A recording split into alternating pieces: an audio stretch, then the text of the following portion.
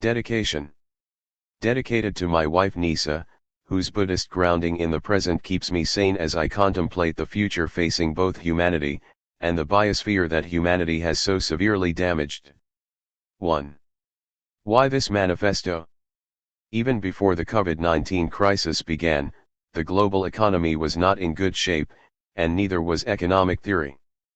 The biggest economic crisis since the Great Depression began late in the first decade of the 21st century. Called the Global Financial Crisis, GFC, in most of the world, and the Great Recession in the United States, it saw unemployment explode from 4.6% of the U.S. workforce in early 2007 to 10% in late 2009. The S&P 500 stock market index, which had boomed from under 800 points in 2002 to over 1,500 in mid-2007, crashed to under 750 by early 2009. Inflation of 5.6% in mid-2008 turned into deflation of 2% in mid-2009. The U.S. economy recovered very slowly, under the influence of an unprecedented range of government interventions, from the cash for clunkers scheme that encouraged consumers to dump old cars and buy new ones, to quantitative easing, where the Federal Reserve purchased $1 trillion worth of bonds from the financial sector every year, in an attempt to stimulate the economy by making the wealthy wealthier. The crisis, and the sluggish recovery from it, surprised both the economists who advise governments on economic policy, and the academics who develop the theories and write the textbooks that train new economists. Not only had they expected a continuation of the boom conditions that had preceded the crisis, they in fact believed that crises could not occur. In his presidential address to the American Economic Association in January 2003, Nobel Prize winner Robert Lucas declared that crises like the Great Depression could never occur again, because macroeconomics has succeeded, its central problem of depression prevention has been solved, for all practical purposes, and has in fact been solved for many decades. Lucas 2003, p1. Just 2 months before the crisis began, the chief economist of the Organization for Economic Cooperation and Development, OECD, the world's premier economic policy body, declared that the current economic situation is in many ways better than what we have experienced in years, and predicted that in 2008, sustained growth in OECD economies would be underpinned by strong job creation and falling unemployment. CODIS 2007, p7, emphasis added. In the depths of the crisis, George W. Bush's chief economic advisor Edward Lazer argued that, because the downturn had been so deep, the recovery would be very strong. Lazer and Marone 2009, Chart 1-9, p54. He was bitterly disappointed by the actual outcome, which was the slowest recovery from an economic crisis since the Great Depression itself. How could economists be so wrong about the economy? They could be excused their failure to see the Great Recession coming if the crisis were something like COVID-19, when a new pathogen suddenly emerged out of China. As long ago as 1995, Laurie Garrett declared that such a plague was inevitable, Garrett 1995. But predicting when the pathogen would emerge, let alone what its characteristics would be, was clearly impossible. However, the epicenter of the Great Recession was the U.S. financial system itself. The crisis came from inside the economy, rather than from outside. Surely there were warning signs. As Queen Elizabeth herself put it when she attended a briefing at the London School of Economics in 2008, if these things were so large, how come everyone missed them? Greenhill 2008. Not all economists did. There were some who warned that a crisis was not merely likely, but imminent. The Dutch economist Dirk Bessemer identified a dozen, of whom I was one. Bessemer 2009a, 2009b, 2010, Keene 1995, 2007. Though these economists came from disparate backgrounds, Bessemer noted that they had one negative characteristic in common: no one predicted the crisis on the basis of a neoclassical framework. Bessemer 2010, p. 678. One would expect that the failure by economists to anticipate the biggest economic event of the post-Second World War world would cause economics to change dramatically. But it hasn't. What Bessemer called neoclassical economics was the dominant approach to modeling the economy before the GFC, and it has remained dominant since point 1. The failure of economics to reform itself after such a profound empirical failure has led to strong criticism of economics from within, even by economists who have been awarded the Nobel Prize in Economics. Robert Solow, the 1987 recipient, told a United States congressional hearing into economics in 2010 that we are in desperate need of jobs, and the approach to macroeconomics that dominates the elite universities of the country and many central banks and other influential policy circles, that approach seems to have essentially nothing to say about the problem. Solow 2010, p. 12. Paul Romer, who received the prize in 2018, argued in 2016 that economics had such a non-committal relationship with the truth that it deserved the label of post-real. Romer 2016, p. 5. These criticisms of neoclassical economics by prominent neoclassical economists echo criticisms that economists from other schools of thought have been making for many decades. These rival approaches to economics are very different to the specializations that exist in sciences like physics. Some physicists specialize in general relativity, others in quantum mechanics, statistical mechanics, Newtonian physics, and so on. Each of these approaches has different perspectives on how the universe operates, but each works very well in its respective domain: general relativity in the realm of the very large, the universe; quantum mechanics in the realm of the very small, the atom, while Newton's equations work very well in between, and so on. But in economics, different schools of thought have visions of how the economy works that are fundamentally in conflict. There is no way to partition the economy into sections where neoclassical economics applies and others where rival schools of thought like post-Keynesian, Austrian, or biophysical economics apply. On the same topic, say, for example, the role of private debt in causing financial crises, these schools of thought will often have answers that flatly contradict neoclassical economics, and frequently also, each other. These non-mainstream schools of thought, which are collectively known as heterodox economics, are followed by a significant minority of academic economists, as many as 10% of the discipline, going on a campaign in France in 2015 to establish a separate classification there, Lavoie 2015b, or Lean 2015, point 2. The economists who did warn of the global financial crisis came almost exclusively from these dissenting schools of thought. Point 3. Though they differed from each other in significant ways, Bessemer noted that they shared a concern with financial assets as distinct from real sector assets, with the credit flows that finance both forms of wealth, with the debt growth accompanying growth in financial wealth, and with the accounting relation between the financial and real economy. Bessemer 2010, p. 678. If you haven't yet studied economics, or you're in your early days of doing so at school or university, I hope this gives you pause. Shouldn't mainstream economics also concern itself with finance and debt? Surely they are essential features of the economy. Au contraire, the mainstream long ago convinced itself that even money doesn't really affect the economy, and hence monetary phenomena, including money, banks, and private debt, are omitted from neoclassical models. One neoclassical economist put it this way on Twitter: most people who teach macro do it by leading people through simple models without money, so they understand exchange and production and trade, international and intertemporal. You can even do banks without money, yes. And it's better to start there. Then later, study money as it superimposes itself and complicates things, giving rise to inflation, exchange rates, business cycles.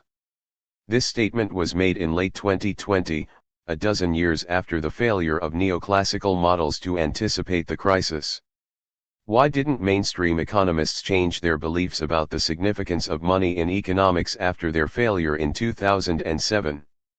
Here, paradoxically, economics is little different to physics, in that significant change in physics does not, in general, occur because adherents of an old way of thinking are convinced to abandon it by an experiment whose results contradict their theory. Instead, these adherents continue to cling to their theory, despite the experimental evidence it has failed. Humans, it appears, are more wedded to their beliefs about reality, their paradigms, to use Thomas Kuhn's famous phrase, Kuhn 1970, than reality itself. Science changed, not because these scientists changed their minds, but because they were replaced by new scientists who accepted the new way of thinking. As Max Planck put it, a new scientific truth does not triumph by convincing its opponents and making them see the light, but rather because its opponents eventually die, and a new generation grows up that is familiar with it. Planck 1949, pages 33-4. Here, economics is different, largely because economic experiments are different to scientific ones, in that they are historical events, whereas scientific experiments are deliberate attempts to confirm a theory, some of which fail. The Michelson-Morley experiment attempted to measure the speed of the Earth relative to the ether, the medium that scientists then thought allowed light to travel through space. The experiment found that there was no discernible relative motion, which implied that the ether did not exist. This unexpected discovery led to the rejection of the ether theory, and ultimately the adoption of the theory of relativity. This experiment can be repeated at any time, and it has been repeated, with increasingly more sophisticated methods, and the result is always the same. There is no way of getting away from it and returning to a pre-relativity science, and nor is there any desire to do so by post-relativity physicists. In economics, however, it is possible to get away from the failure of theory to play out as expected in reality. An event like the GFC occurs only once in history, and it cannot be reproduced to allow old and new theories to be tested against it. As time goes on, the event itself fades from memory. History can help sustain a memory, but economic history is taught at very few universities. Economists don't learn from history because they're not taught it in the first place. The economy is also a moving target, whereas the physical world, relatively speaking, is a stationary one. When a clash between theoretical prediction and empirical results occurs in physics, the state of unease persists until a theoretical resolution is found. But in economics, though a crisis like the GFC can cause great soul-searching when it occurs, the economy changes over time, and the focus of attention shifts. Finally, unlike physicists, economists do want to return to pre-crisis economic theory. Events like the GFC upset the totem that characterizes neoclassical economics, the supply and demand diagram, Lejeune-Hufvud 1973, in which the intersecting lines determine both equilibrium price and equilibrium quantity, and in which any government intervention necessarily makes things worse, by moving the market away from this equilibrium point. This image of a self-regulating and self-stabilizing market system is a powerful intellectual, and even emotional, anchor for mainstream economists. These factors interact to make economics extremely resistant to fundamental change. In physics, anomalies like the clash between the results of the Michelson-Morley experiment and the predictions of pre-relativity physics persist until the theory changes, because the experimental result is eternal. The anomaly doesn't go away, but the theory that it contradicted dies with the pre-anomaly scientists. Try as they might, they can't recruit adherents to the old theory amongst new students, because the students are aware of the anomaly, and won't accept any theory that doesn't resolve it. In economics, anomalies are gradually forgotten, and new students can be recruited to preserve and extend the old beliefs, and to paper over anomalous phenomena. School and university economics courses become ways of reinforcing the neoclassical paradigm, rather than fonts from which new theories spring in response to failures of the dominant paradigm. In physics, intellectual crises are intense but, relatively speaking, short-lived. The crisis persists until a new theoretical breakthrough resolves it, regardless of whether that breakthrough persuades existing physicists, which as a rule, it doesn't. The anomaly, the empirical fact that fundamentally contradicts the existing paradigm, is like the grain of sand in an oyster that ultimately gives birth to a pearl. The irritation cannot be avoided, so it must be dealt with. What 2006.5 It is the issue that believers in the existing paradigm know they cannot resolve, though it may take time for that realization to sink in, as various extensions of the existing paradigm are developed, each of which proves to be partially effective but inherently flawed. It is the thing young scientists are most aware of, the issue they want to be the one to resolve. As their lecturers who stick to the old paradigm age, the students take in the old ideas, but they are actively looking for where they are wrong, and how these contradictions might be resolved. Once a solution is found, the protestations of the necessarily older, aging, sometimes retired and often deceased champions of the previous paradigm mean nothing. Ultimately, all the significant positions in a university department are filled by scientists who are committed to the new paradigm. Then, as the new paradigm develops, it first undergoes a period of rapid extension, but ultimately confronts its own critical anomaly, and the science falls into crisis once more, as philosopher of science Thomas Kuhn, 1970, explains. Point 6. This is a punctuated path of development. It starts with the development of an initial paradigm by a great thinker, around whom a community of followers coalesces. They extend the core insights and thus form a new paradigm in that science. Initially, they enjoy a glorious period of the dance between observation and theory, where observations confirm and extend the paradigm.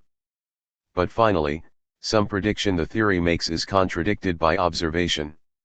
After a period of denial and dismay, the science settles into an unhappy peace, the paradigm is taught, but with less enthusiasm, the anomaly is noted, and the various within paradigm attempts to resolve it are discussed. Then, out of somewhere, whether from a professor, Planck, or a patents clerk, Einstein, a resolution comes. Rinse and repeat. Those punctuations never occur in economics, and because the punctuations don't occur, neither does the kind of revolutionary change in the discipline that Kuhn vividly describes for physics and astronomy. Economics is, therefore, not a science. As Kuhn explains brilliantly, a real science goes through a process of paradigm change via a shift from what he calls normal science, to a scientific revolution triggered by a fundamental anomaly and resolved by a new paradigm, after which normal science resumes once more with the new paradigm. Economics has experienced many theoretical and empirical crises since the neoclassical school became dominant in the 1870s, but none have resulted in a revolution to a new paradigm akin to the shift from Ptolemaic to Copernican astronomy. An economic crisis, when it strikes, does disturb the mainstream. Their textbook advice, if the crisis is empirical rather than theoretical, is thrown out of the window by policymakers while the crisis lasts. Mainstream economists react defensively, which is not significantly different from what happens in a science.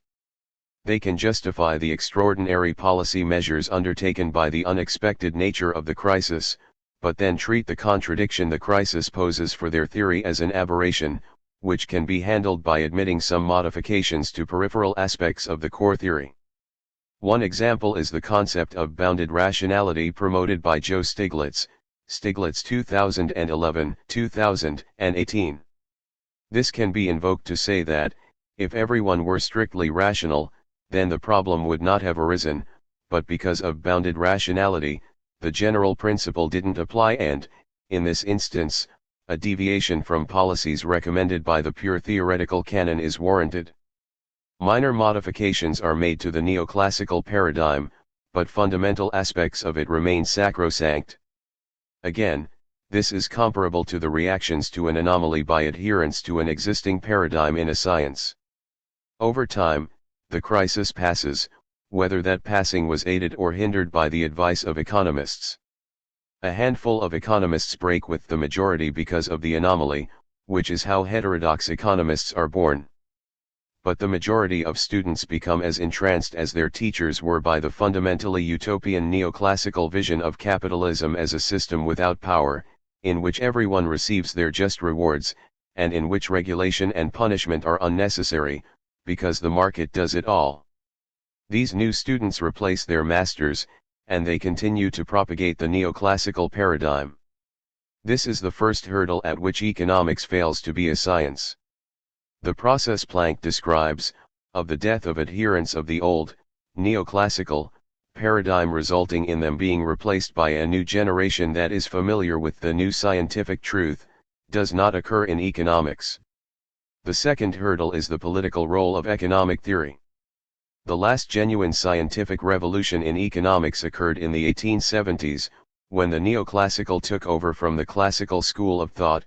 The approach developed by Adam Smith, Smith 1776, extended by David Ricardo, Ricardo 1817, and commandeered by Marx, Marx 1867. Neoclassical economists imagine that their theories originated with Smith, Samuelson and Nordhaus 2010a, p. 5, but in fact Smith, Ricardo, and Marx used an objective theory of value that is completely at odds with neoclassical theory. Ricardo explicitly rejected the utility-oriented, scarcity-based proto-neoclassical economics of his contemporary Jean-Baptiste Say, declaring emphatically that there are some commodities, the value of which is determined by their scarcity alone. These commodities, however, form a very small part of the mass of commodities daily exchanged in the market, says Adam Smith. It is natural that what is usually the produce of 2 days, or 2 hours' labor, should be worth double of what is usually the produce of 1 day's, or 1 hour's labor. That this is really the foundation of the exchangeable value of all things, excepting those which cannot be increased by human industry, is a doctrine of the utmost importance in political economy, for from no source do so many errors, and so much difference of opinion in that science proceed, as from the vague ideas which are attached to the word value. Ricardo 1817, Chapter 1, emphasis added. The classical school of thought had logical problems of its own, Keene 1993a, 1993b, Steedman 1977, but a key factor in its demise, and the rise of the neoclassical school, was that Marx turned the classical approach into a critique of capitalism itself, De Vrooy 1975. Since then, the fact that neoclassical economics supports wealthy interests, via its merit-based theory of income distribution, has played a major role in cementing the dominant position of neoclassical economics. Well-funded think tanks promote its analysis of capitalism, so that its analysis of the economy dominates popular and political discourse on economics. This ideological role of neoclassical economics means that it is defended vigorously, even when reality proves it to be wildly wrong about the nature of capitalism itself. These same factors isolate those economists who refuse to ignore the empirical and theoretical failings of neoclassical economics, and who form rival paradigms like post-Keynesian, Marxian, Austrian, and biophysical economics. These academics survive as marginalized iconoclasts within the economics departments of leading universities, like Jun Chang and Tony Lawson at Cambridge University, as leading academics in departments of business or management rather than economics, like Mariana Mazzucato at UCL's Faculty of the Built Environment, or as lecturers in economics in low-ranked universities that prominent neoclassicals don't want to work in, such as the University of Western Sydney in Australia, and Kingston University in the UK, where I was respectively a professor and head of school. Given this dominance of the neoclassical paradigm despite numerous crises, both empirical and logical, Keene 2011, and the coexistence of incompatible rival paradigms, the discipline sits in a state of perpetual, understated and unresolved crisis. Neoclassical economics evolves over time, in ways that its adherents believe are scientific revolutions, but it is never replaced in the way that obsolete paradigms are replaced in science. Rival paradigms develop as well, but never lead to the discredited neoclassical paradigm being displaced. Perhaps you're thinking, but what about the Keynesian revolution? Keynes certainly saw his work as constituting a clear break with the neoclassical orthodoxy, which he described as classical economics. I accuse the classical economic theory of being itself one of these pretty, polite techniques which tries to deal with the present by abstracting from the fact that we know very little about the future. Keynes 1937, p. 215. However, Keynes's revolutionary ideas were snuffed out by John Hicks, in a paper that purported to reach a reconciliation between Mr. Keynes and the classics, Hicks 1937, by developing what became known as the IS-LM model. 7 Hicks interpreted Keynes as not revolutionary at all, but merely adding the economics of depression to the existing neoclassical toolkit. With this revision, Mr. Keynes takes a big step back to Marshallian orthodoxy, and his theory becomes hard to distinguish from the revised and qualified Marshallian theories, which, as we have seen, are not new. Is there really any difference between them, or is the whole thing a sham fight? Let us have recourse to a diagram. Hicks 1937, p. 153. Though he presented his model as a convenient synopsis of Keynesian theory, and it was accepted as such by the majority of economists, Hicks later admitted that it was a neoclassical, general equilibrium model he had sketched out before I wrote even the first of my papers on Keynes, Hicks 1981, p. 140. The gap between what this model alleged was Keynesian economics, and the actual economics of Keynes, was enormous, as can readily be seen by comparing Hicks's suggested interpretation of Keynes, and Keynes's own 24-page summary of his economics in the General Theory of Employment, Keynes 1937, which was published 2 months before Hicks's paper. The key passage in Keynes's summary of his approach, which reflects the accusation he leveled at classical economic theory above, is the following. The theory can be summed up by saying that, the level of output and employment as a whole depends on the amount of investment. More comprehensively, aggregate output depends on the propensity to hoard, on the policy of the monetary authority, on. But of these several factors it is those which determine the rate of investment which are most unreliable, since it is they which are influenced by our views of the future about which we know so little. This that I offer is, therefore, a theory of why output and employment are so liable to fluctuation. Keynes 1937, p. 221, emphasis added. Keynes's summary of his theory asserts that the level of investment depends primarily upon investors' expectations of the future, which are uncertain and unreliable. Hicks completely ignored expectations, let alone uncertainty, and instead, modeled investment as depending upon the money supply and the rate of interest. This brings us to what, from many points of view, is the most important thing in Mr. Keynes' book. It is not only possible to show that a given supply of money determines a certain relation between income and interest, it is also possible to say something about the shape of the curve. It will probably tend to be nearly horizontal on the left, and nearly vertical on the right. Therefore, the special form of Mr. Keynes' theory becomes valid. A rise in the schedule of the marginal efficiency of capital only increases employment, and does not raise the rate of interest at all. We are completely out of touch with the classical world. Hicks 1937, p. 154, see also Hicks 1935, 1981, 8. The schism between Hicks's purported model of Keynes and Keynes's own views was so great that it gave rise to the key heterodox school of thought, post-Keynesian economics. So the Keynesian revolution didn't happen, though post-Keynesians themselves have developed approaches to economics that are revolutionary. Itman 1947, Godley 1999, Goodwin 1967, Graziani 1989, Keene 2020b, Minsky 1977, Moore 1979, Sraffa 1926, 1960. But a revolution in mainstream economic thought, like the rejection of Ptolemy's Earth-centric vision of the solar system and its total replacement by Copernicus's sun-centric vision, has not happened. The above paints a bleak picture of the prospects of replacing neoclassical economics with a fundamentally different and far more realistic paradigm. But there have been changes over time that make this more feasible now than it was at Keynes's time. Foremost here is the development of the computer, and computer software that can easily handle large-scale dynamic and even evolutionary processes, Gooding 2014. These developments have occurred outside economics, and especially in engineering, physics, and meteorology.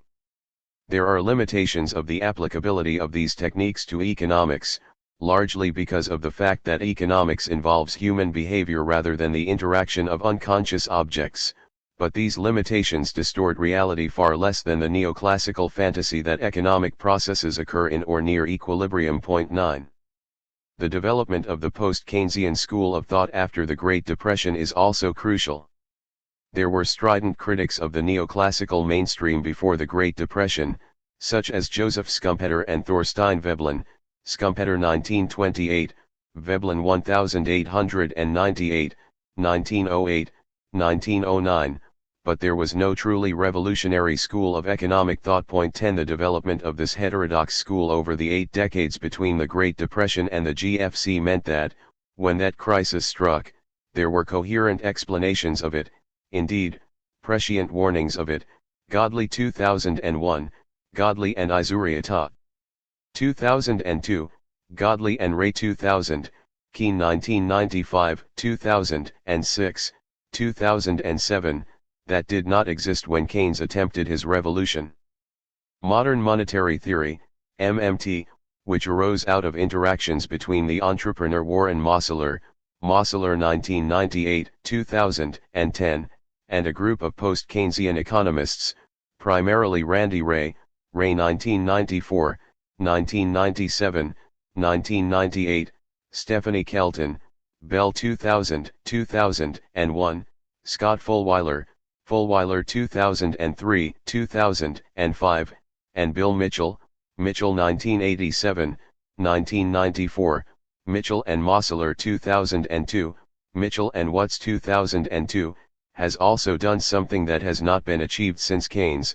It has made the public at large aware of a distinctly non-neoclassical approach to economics. A non-neoclassical economics book, Stephanie Kelton's The Deficit Myth, Kelton 2020, has become a bestseller, ranking in the top 300 on Amazon on its debut. MMT is challenging the stranglehold that the neoclassical school has on public opinion, and their myriad protestations about MMT are a sign that they are, for once, worried about losing their dominance. Similarly, non-neoclassical scholars like Mariana Mazzucato, Mazzucato 2015, 2019, Bill Janeway, Janeway 2012, and Kate Raworth, Raworth 2017, have, if not broken the hold that the neoclassical meme of supply and demand has on how the public thinks about economics, at least shaken it by showing that there are alternative, and empirically grounded, ways to thinking about the public and private sector's roles in innovation, and the dependence of the economy on the environment.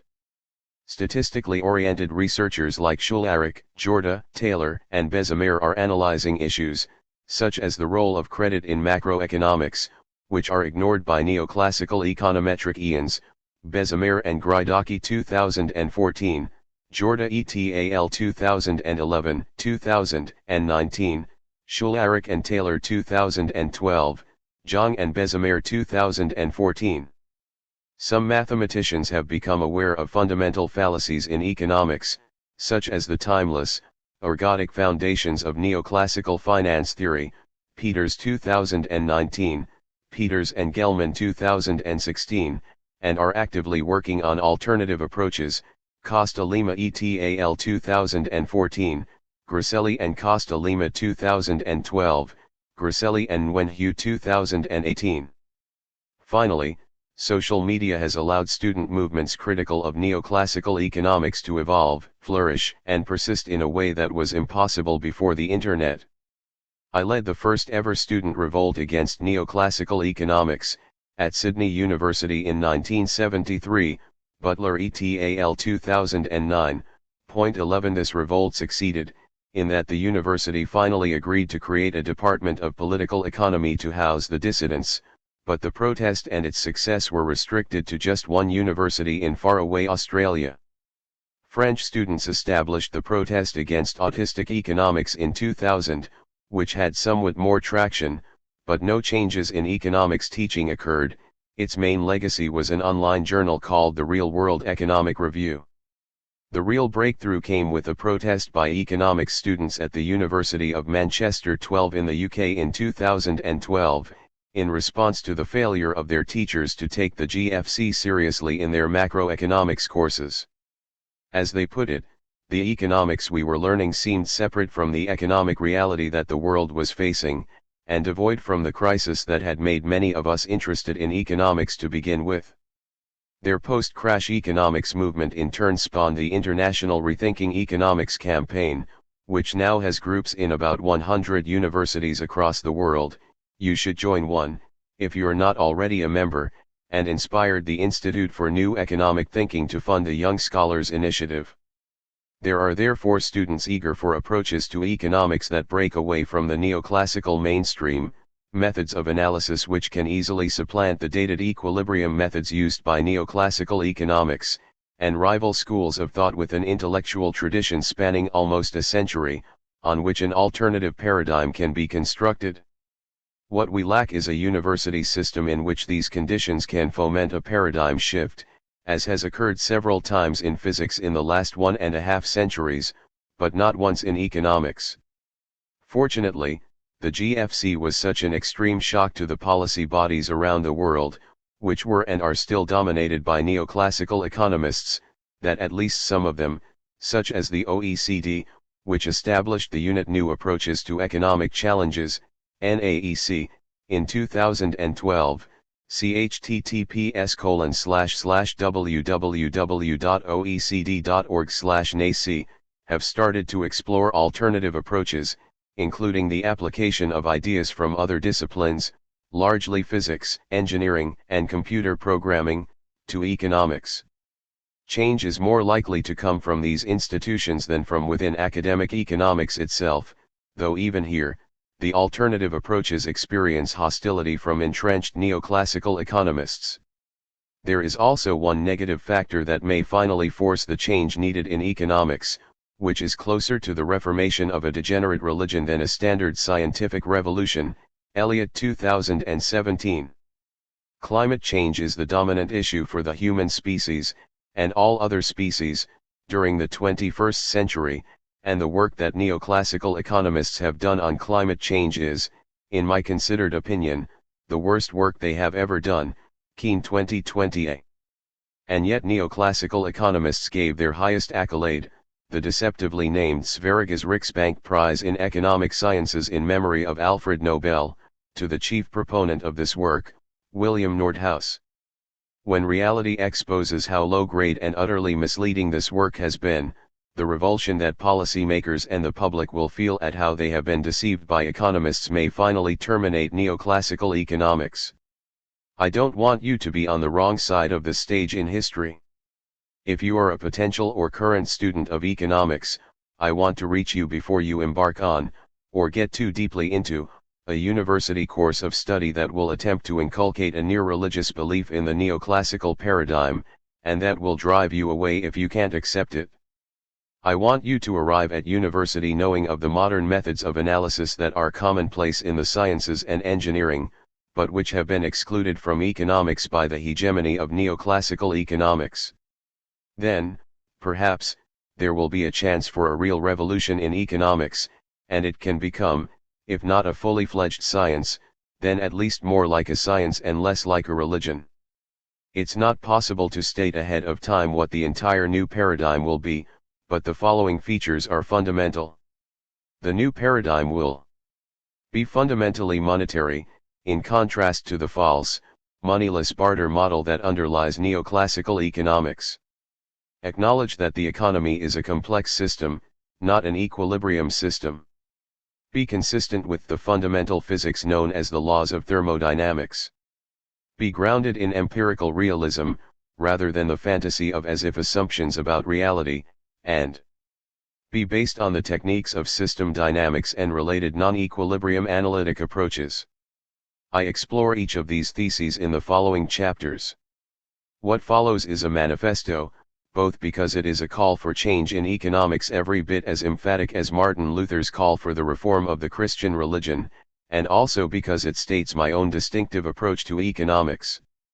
However, this approach has been guided by the genuine giants of economics, philosophy, and mathematics who influenced me, and I hope I do them justice in both the text and the many references on which it is based. 2. Money matters. Most people who haven't studied economics expect economists to be experts on money. However, as noted in the previous chapter, neoclassical macroeconomics effectively ignores banks, and private debt, and money.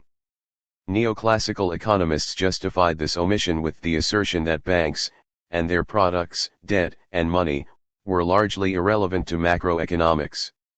Ex-Federal Reserve Chairman Ben Bernanke put it this way, when he dismissed Irving Fisher's argument that the Great Depression was caused by a process that Fisher termed debt deflation. Fisher envisioned a dynamic process in which falling asset and commodity prices created pressure on nominal debtors, forcing them into distress sales of assets, which in turn led to further price declines and financial difficulties. Fisher's idea was less influential in academic circles, though, because of the counterargument that debt deflation represented no more than a redistribution from one group, debtors, to another, creditors. Absent implausibly large differences in marginal spending propensities among the groups, it was suggested, pure redistributions should have no significant macroeconomic effects. Bernanke 2000, p. 24, emphasis added. By pure redistribution, what Bernanke meant is that, in the neoclassical model of banking, lending and the repayment of debt transfer money from one group to another, from saver to borrower in the case of lending, and from borrower to saver in the case of repayment, without affecting the aggregate amount of money in use.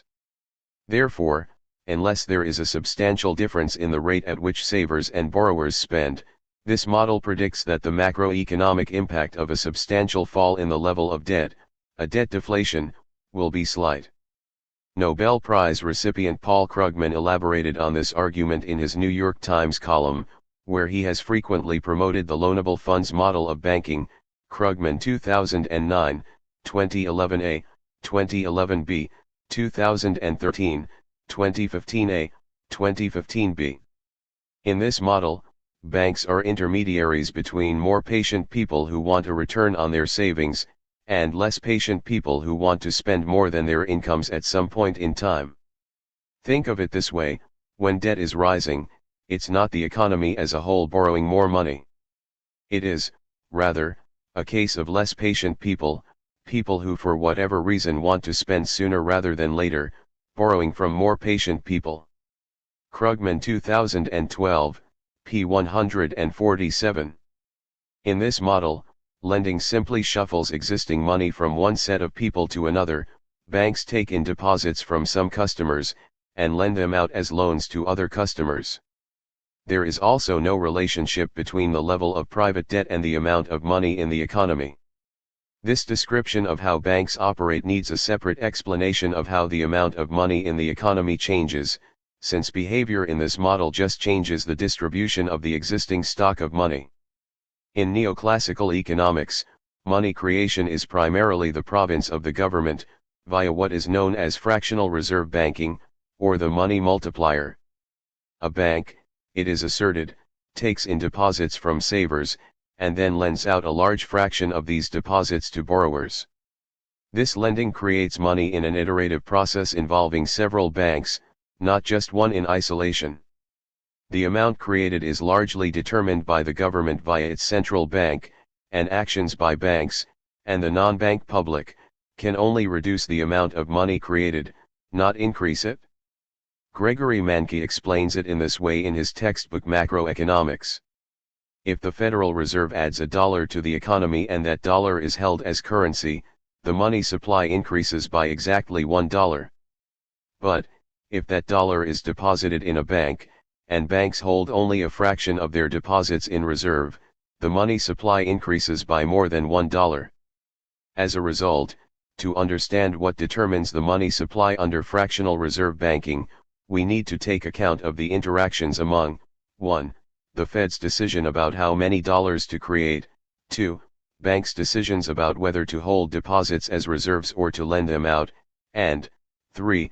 households' decisions about whether to hold their money in the form of currency or demand deposits.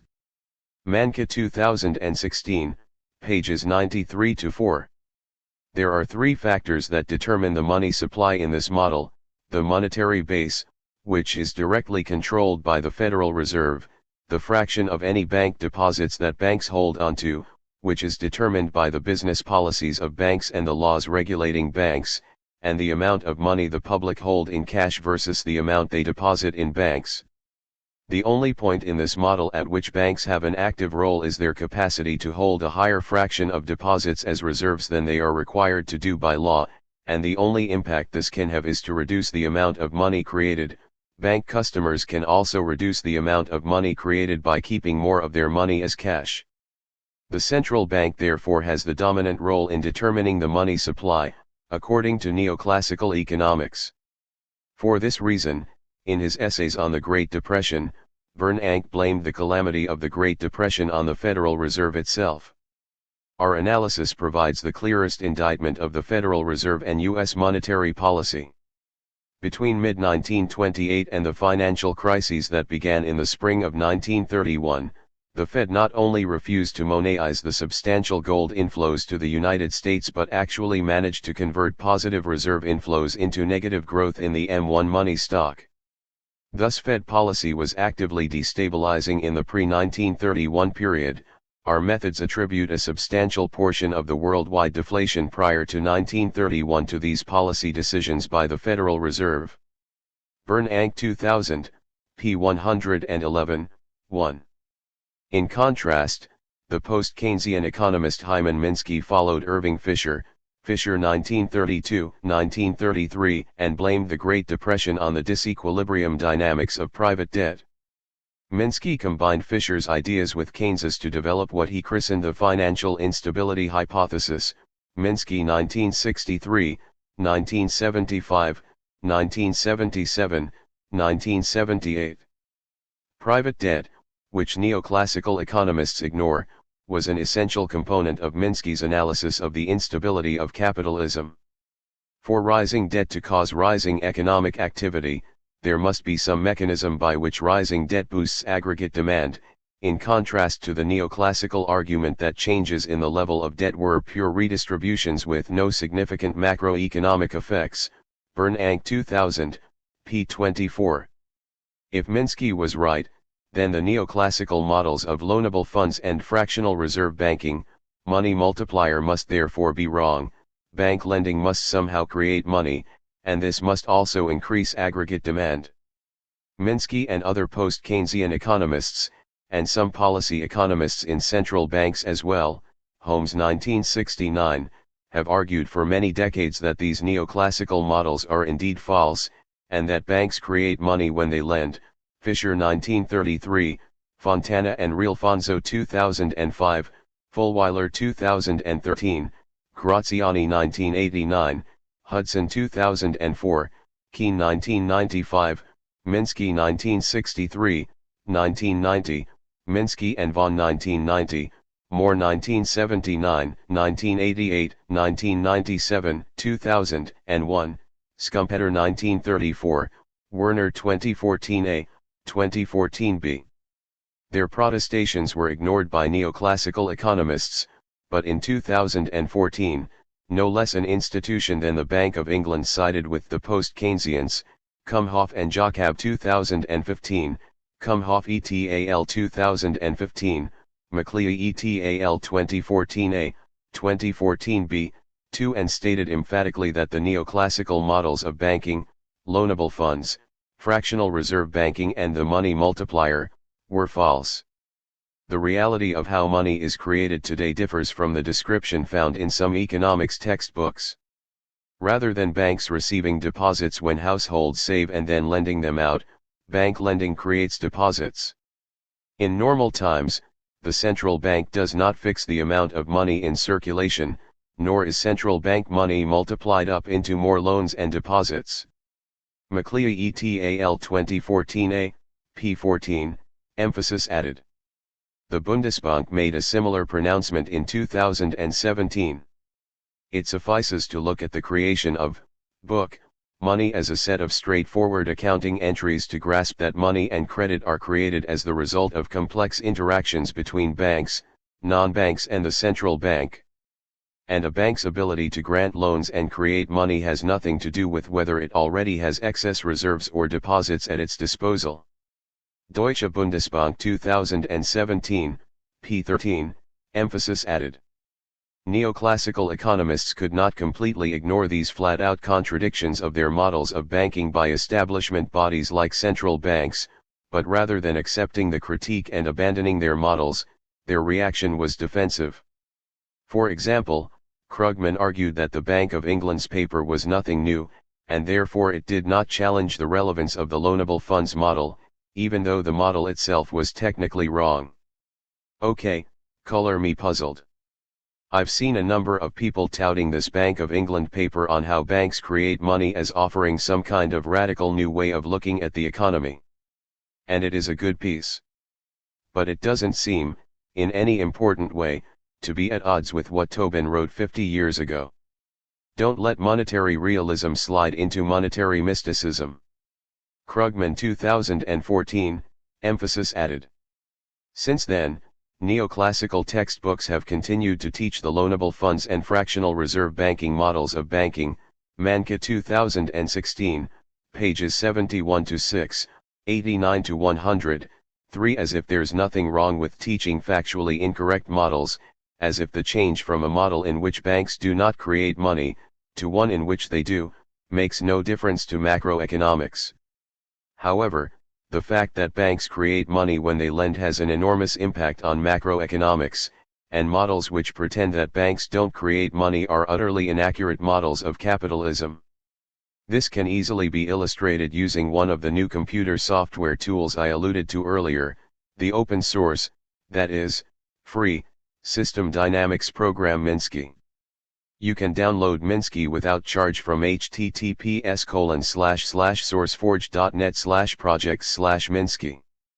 If you want to follow the argument in this chapter closely, I suggest you do so now, and also download the free companion book Modeling with Minsky from http://www.profstevakin.com/Minsky. 2.1 Modeling the Origins of Fiat Money in Minsky. Minsky is named after the great post-Keynesian economist Hyman Minsky, whom we'll meet again in the next chapter. Minsky the software was built to model money, which is something that, as noted above, neoclassical economists have steadfastly refused to do properly. Point 4 Doing so properly has, on the other hand, been a core quest for post-Keynesian economists. A superb piece of logic by the post-Keynesian monetary theorist Augusto Graziani played a pivotal role in the development of Minsky, when he noted that three characteristics distinguished a monetary economy from a barter system of exchange. A.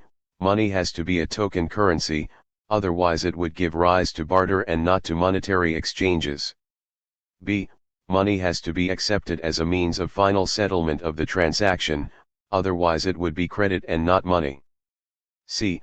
Money must not grant privileges of signorage to any agent making a payment. The only way to satisfy those three conditions is to have payments made by means of promises of a third agent, the typical third agent being nowadays a bank. Graziani 1989, p. 3. This meant that any monetary payment must therefore be a triangular transaction, involving at least three agents, the payer, the payee, and the bank. Graziani 1989, p. 3. In place of the mythical barter-based neoclassical model of trade, Greber 2011, 5 in which two individuals, each with a commodity to exchange, try to work out a relative price between them, and where money is at best a specific commodity simply used as a convenient measuring stick, or numeraire, this is a fundamentally monetary vision of capitalism. There is one person selling one commodity, another buying it with money, and the payment is effected by a transfer of a sum from the buyer's bank account, the bank's promise to pay, to the seller's bank account.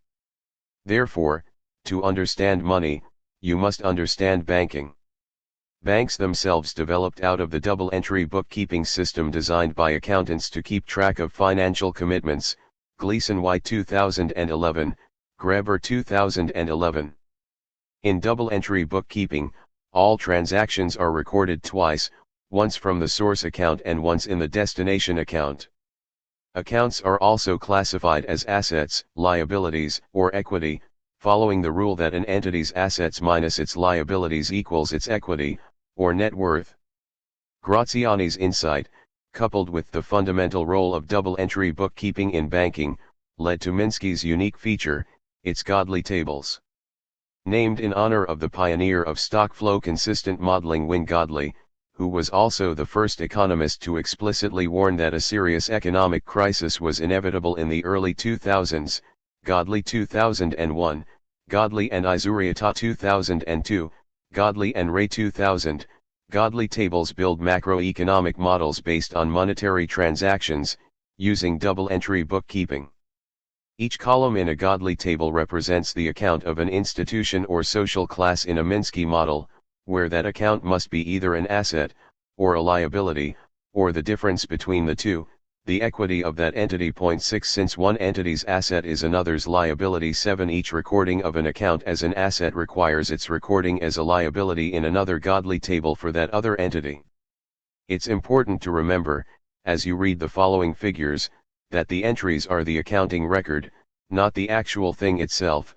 For example, Figure 2.1's model of commodity money shows the record of the amount of gold held by each of the butter, gun, and coffee producers, and not the actual gold itself.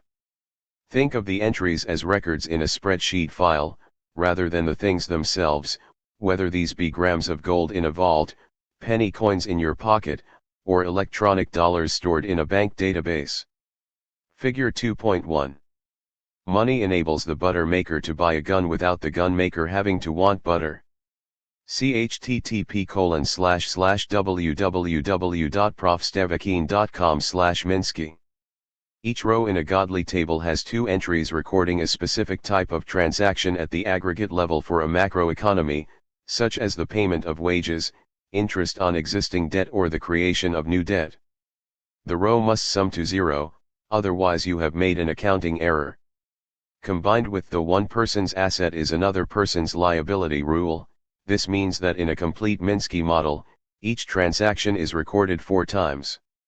Minsky then uses Godley tables to build an integrated, dynamic model, with the sum of the entries in each column determining the rate of change of the account that column represents. Since Minsky checks to ensure that each row is correct, a model involving possibly dozens of interlocking accounts can easily be constructed and edited, with Minsky ensuring that the accounting, if not the model itself, is valid. This method of modeling money is both remarkably simple and remarkably powerful. It can easily demonstrate the fallacies in the neoclassical treatment of money and banks as mere intermediaries that can be omitted from macroeconomics. An intermediary is an entity that makes a given process easier, but which isn't essential to the process itself. In this sense, neoclassicals treat money as an intermediary to barter. If a butter producer wanted a gun, to protect his herd, while the gun producer wanted butter, to spread on his toast, and they knew each other, then a transaction between them could happen without money, at some agreed ratio of butter to guns. Money makes this much easier, partly by being a measuring stick, but more importantly, by eliminating the problem of the double coincidence of wants. This is the dilemma that, for a direct exchange of guns for butter to occur, the producer of guns and the producer of butter must want each other's commodity. If the butter producer wants a gun, but the gun producer wants coffee, then the butter for guns trade is not going to occur. In the neoclassical story, money evolves from trade itself, when traders agree to use a specific commodity, preferably one that doesn't degrade, such as silver or gold, as the money commodity. With gold as the money commodity, the butter producer can sell her butter for gold, and use that gold to buy a gun, after which the gun producer uses the gold to buy coffee. Money thus allows trade to occur more easily, and expands the number of trades over what they would be in its absence. Figure 2.1 shows this process using Godley tables. The butter maker sells butter to the coffee maker for gold, and then uses this gold to buy the gun from the gun maker, who then buys coffee. As noted earlier, godly tables classify all financial accounts as either assets, liabilities, or equity. This commodity money world is one in which money, gold, is an asset to its holder, but a liability to no one. None of the three agents shown in Figure 2.1 have any liabilities, so their equity, in money terms, is precisely equal to their holdings of gold. The double entry rules that apply to a monetary economy are irrelevant here. In this world, people hold the money commodity not for its own sake, but for use as an intermediary in trade. It is held as a means to more easily convert commodities the buyer has and doesn't want, into commodities she hasn't got and does want. The clearest statement of this was made by one of the true precursors of neoclassical economics, not Adam Smith, as many neoclassicals believe, but John Baptiste Say. Every producer asks for money in exchange for his products, only for the purpose of employing that money again immediately in the purchase of another product, for we do not consume money, and it is not sought after in ordinary cases to conceal it. Thus, when a producer desires to exchange his product for money, he may be considered as already asking for the merchandise which he proposes to buy with this money. It is thus that the producers, though they have all of them the air of demanding money for their goods, do in reality demand merchandise for their merchandise. Say 1821, Chapter 18, emphasis added.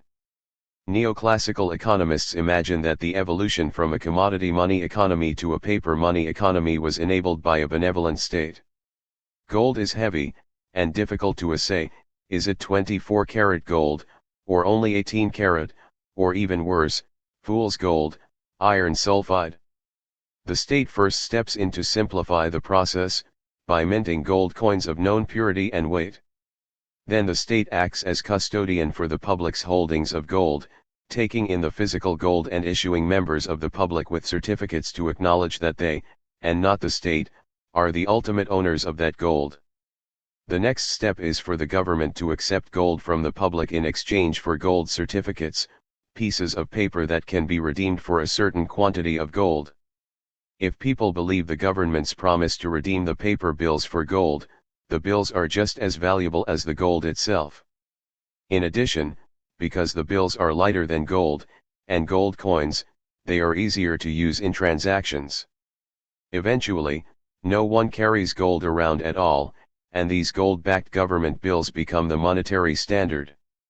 Finally, the gold backing becomes irrelevant. If no one ever bothers to redeem the bills for gold, no one cares if the option is abandoned. As long as everyone continues to accept the paper bills in exchange, they will have value and serve as money. Thus, the system of commodity money evolves into a system of fiat money. Manca 2016, p. 84. One critical aspect of this assumed evolution is that, as Figure 2.1 shows, the asset the state holds that underpins the system is a commodity, gold, while the money in circulation is a promissory note, the promise to exchange the note for physical gold if the note holder demands it. The asset is thus a physical thing, while the liability is a promise, recorded on a piece of paper. This assumed situation is shown in Figure 2.2.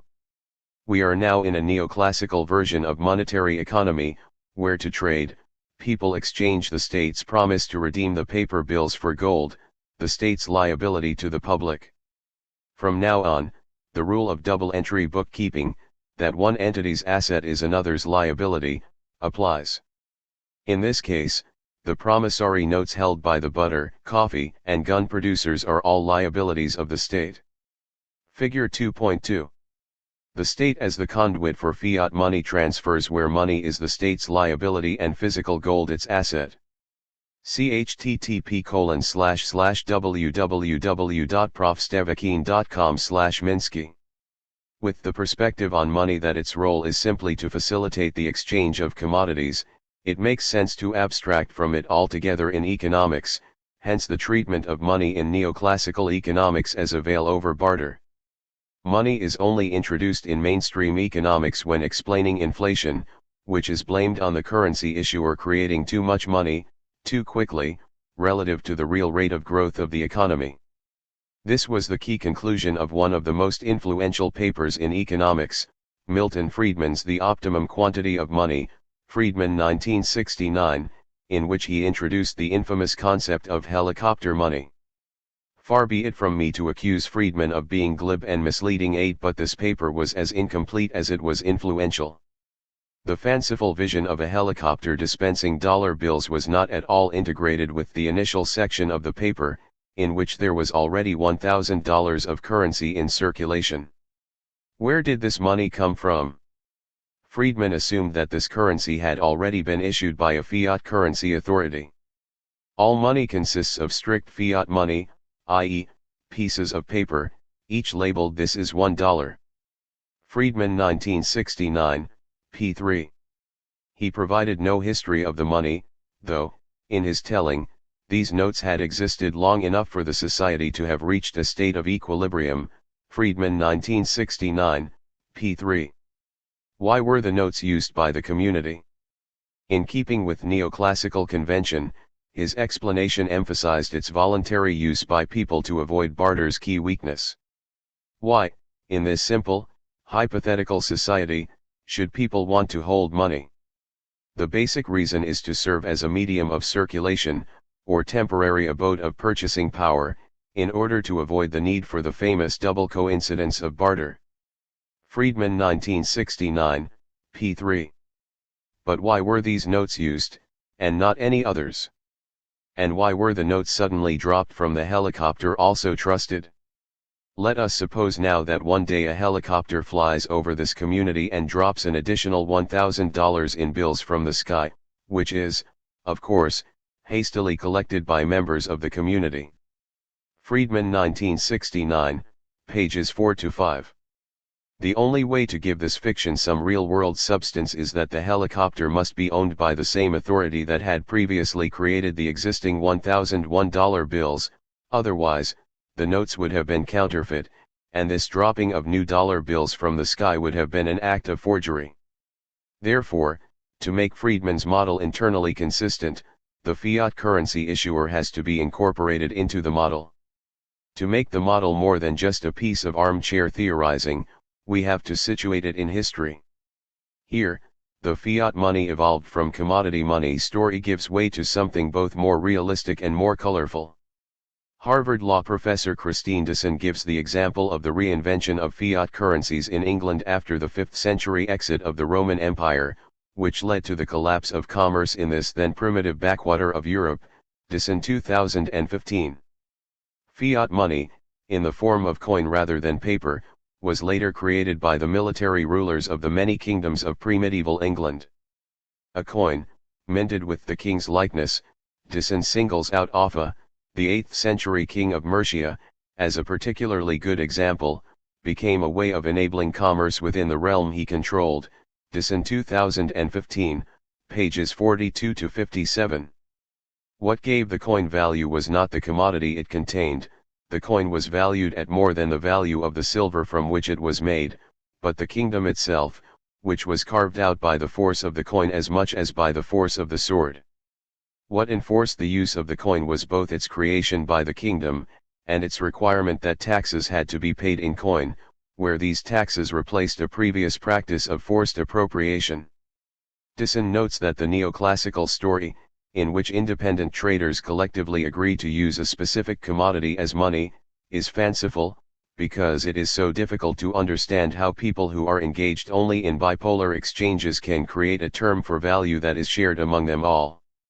Instead, the historical record shows that rulers chose to make the basic unit of account, the penny, out of silver. That choice gave silver a price. The price of silver was tied, by definition, to the value of the tribute or tax obligation. Pennies made by the mint were the tokens used by the king to pay for resources advanced to him. At the time the tax was due, each penny carried value towards extinguishing the tax obligation. Dixon 2015, p. 58. Given the state-created money tokens' use in paying taxes, the tokens invited use as a mode of payment in private deals as well. Dixon 2015, p. 58. In the real world, therefore, money emerged as a creature of the state, Knapp 1924, and was backed not by any commodity, but by the power and authority of the government that issued the coins.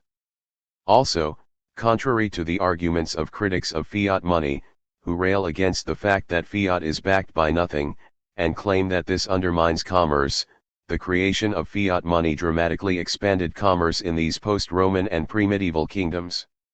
Therefore, to make Friedman's cash economy example passably realistic, the minimal elements needed are the initial creation of 1,000 penny coins by the state's spending of these coins into the economy, the use of this currency in transactions, and finally, the taxing of individuals by the state, to enforce the continued use of the currency.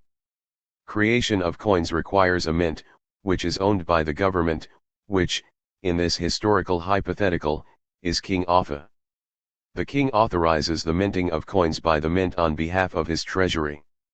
This ushers in a totally different kind of money than the neoclassical fantasy, as illustrated in Figure 2.2, of a fiat currency as the state's liability, backed by a physical commodity as the state's asset. Instead, in this real-world historical example, the asset and the liability were the same thing, and owned by the same entity, 1 penny coins, minted by one wing of government, the mint, on behalf of another wing, the treasury. When these coins are recorded in the godly tables in Figure 2.3, they appear as an asset of the mint, the leftmost column in the first table, and a liability of the treasury, the middle column in the second table. The minting process thus creates an asset of 1,000 pennies for the mint, and a liability of 1,000 pennies for the treasury. The two cancel out at the aggregate level of the government, since the mint and the treasury are both owned by the king. If the coins are immediately issued to the treasury by the mint, then the equity of both the mint and the treasury remain at zero throughout as the 1,000 coins are minted. This process is explained in detail in the free companion book Modeling with Minsky.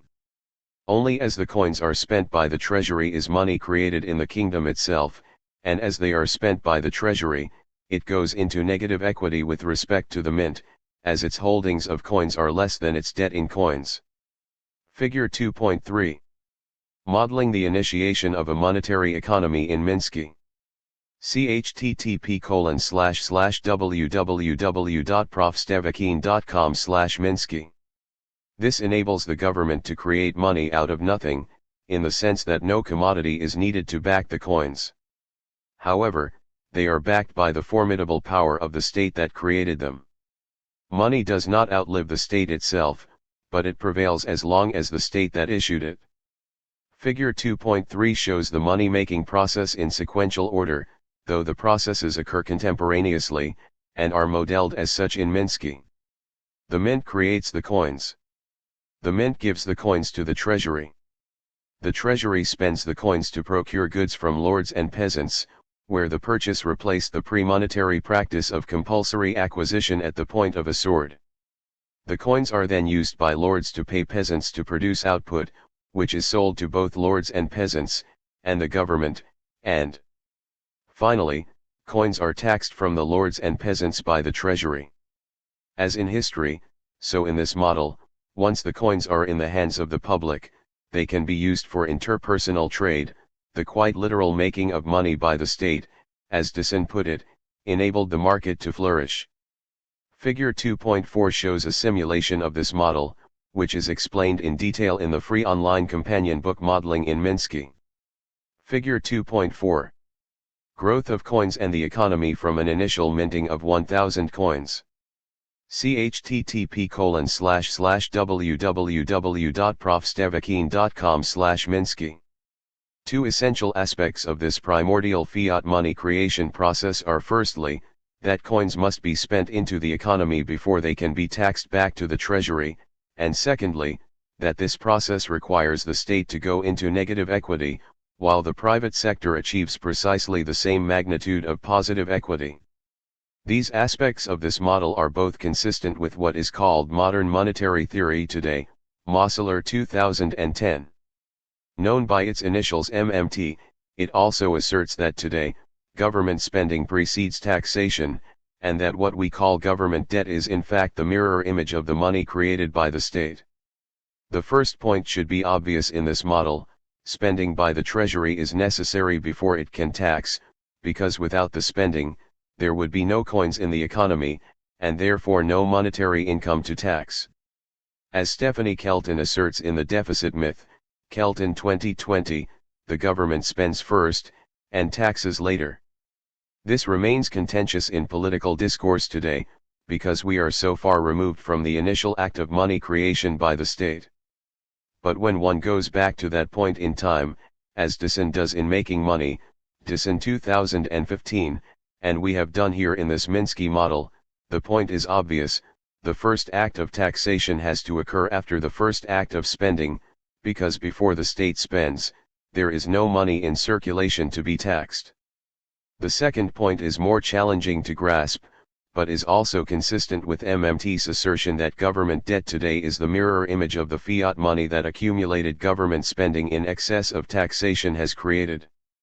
In this Minsky model, the negative equity of the state is in fact identical to the amount of money created by the state, see figure 2.4. In this model, the account coins mint is simultaneously the record of an asset of the mint, and a liability of the Treasury. After the mint has given the coins to the Treasury, and before the Treasury spends, the Treasury's liabilities, the coins given to it by the mint, coins mint, equal its assets, the coins in its possession, coins Treasury, so that its equity is zero. As the Treasury spends, the amount it owes the mint in coins remains constant, but the number of coins in its possession falls as they are distributed to lords and peasants.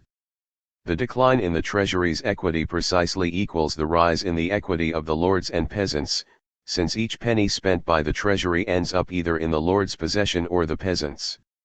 The Treasury's debt to the mint, in other words, is precisely equal to the amount of money in the economy. The Treasury going into debt to the mint is one side of the process that creates money, the other is spending by the Treasury to buy, rather than appropriate, goods and services from the lords and peasants. This leads to a rather remarkable inference: if Friedman had modeled his hypothetical monetary economy properly rather than glibly, he, and not Warren Mosler, would have invented modern monetary theory. Instead, Friedman invented monetarism, the argument that inflation is always and everywhere a monetary phenomenon, and that therefore there is one and only one cure for inflation: to reduce the rate of monetary growth. Friedman 1983, pages 46, 50. There are superficial similarities between monetarism and modern monetary theory, in that both attribute money creation to government action, and both assert that a government which pushes economic activity too high by creating too much money will cause inflation. However, behind these points of agreement lie utterly different visions of how the government creates money, and how its behavior interfaces with the private sector.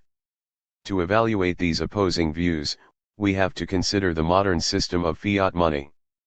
2.2 Modeling modern fiat money in Minsky. Neoclassical textbooks assert that the government borrows from the public in order to finance its activities, that government activity crowds out private, and that government debt burdens future generations. When a government spends more than it collects in taxes, it has a budget deficit, which it finances by borrowing from the private sector or from foreign governments. The accumulation of past borrowing is the government debt. Manka 2016, p. 555, emphasis added. Government borrowing reduces national saving and crowds out capital accumulation. Many economists have criticized this increase in government debt as imposing an unjustifiable burden on future generations. Manka 2016, pages 556-7. In the modern world, most money is in the form of bank deposits rather than coins or notes, and therefore money is primarily in the form of deposits in private banks. For simplicity, I leave cash out of the models in this section. Bank deposits are liabilities of the private banking sector, rather than liabilities of the modern equivalent of office mint, the central bank. The government's interface with the private sector is therefore not direct, as in the model of office coin issuing mint, but indirect, via private bank reserves, which are an asset of the private banks and a liability of the central bank. Figure 2.5 shows the basic monetary operations of today's fiat money system. The core operations are all visible in the first godly table, for the private banks. Figure 2.5. The fundamental monetary operations of the government. See http://www.profstevakin.com/Minsky. Government spending on the public, either via purchases of goods or direct income support. Taxing the public. Selling bonds to the financial sector to cover the gap between spending and taxation. Treasury paying interest on those bonds. The central bank buying some of those bonds off financial entities in open market operations. Banks selling treasury bonds to the non-bank private sector, and Treasury paying interest on those bonds to the public. Several facts about government financing can be deduced from Figure 2.5 that are the opposite of conventional beliefs which originate with neoclassical economists, and are promulgated in their textbooks, such as Manke's Macroeconomics, Manke 2016, as cited earlier. Firstly, neoclassicals allege that the government must borrow from the public to finance any excess of government spending over taxation. Figure 2.5 shows that this belief is the exact opposite of the truth. When government spending exceeds taxation, when spend is greater than tax in Figure 2.5, then the amount of money in the private sector increases by the same amount. Government spending increases the deposits of the non-bank, non-government sector of the economy. This means that the banking sector's liabilities to the non-bank private sector rise, and this is matched by an identical increase in the banking sector's assets of reserves.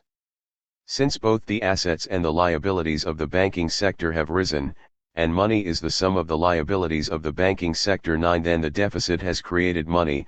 Kelton 2020, point 10. The government doesn't need to borrow what it has already created. What about the sale of treasury bonds to the banking sector? Isn't that borrowing? Technically yes, because treasury bonds are a debt of the government to the holder of those bonds. But where does the banking sector get the funds it uses to buy these bonds? The real-world process is more complicated. But fundamentally, as well as creating additional money, when spend is greater than tax in Figure 2.5, the deficit creates an identical amount of reserves. They are the additional asset that matches the additional liabilities that net government spending on the public creates for the banking sector. Reserves are an asset that normally earns no interest.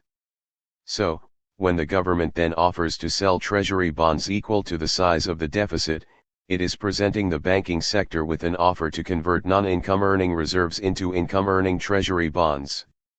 This is one reason why every sale of U.S. Treasury bonds has been not merely successful, but oversubscribed.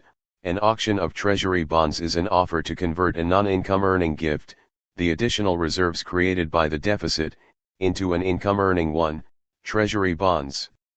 Of course, the banking sector takes advantage of that offer. What would happen if the Treasury didn't sell the bonds, so that all the bond-related flows in Figure 2.5 would not exist? Money creation would still occur, because, in that case, the only entries in the liabilities side of the banking sector's accounts would be spend minus tax. The deficit itself creates money, regardless of whether or not bonds are sold to cover the deficit. The consequences of not selling bonds therefore lies elsewhere in the financial system. Without the bond sales, the only guaranteed flows into and out of the Treasury's account at the central bank are tax minus spend, the same terms as for the creation of money, but with the opposite sign. See the third godly table in Figure 2.5. Therefore, the impact of the government not selling bonds equal to the deficit each year would be that, with sustained deficits over time, the Treasury's deposit account at the central bank would go negative. It would turn into an overdraft account.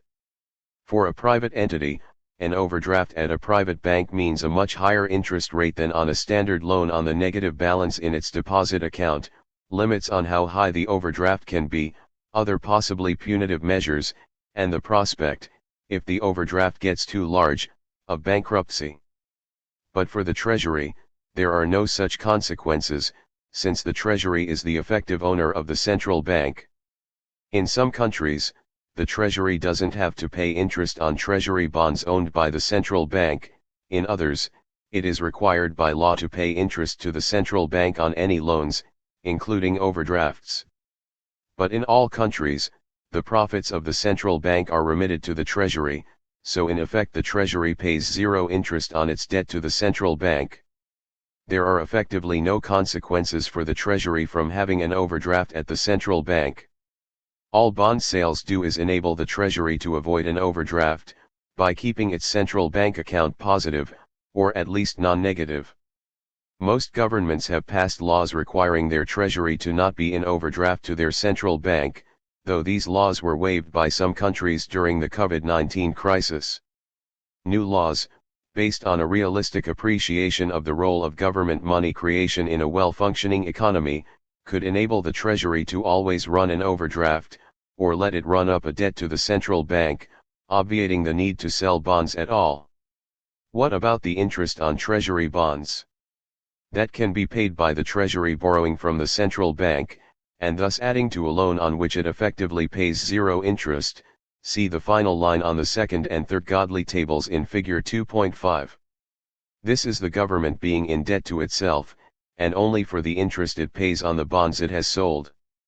The central bank also does not monetize the government deficit when it buys Treasury bonds off the banking sector. This common expression 12 is simply wrong, because the deficit is already monetized, since the deficit itself creates money when it increases the liabilities of the banking sector, deposits, and the assets, reserves. Central bank purchases of Treasury bonds from the banking sector undo the effect of the Treasury selling those bonds to the banking sector in the first place. They replace income-earning assets in the banking sector's portfolio, Treasury bonds, with non-income-earning ones, reserves. The banks wouldn't do the trade if they didn't make a trading profit, which is not included in the simple model in Figure 2.5, but the end result is they end up with a lower income stream, since they no longer get the interest the Treasury pays on those bonds. The only aspect of bond sales that affects the money supply is the sales of bonds by the banks to the non-bank private sector, shown as the second last row of the final godly table in Figure 2.5, and this destroys money, rather than either creating it, or providing money to the government for it to spend. When banks sell Treasury bonds to non-banks, the deposits of the non-banks fall, as do the bank's own assets of bonds. This destroys money. The public is exchanging instantly accessible money for slightly less liquid interest-earning bonds. Rather than such sales being a source of revenue for the government, they are a source of trading profits for the banks. 13 And a way to reduce the spending power of the public. Where does the public get the money to buy these bonds? As with the funds banks use to buy bonds on the asset side of their ledger, the funds the public use are created by the deficit itself. So bond sales by private banks to the public reduce the amount of money created by the deficit, and if banks sold 100% of the bonds that way, the deficit would not create money, but the public would have financial assets, the bonds, equivalent to the deficit. This realistic perspective on government spending upends the conventional wisdom of neoclassical economics. The government does not borrow from the private sector when it runs a deficit. Instead, a deficit creates debt-free money for the private sector. The deficit increases private savings, rather than reducing them, as Mankey alleges. By providing an alternative debt-free source of new money, government deficits thus make borrowing from private banks by households and firms less appealing, an issue we'll consider later in this chapter. Deficits also provide the private banks with a guaranteed source of income in the form of interest on government bonds. This could make them less likely to want to sell speculative financial assets to the non-bank private sector, and more likely to finance productive investment instead. One lives in hope. Therefore, far from government deficits burdening future generations, they enrich current generations monetarily. 14 Any impact on future generations depends on the economic and political consequences of the spending which generates the deficit, and they can be substantially beneficial to the private sector, rather than deleterious.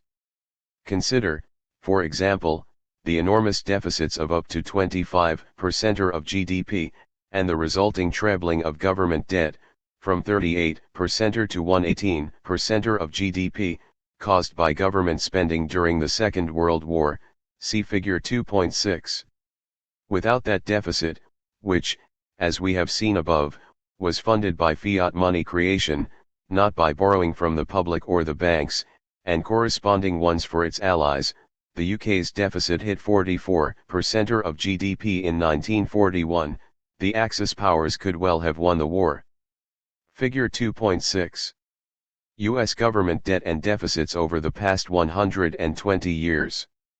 Deficits of that scale rapidly increased the government debt to GDP ratio, to 118% of GDP, the highest in America's history before COVID-19. According to Mankey and almost all neoclassical economists, this should have placed an enormous burden on the future generation that followed the wartime one. So how did this unfortunate cohort fare? I speak, of course, of the baby boomers. Born between 1946 and 1964, as children, they were probably the most privileged and spoilt generation in human history. Far from suffering pain as their parents paid back the enormous government debts accumulated during the Second World War, their time in the nurseries of school and university coincided with the golden age of capitalism, Margolin and Shore 1992, between 1950 and 1973, when their parents experienced high growth, low unemployment, low inflation, and, in an apparent paradox, a falling government debt to GDP ratio, while the budget was normally in deficit, see Table 2.1. If that's being burdened, then please, bring it on. The baby boomers' woes only began after 1973, when inflation and unemployment both rose at much the same time, see Figure 2.7. Normally, when inflation rose, unemployment fell, which appeared to vindicate the inflation-unemployment trade-off interpretation of the Phillips curve, the statistical relationship between inflation and unemployment, in Britain between 1861 and 1957, that had been identified by the New Zealand economist Bill Phillips, Phillips 1958.15. Figure 2.7. U.S. unemployment and inflation 1960 to 1990. When inflation rose from 2.7% in mid-1972 to a post-war high of 12.4% in 1975, unemployment also fell for a while, from 6% at the end of 1971 to 4.6% in October 1973.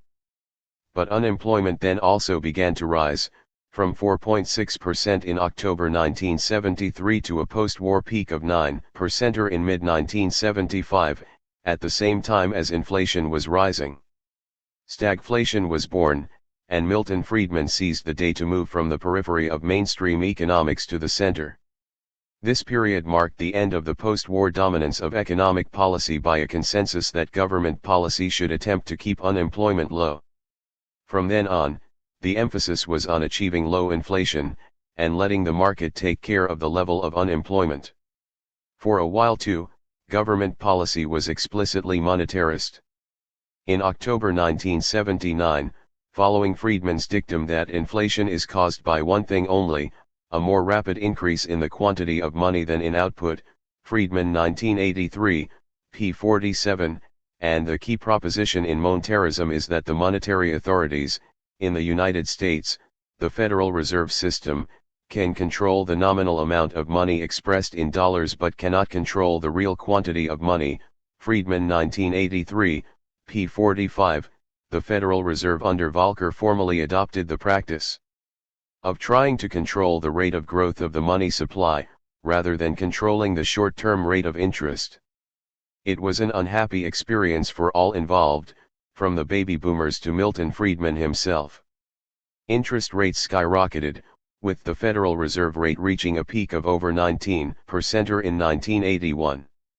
Inflation did fall, from a peak of 14.75% in mid-1980, just after the Fed adopted monetarism, to 2.5% in mid-1983, but this occurred in the context of a classic deep recession, with unemployment rising from 6% when the monetarist experiment began, to a post-war peak of 10.8% in 1983.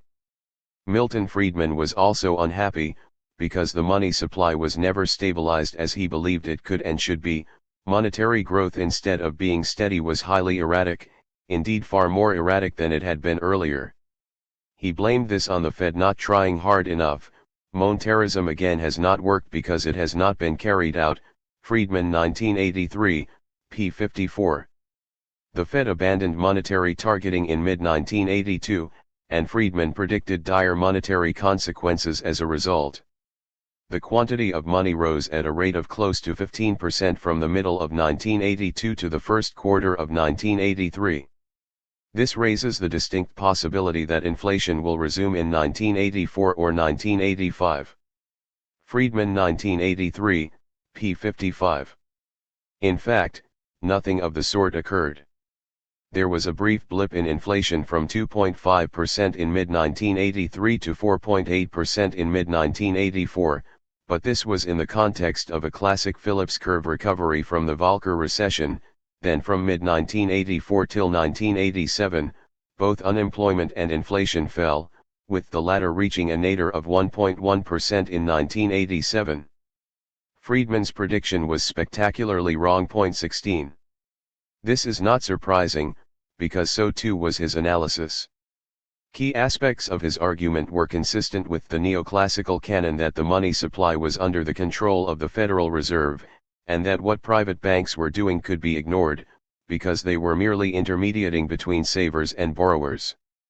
However, post-Keynesian economists, Moore 1979, some Federal Reserve officials, Holmes 1969, giants of non-mainstream economics, Fisher 1932, Schumpeter 1934, and even some pre-war neoclassical economists, Pigou 1927, understood that bank lending creates money, and the repayment of bank debt destroys it. This factor, which Friedman and other neoclassical economists before and since have ignored, was the main cause of the volatility of the money supply that Friedman blamed on the relatively hapless Federal Reserve. As Figure 2.8 illustrates, the ups and downs of credit, the annual change in private debt, had and have far more influence on the level of economic activity than the machinations of the Federal Reserve. Figure 2.8. The relationship between credit and unemployment. 2.3 The logic of credit's role in aggregate demand. One of the guiding principles of macroeconomics is that one person's expenditure is another person's income.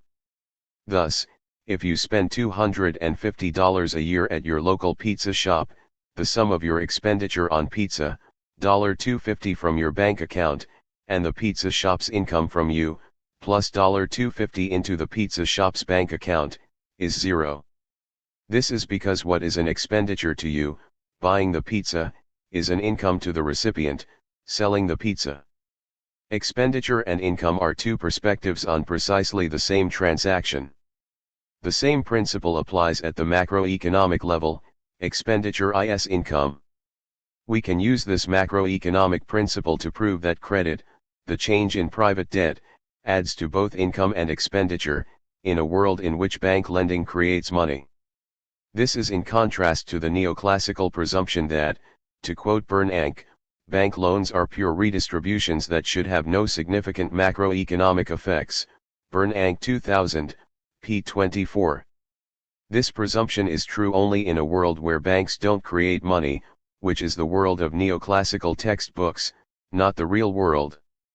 The proof uses a table that I have christened a Moore table, in honor of the post-Keynesian economist Basil Moore, who pioneered the argument that bank lending creates money, Moore 1979. A Moore table divides the economy into sectors, and shows expenditure by each sector on every other sector, and the income that results from that expenditure. Each row shows both spending by a given sector, say, households, and the sectors that receive that expenditure, say, services and manufacturing. Expenditure is shown as a negative for the spending sector, since it is a flow of money out of the sector, and a positive for the sectors on which it is spent, since it is a flow of money into the sector. Therefore, each row necessarily sums to zero. Table 2.2 shows the simplest situation, for a world in which borrowing and lending don't occur. Let's say that households spend $50 billion a year on services, and $50 billion a year on manufacturing. Services spends $30 billion a year on households and $90 billion on manufacturing, and manufacturing spends $70 billion a year on households and $60 billion on services.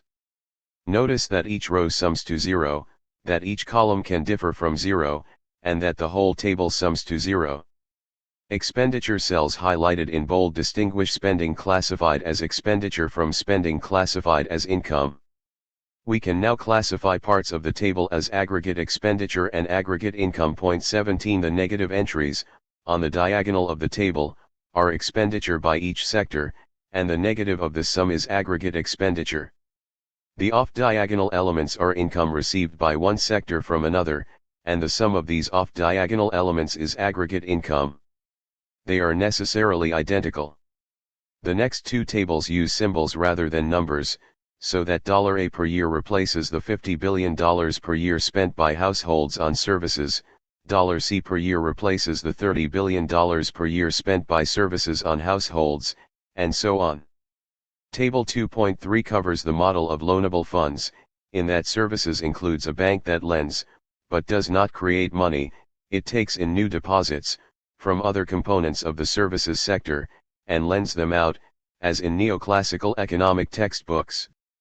The firms whose new savings, also measured in dollars per year, have been lent by the loanable funds banks to the other sectors obviously can't spend those savings, so whatever is lent by the services sector comes at the expense of the services sector's spending on households or manufacturing. 18 For simplicity, let's assume that the reduction in services spending is split equally between households and manufacturing. Lending is neither expenditure nor income, so it can't be shown horizontally. Instead, it is shown as a transfer across the diagonal, reducing the expenditure of the lender, services, and increasing the spending of the borrower, households. Households pays interest dollars per year on its outstanding debt to services, and since this is both an expenditure and an income, it is shown horizontally. If you now add up the off-diagonal elements in this table to calculate aggregate income, you will see that credit cancels out.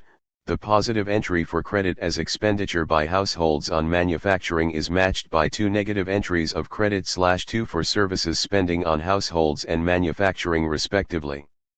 The only effect of lending on this loanable funds model of a monetary economy is that interest payments turn up as part of both expenditure and income. Therefore, if the model of loanable funds were an accurate description of what banks do, it would be sensible to omit them from macroeconomics as neoclassical economists do, since, as Bernanke put it, lending and repayment would be pure redistributions which should have no significant macroeconomic effects. Bernanke 2000, p. 24. However, we know that loanable funds is not the real world. On this point, I will be forever grateful to the Bank of England, Macleay et al. 2014a, and the Bundesbank, Deutsche Bundesbank 2017, for enabling me to cite their authority on this matter, rather than having to rely upon the same correct assertions by post-Keynesian economists. Moore 1979, Werner 2014a, 2014b, whom neoclassical economists have ignored for decades. So, rather than lending being a pure redistribution of existing money, it is a simultaneous creation of new debt and new money. Whenever a bank makes a loan, it simultaneously creates a matching deposit in the borrower's bank account, thereby creating new money. To quote the Bank of England, Macleay et al. 2014a, p. 14, including its emphasis. This has been called endogenous money in the post-Keynesian literature to date, but to make it more intelligible to the public, I prefer to call this accurate, real-world description of what banks actually do: bank-originated money and debt, with the acronym of BOMD. It's more complicated to show this than the other tables, since we have to add the banking sector to the table, and we have to include the banking sector's assets, where credit appears as an increase in the banking sector's loans to the household sector, as well as its liabilities and its equity. Table 2.4 also explicitly shows all spending as passing through the liabilities, deposit accounts, and equity sides of the banking sector's accounts. The household sector's expenditure on manufacturing includes credit, as in loanable funds, but this credit-financed spending does not come at the expense of any other sector's expenditure. Instead, it comes from the creation of new money via the expansion of the banking sector's liabilities and assets. The key outcome is that credit does not cancel out, as it does in loanable funds. There is a single entry for credit in aggregate expenditure. It finances part of the household sector's purchases from the manufacturing sector, and a single entry in aggregate income, where it is part of the manufacturing sector's income. Consequently, in the model shown in Table 2.4, and in the real world, credit is a source of both aggregate demand and aggregate income. It could only be ignored if it were empirically trivial relative to expenditure and income generated by the turnover of existing money, but this is clearly not the case. Credit was as high as 15.3% of US GDP in the fourth quarter of 2006, and as low as 5.1% in the third quarter of 2009. In Spain, the range was even larger, from 34.4% of GDP in Q2-2007 to 19.4% in Q3-2013. Credit is both significant, and far more volatile than the other components of aggregate expenditure. It is, therefore, the explanation for the real-world phenomena of debt deflationary crises like the Great Recession, the Great Depression and the Panic of 1837. Neoclassical economics, by ignoring banks, debt, and money in its macroeconomic models, is ignoring the main factors that drive economic performance and also cause economic crises. 2.4 Negative credit, economic crises, and economic policy. Neoclassical economists appropriated Nassim Taleb's phrase the Black Swan, Taleb 2010, to assert that the Great Recession was impossible to predict, because crises like it are so rare, and because their causes are fundamentally random. Called exogenous shocks by neoclassicals, random events are the only factors that cause neoclassical models of the economy to deviate from equilibrium. Therefore, exogenous shocks must have caused the Great Recession. The Boston College economics professor Peter Ireland put it this way. In terms of its macroeconomics, was the Great Recession of 2007-09 really that different from what came before? The results derived here from estimating and simulating a new Keynesian model provide the answer, partly yes and partly no. These results suggest that largely, the pattern of exogenous demand and supply disturbances that caused the Great Moderation to end and the Great Recession to begin was quite similar to the patterns generating each of the two previous downturns in 1990-91 and 2001. Compared to those from previous episodes, however, the series of adverse shocks hitting the U.S. economy most recently lasted longer and became more intense, contributing both to the exceptional length and severity of the Great Recession. Ireland 2011, p. 51, emphasis added. The policy prescription from this analysis is to do nothing at all, beyond the Boy Scout motto of be prepared. From the perspective of the neoclassical paradigm, crises like the Great Recession can't be anticipated, let alone made less likely by economic policy. We can only deal with their consequences after they happen. This is akin to Aristotle's theory of comets, which was preserved in Ptolemaic astronomy, that comets were unpredictable, because they were atmospheric phenomena, Aristotle 350 BCE 1952, Part 7. The Copernican scientific revolution, which overthrew this worldview, showed that comets were inherently predictable, as they are celestial objects orbiting the Sun. 19. Similarly, the unpredictability of crises like the Great Recession is a product of the neoclassical paradigm's false loanable funds model of money.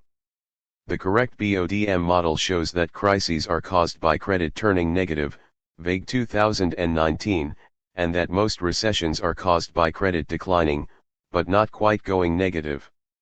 This causal relationship between credit, which is identical in magnitude to the annual change in private debt, and economic performance endows capitalist economies with a tendency to accumulate higher and higher levels of private debt. This phenomenon is most evident in that most capitalist of economies, the United States of America, see Figure 2.9.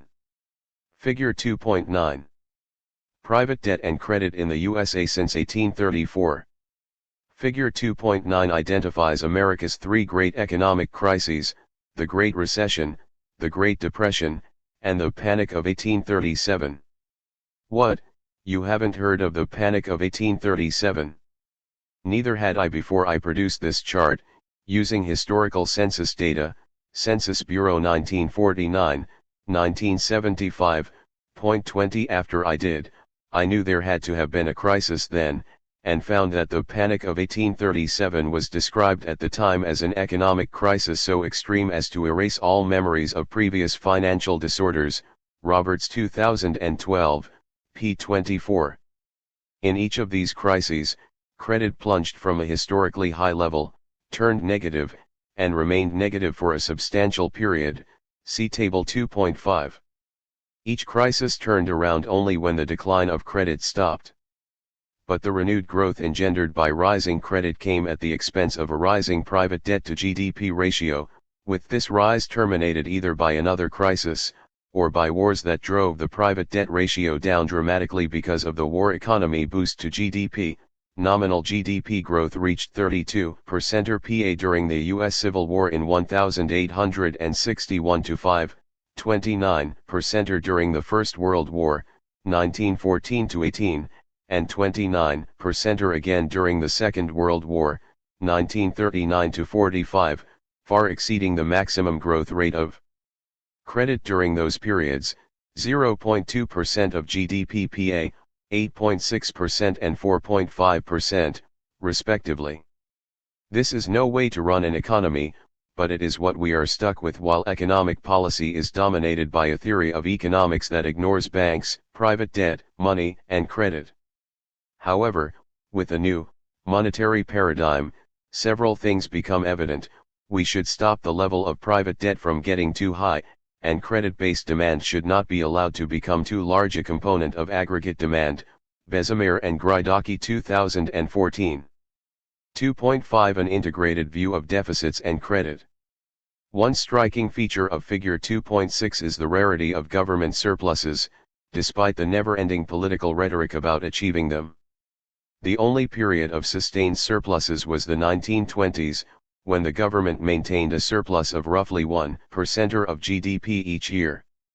The Roaring Twenties, as the decade became known, was a time of great economic prosperity, and in his 1928 State of the Union address, President Calvin Coolidge attributed the success to the government surplus.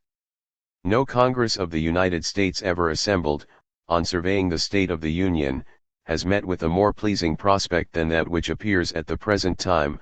A surplus has been produced. 1/3 of the national debt has been paid, the national income has increased nearly 50%. That is constructive economy in the highest degree. It is the cornerstone of prosperity. It should not fail to be continued. Coolidge 1928. In fact, the surplus was depressing the economy, by taking the equivalent of just under 1% of GDP out of private bank accounts every year.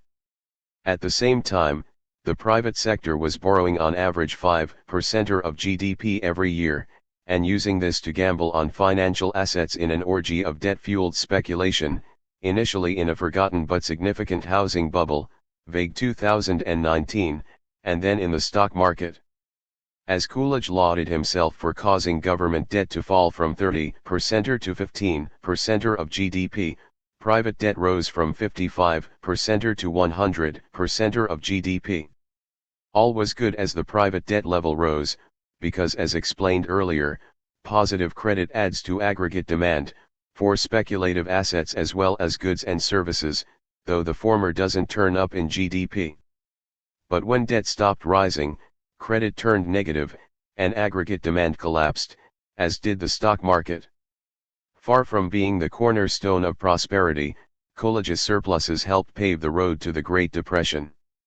We can avoid Coolidge's mistake of attributing all of the economy's performance during the 1920s to the government surplus by building a simple Minsky model that integrates government money creation via deficit spending, and bank money creation via credit, see Figure 2.10.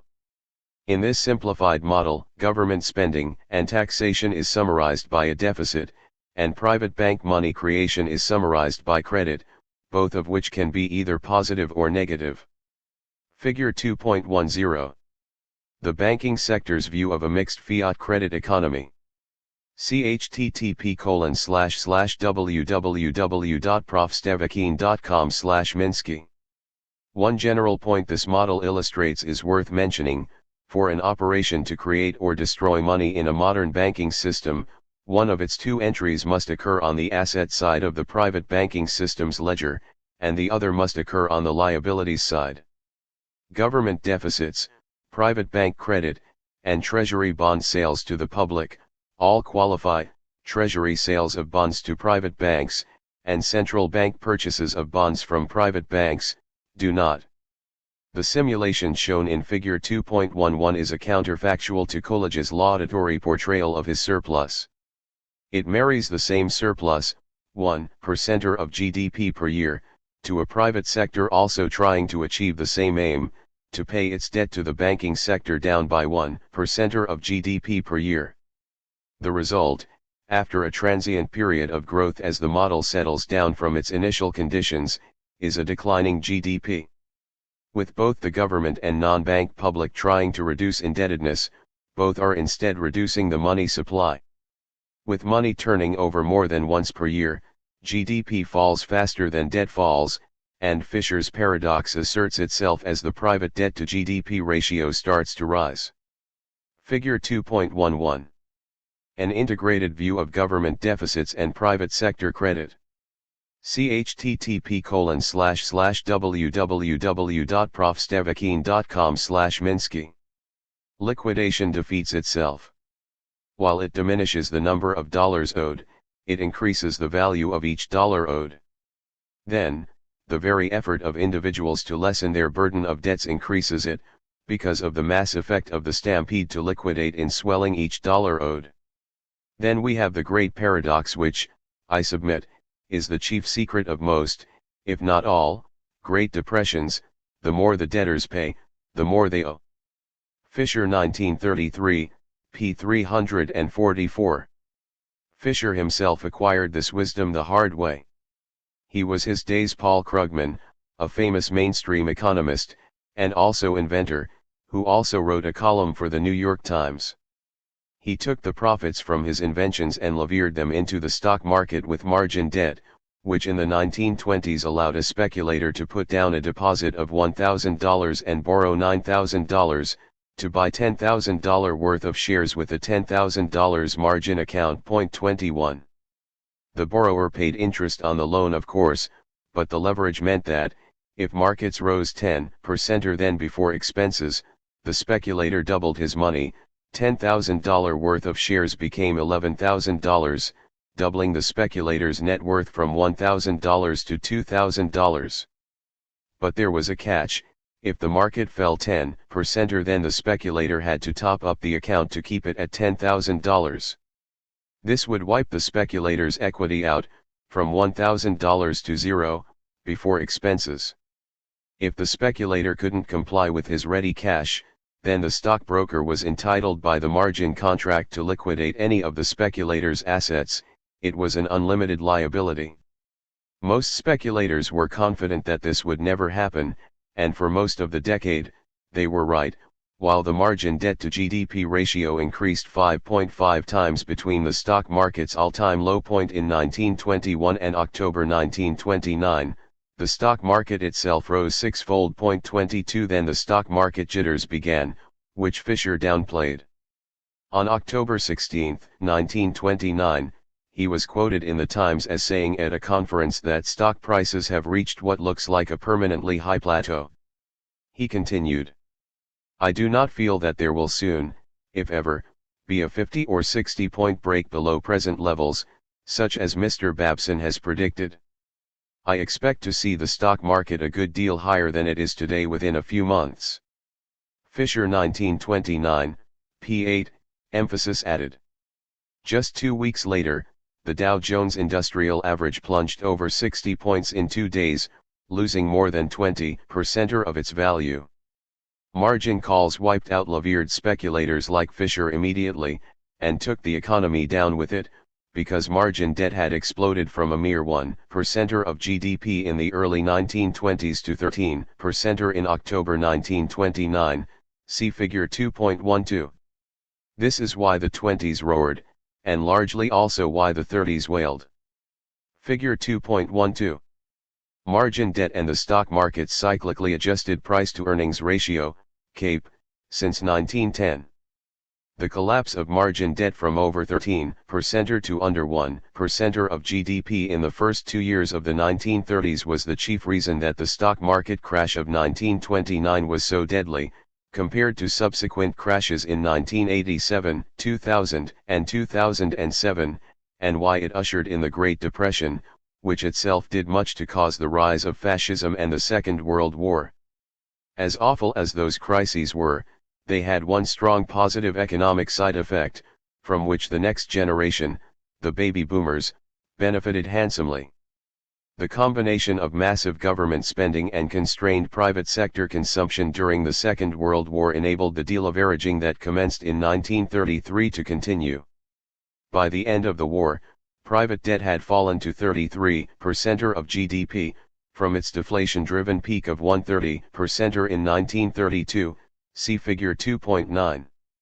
This low level of private debt, along with the substantial level of fiat-based money created during the Second World War, low interest rates and regular government deficits, meant that the financial burden on the private sector in the 1950s and 1960s was trivial. It was as if the slate had been wiped clean by a classical debt jubilee.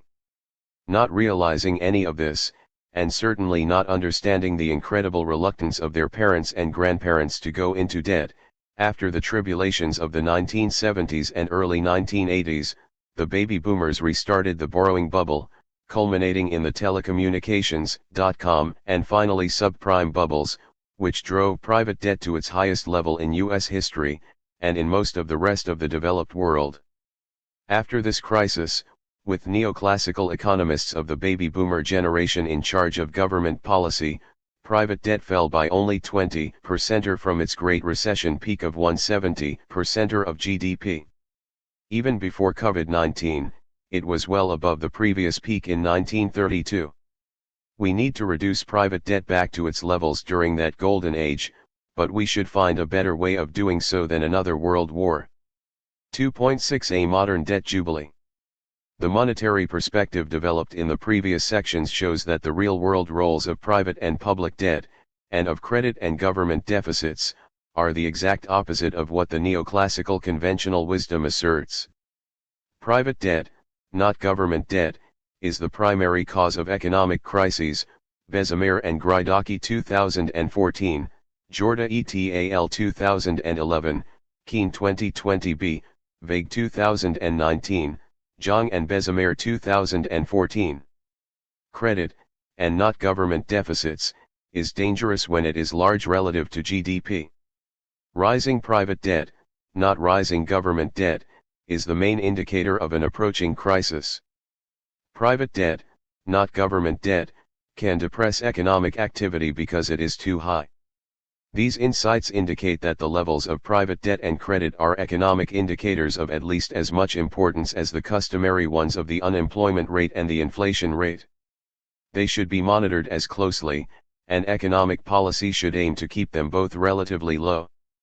But that leaves the issue of what to do when neoclassical economics, by not only ignoring private debt, but also by actively arguing in favor of debt financing of business instead of equity financing, Modigliani and Merton 1958, Wigglesworth 2020, has helped drive private debt to at least 3 times its golden age level.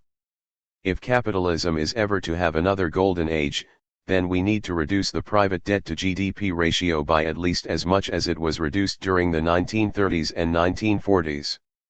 This could be done in exactly the same way that the government runs a deficit today, in a way that does not advantage those who gambled with borrowed money over those that did not, and without causing inflation, and even, if it is so desired, without increasing aggregate demand, by what I call a modern debt jubilee. Figure 2.13 shows the basic accounting logic of a modern debt jubilee, Coppola 2019, Hudson 2018. Firstly, the Treasury issues every adult resident, debtor, and saver alike, the same sum of fiat-based money. If this amount were $100,000 per American over 15 years old, the total in 2021 would be $24 trillion, 70% of the level of pre-COVID private sector debt, and roughly 1/10% of GDP. Those who had bank debt would be required to reduce it by that amount. Those who were debt-free, or whose debts were less than $100,000, would be required to buy newly issued corporate shares, the revenue from which would have to be used to cancel corporate debt, and replace it with equity. Figure 2.13. Accounting for a modern debt jubilee. See http://www.profstevakin.com/Minsky. The banks would not lose out in this process. Instead, their reserves would rise by precisely as much as their debt-based assets would fall. Then, they would use these excess reserves to buy Jubilee bonds, the interest on which would generate an income stream for banks, in partial compensation for the loss of income from interest on household and corporate debt. No additional money, or spending power, would be created directly. Instead, there would be an increase in fiat-backed money, and an equivalent decline in credit-backed money. For corporations, shareholder equity would rise, and corporate debt would fall. Private debt would go from 150% of GDP, pre-COVID-19, to 40% of GDP, roughly the level it was at the start of the golden age of capitalism. This would also reduce the obscene increase in inequality that has been the direct and deliberate result of the program of quantitative easing, QE, that the Federal Reserve has followed since 2010. As Bernanke himself put it in an op-ed for the Washington Post, higher stock prices will boost consumer wealth and help increase confidence, which can also spur spending.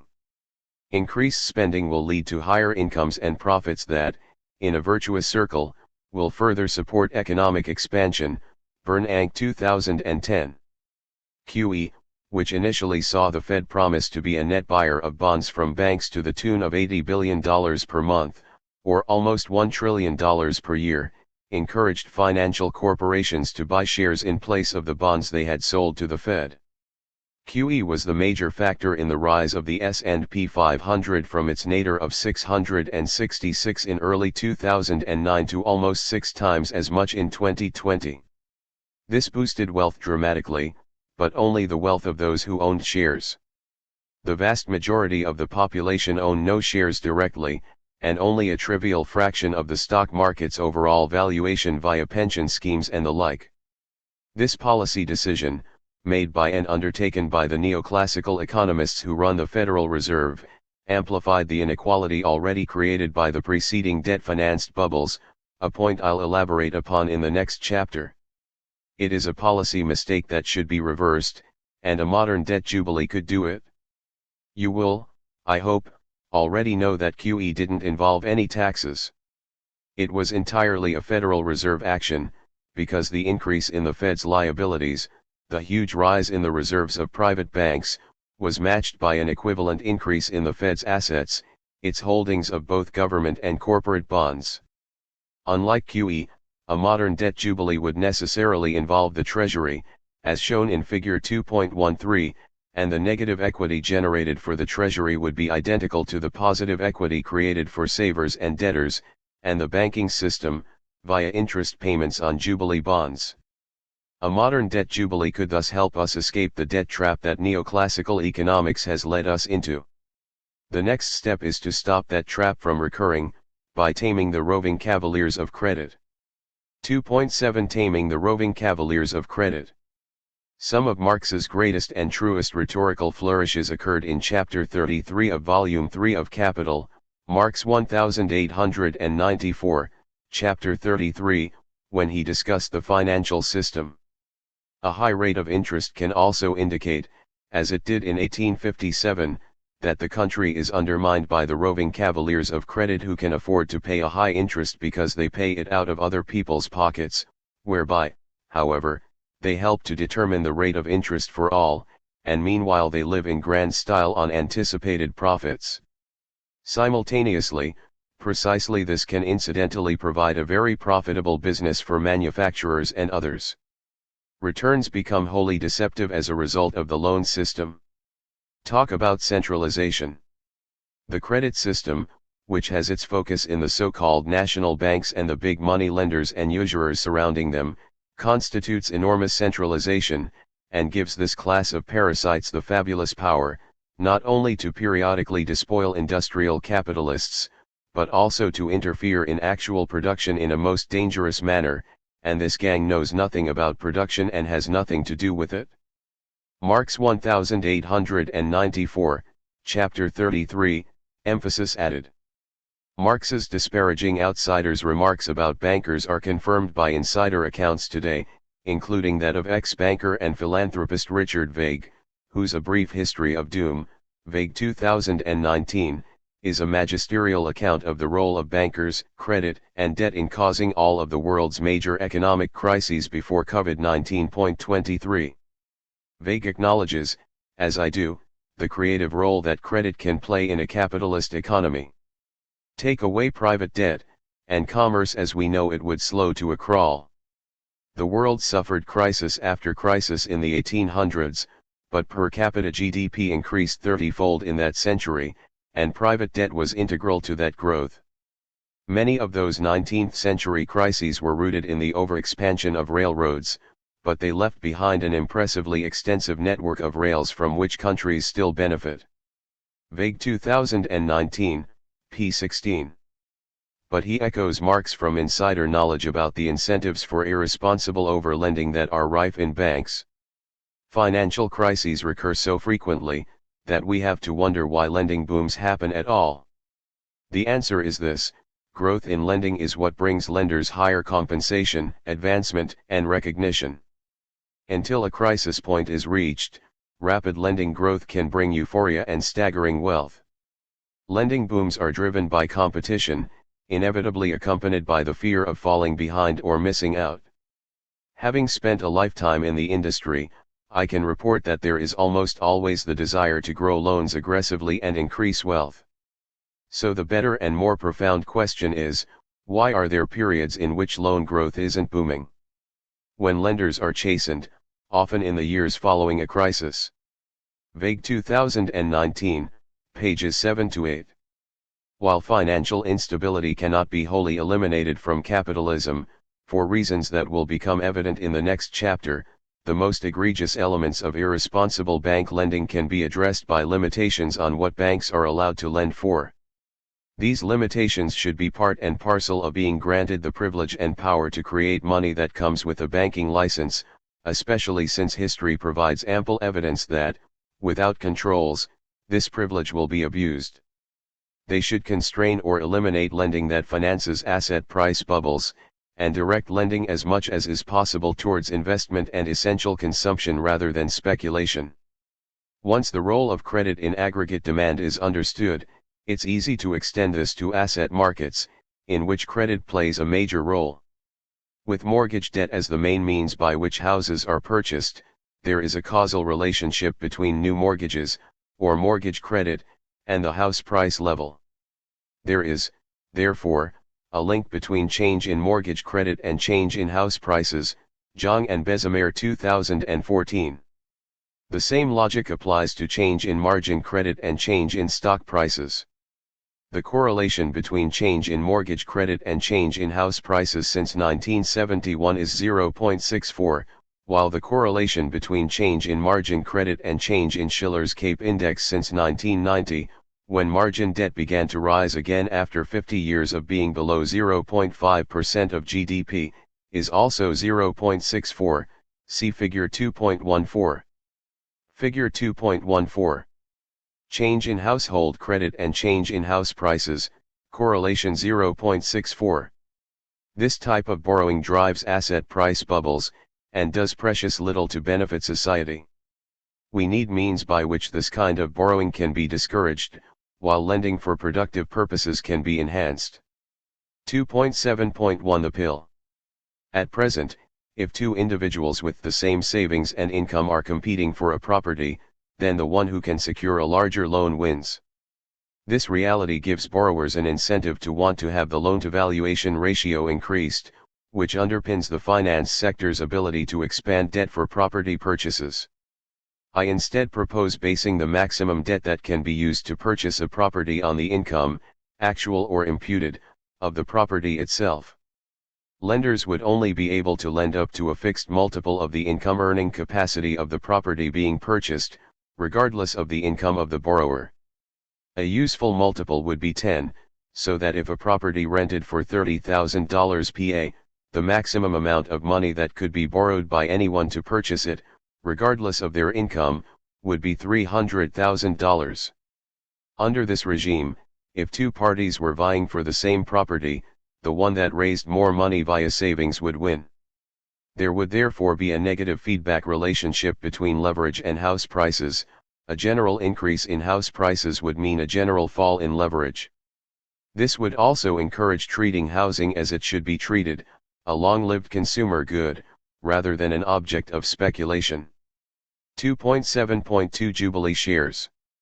The key factor that allows Ponzi schemes to work in asset markets is the greater fool promise that a share bought today for $1 can be sold tomorrow for $10.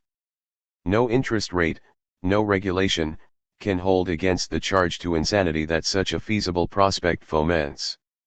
The vast majority of activity on the stock market is also the sale of existing shares by one speculator to another, which raises no capital for the company in question. The primary market, the sale of new shares by a company to raise capital, is trivial by comparison. I propose the redefinition of shares in such a way that the enticement of limitless price appreciation can be removed, and the primary market can take precedence over the secondary market. A share bought in an IPO, initial public offering, or rights offer would last forever, for as long as the company exists, as now, with all the rights it currently confers. It could be sold into the secondary market with all the same privileges. But on a subsequent sale, say the fifth, it would have a lifespan of 50 years, at which point it would terminate. The objective of this proposal is to eliminate the appeal of using debt to buy existing shares, while still making it attractive to fund innovative firms or start UPS via the primary market, and still making purchase of the share of an established company on the secondary market attractive to those seeking an annuity income. This basic proposal might be refined, while still maintaining the primary objective of making leveraged speculation on the price of existing shares unappealing. The termination date could be made a function of how long a share was held. The number of sales on the secondary market before the Jubilee effect applied could be altered. But the basic idea must be to make borrowing money to gamble on the prices of existing shares a very unattractive proposition. 2.7.3 Entrepreneurial Equity Loans. Entrepreneurs, in Schumpeter's compelling vision of their role in capitalism's development, Schumpeter 1934, are people with a good idea but no money with which to turn these ideas into products. Today, credit to entrepreneurs from banks is almost non-existent, and for good reason. Most entrepreneurs will fail, and banks that lend to them lose their capital, while only securing an interest rate return from those entrepreneurs who succeed. One way to encourage banks to lend to entrepreneurs in return for equity, rather than debt, is via entrepreneurial equity loans, ELs. Banks would still lose money on those entrepreneurs that failed, but could make a capital gain as well as a flow of dividends on those entrepreneurs who succeeded. 24. 2.8 Shifting the monetary paradigm. I am often asked what I would keep of neoclassical economics in a new paradigm. My answer is that I would keep as much of neoclassical economics as modern astronomy kept of Ptolemaic astronomy, which is to say, nothing at all. On its own, that answer may seem both arrogant and flippant. Surely there is something of value in all the work done by neoclassical economists. Yes, there are skerricks of merit in the entire edifice. But I hope that it is evident after this chapter on money that nothing of worth remains of the neoclassical perspective on money and banking, once the reality that banks create money is accepted. Rather than being irrelevant to macroeconomics, banks, private debt, and money are essential. Rather than playing no role in macroeconomics, credit is a significant component of aggregate demand and income, and, given its volatility, it is the Kausakausens, Keynes 1937, p. 221, that drives macroeconomics. Financial crises, rather than being black swans, are products of credit turning negative. Private debt, not government debt, is dangerous when it is high relative to GDP. Governments should normally run deficits to create identical surpluses for the non-government sectors. Government debt does not burden future generations but instead generates monetary assets for current ones. All the neoclassical arguments about money are invalid, there is nothing left to keep. The same applies to the next, more technical failing of neoclassical economics, its obsession with modeling the economy as if it has a stable equilibrium. 3. Our complex world. Three of the most complex systems we know about are the human brain, which enables you to read this book, the economy, which is its subject, and the biosphere, in which both our brains and our economy evolved. These systems are called complex, not because they are complicated, though of course, they are, but because they interact, both within themselves, and with each other, in complex ways. Neither our present, nor our past, let alone our future, can be understood without acknowledging the feedbacks that exist both between each of these systems, and within them. Today, the interactions between these systems have reached a fever pitch. COVID-19 has reminded us that we are part of the biosphere, rather than separate from and above it. It laid waste to our economies, but the form and magnitude of its damage were altered by how we, as a civilization, reacted to it. In September 2020, it coincided with dramatic fires in much of the western United States, and serious floods in the south due to a historically high number of hurricanes. This coincidence made both problems worse, because minimizing the spread of COVID-19 required isolating people, while saving them from wildfires and floods required evacuating them en masse, and housing them together in emergency facilities. One crisis compounded the other. Economics has attempted to deal with feedback effects via the concept of equilibrium. The state of equilibrium is one in which the system's key variables are not changing. However, economists, even some non-neoclassical ones, claim that this state of rest does not ignore time, but rather allows enough time for changes to have their full effects. Steedman 1992, p. 146. Effectively, conventional economic theory has taken the shortcut of working in terms of the equilibrium of the economic system, rather than worrying about what it regards as the transient dynamics of the approach to equilibrium. It assumes, in other words, that any cyclical process will ultimately achieve a state of rest.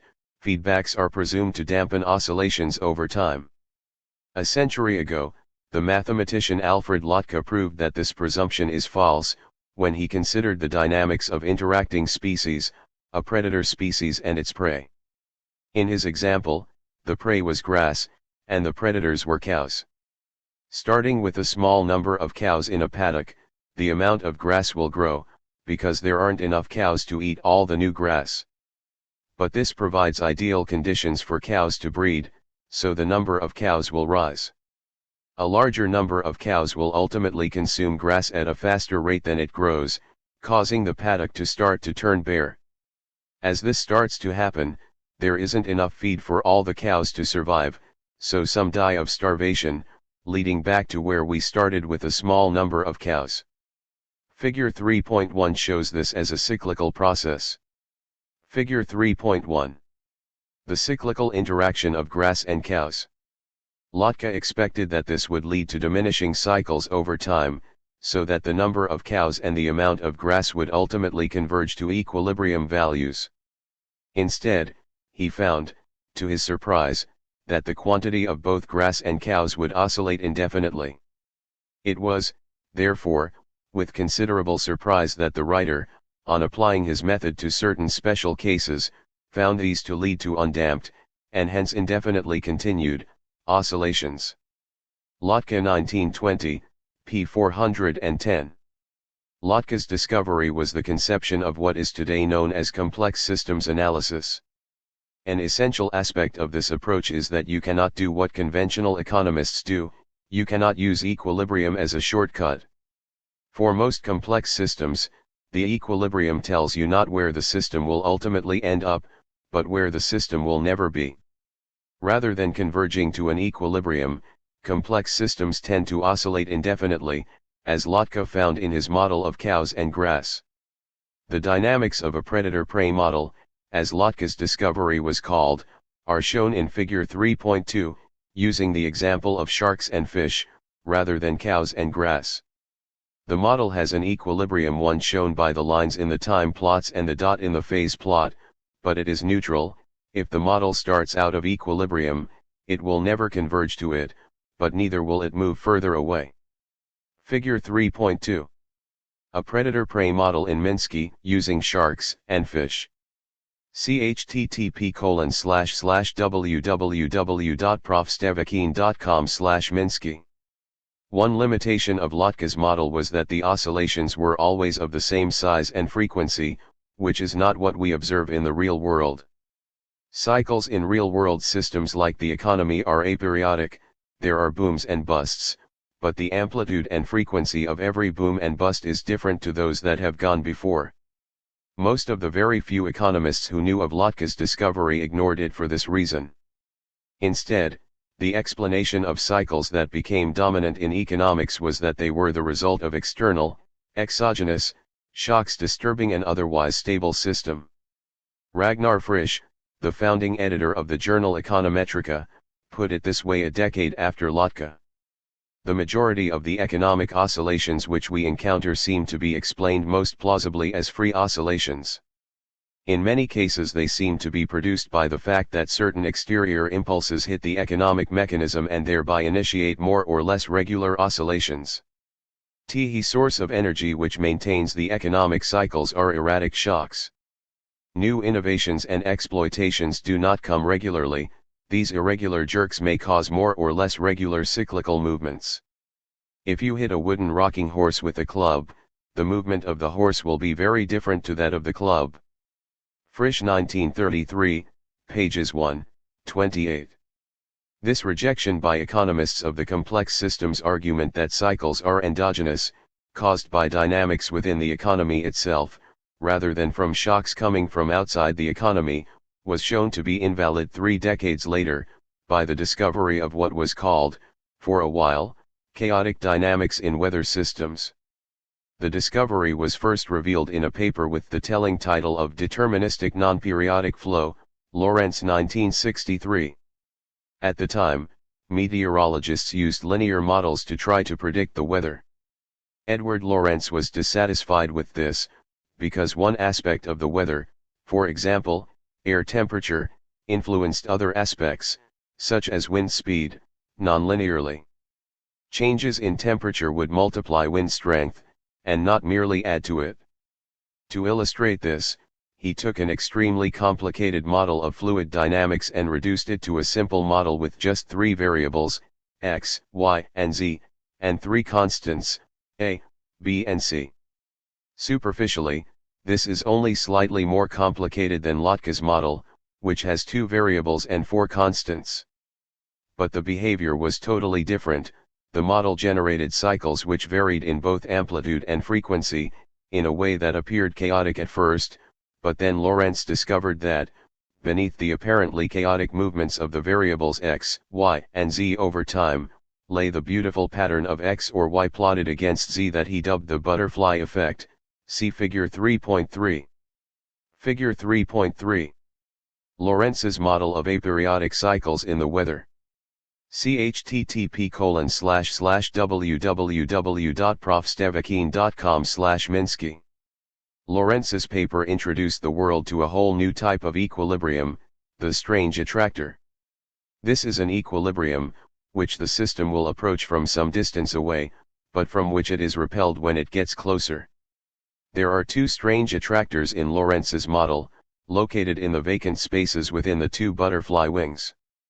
There are three equilibria in the model, all of which are unstable for realistic parameter values.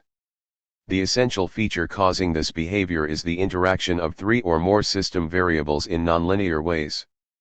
Both Lotka's and Lorentz's models have nonlinear terms, terms where one variable is multiplied by another. Lotka's model generated periodic cycles of fixed magnitude because he only had two species in it, though more can easily be added. Lorentz's model, with three variables, was the minimum number needed to generate aperiodic cycles, like those we see in the real world, Lee and Yerk 1975. The reason why a dynamic system with three variables is so different to one with two comes down to geometry. One of the rules of differential equations is that, if you plot the values of a system's variables against each other in any one simulation, the paths can't intersect.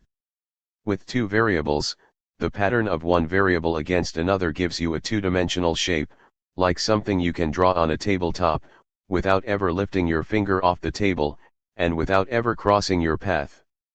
This leaves you with just 5 options: to spiral in, ultimately reaching a point; to spiral out, ultimately running out of table; to spiral in, converging on a curve, like a circle, but never actually getting there; to spiral out, also converging on a circle; or to stay on a closed path forever, precisely repeating the same pattern, rather than intersecting it. Point 2.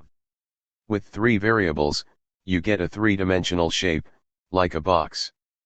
Now repeat the same process in an imaginary box above your table. You can easily draw complicated shapes, like Lorentz's butterfly, without ever intersecting your path. Lorentz's discovery transformed meteorology. One of the main reasons that weather forecasts today are so much more accurate than they were half a century ago, even with climate change destabilizing the weather, is because meteorologists took Lorentz's advice and built large-scale, nonlinear models of the atmosphere. His discovery strongly influenced most other physical sciences as well. But economics, as a notoriously insular social science, Lejeunhufvud 1973, largely ignored Lorentz. Though a handful of economists, myself included, took Lorentz's results to heart, the vast majority continued with Frisch's approach of treating the economy as a stable system, whose fluctuations are caused by exogenous shocks. So complex systems models can explain aperiodic cycles in a system. Why, apart from ignorance, do economists not analyze the economy as a complex system, and continue to use Frisch's invalid framework of a stable system subject to exogenous shocks? The one defense that could be made is just that the economy is too complex to model it either out of equilibrium, or with fundamentally nonlinear components. There are many things that are much simpler to do when you assume that you can ignore nonlinear interactions in a system. For a start, a nonlinear system with 3 or more variables cannot, in general, be solved analytically. Linear models, on the other hand, in general can be solved. It is also much easier to estimate a linear model and fit it to data than a nonlinear one. Linear models, even ones with lots of equations, are inherently simpler than nonlinear models, even small ones, and the urge to keep it simple runs deep in all sciences. But as Einstein was once paraphrased, the idea is to keep things as simple as possible, but no simpler. Einstein's actual statement was that it can scarcely be denied that the supreme goal of all theory is to make the irreducible basic elements as simple and as few as possible without having to surrender the adequate representation of a single datum of experience. Einstein 1934, p. 165, emphasis added. The best illustration that the very complicated, but fundamentally linear, stable equilibrium models that mainstream economists prefer violate this principle is their failure to anticipate the global financial crisis of 2007-10. In fact, as noted earlier, CODIS 2007, P7, 2008 was going to be a fabulous year, according to these models. The predictions of the OECD's dynamic stochastic general equilibrium model were the foundation of the OECD's optimistic forecasts in June 2007. 2 months later, the crisis commenced. That's the negative case against linear models, and equilibrium-oriented models in particular. The positive case for the nonlinear, complex systems approach in economics is the fact that the core phenomena that caused the crisis can be generated by a very simple, fundamentally nonlinear, complex systems model of the economy, which I first developed in 1992, Keene 1995. This model motivated me to warn that a crisis was imminent from December of 2005, Bessemer 2010, Fulbrook 2010. Despite its simplicity and stylized nature, or rather because of it, like Lorentz's model of the weather shown in Figure 3.3, it captures the essential features of the real economy in the lead-up to the crisis. The magnitude of economic cycles diminished, a phenomenon which mainstream neoclassical economists interpreted as a good thing, and for which then Federal Reserve Vice Chairman Van Bernanke took the credit, on behalf of the Federal Reserve and the neoclassical economists who dominated, Bernanke 2004a. The distribution of income shifted away from the poor, workers, and towards the rich, bankers, which economists observed but could not explain, nor did they care much about it, and the level of private debt rose compared to GDP, which they also ignored. I built this model to express the ideas of one of the great non-neoclassical economists, Hyman Minsky, after whom the program Minsky was named. 3.1 A complex systems model of economic instability. Minsky developed his theory of systemic instability in capitalism by asking a simple question: can it, a Great Depression, happen again? To answer this question, Minsky reasoned that it is necessary to have an economic theory which makes Great Depressions one of the possible states in which our type of capitalist economy can find itself. Minsky 1982, p. 11. His verbal model focused upon the dual role of private debt of both enabling investment in excess of profits, and constituting a burden to investment when debt was too high relative to income. He put it this way: the natural starting place for analyzing the relation between debt and income is to take an economy with a cyclical past that is now doing well. As the period over which the economy does well lengthens, two things become evident in boardrooms. Existing debts are easily validated, and units that were heavily in debt prospered, it paid to lever. As a result, over a period in which the economy does well, views about acceptable debt structure change. As this continues, the economy is transformed into a boom economy. Stable growth is inconsistent with the manner in which investment is determined in an economy in which debt-financed ownership of capital assets exists, and the extent to which such debt financing can be carried is market-determined. It follows that the fundamental instability of a capitalist economy is upward. The tendency to transform doing well into a speculative investment boom is the basic instability in a capitalist economy. Minsky 1982, p. 66, emphasis added. The basic causal process that Minsky envisaged was that in the aftermath of a recession, both firms and banks are conservative about debt, therefore only conservatively estimated projects receive funding. Because of this conservative leverage, most projects succeed, leading to firms and banks becoming more adventurous. Additional borrowing finances more investment, and the economy booms, but private debt also grows. The boom drives up wages and raw material costs, reducing profits at the peak of the boom. Investment falls, and the economy enters another recession. Wages and raw material prices fall, restoring profitability, but at a higher level of debt than before, and the cycle repeats, until ultimately debt is so high that interest on debt exceeds profits, and the economy enters a Great Depression. This process can be captured in an extremely simple causal chain. Capital determines output. 3. Output determines employment. The rate of employment determines the rate of change of wages. Output minus wages and interest payments determines profit. The profit rate determines the level of investment for which is the change in capital, which takes us back to the beginning of this causal chain, and the difference between investment and profits determines the change in private debt. With Minsky, or any other system dynamics program, we can turn this step-by-step verbal chain into a mathematical model. Surprisingly, though no assumptions are made about cycles or income distribution in this verbal chain, the real-world phenomena of rising debt, diminishing and then rising cycles, and shifting income distribution from the poor, workers, to the rich, bankers, all emerge in a simulation of this model. See Figure 3.4. Figure 3.4. The Keen-Minsky model and the intermittent route to chaos.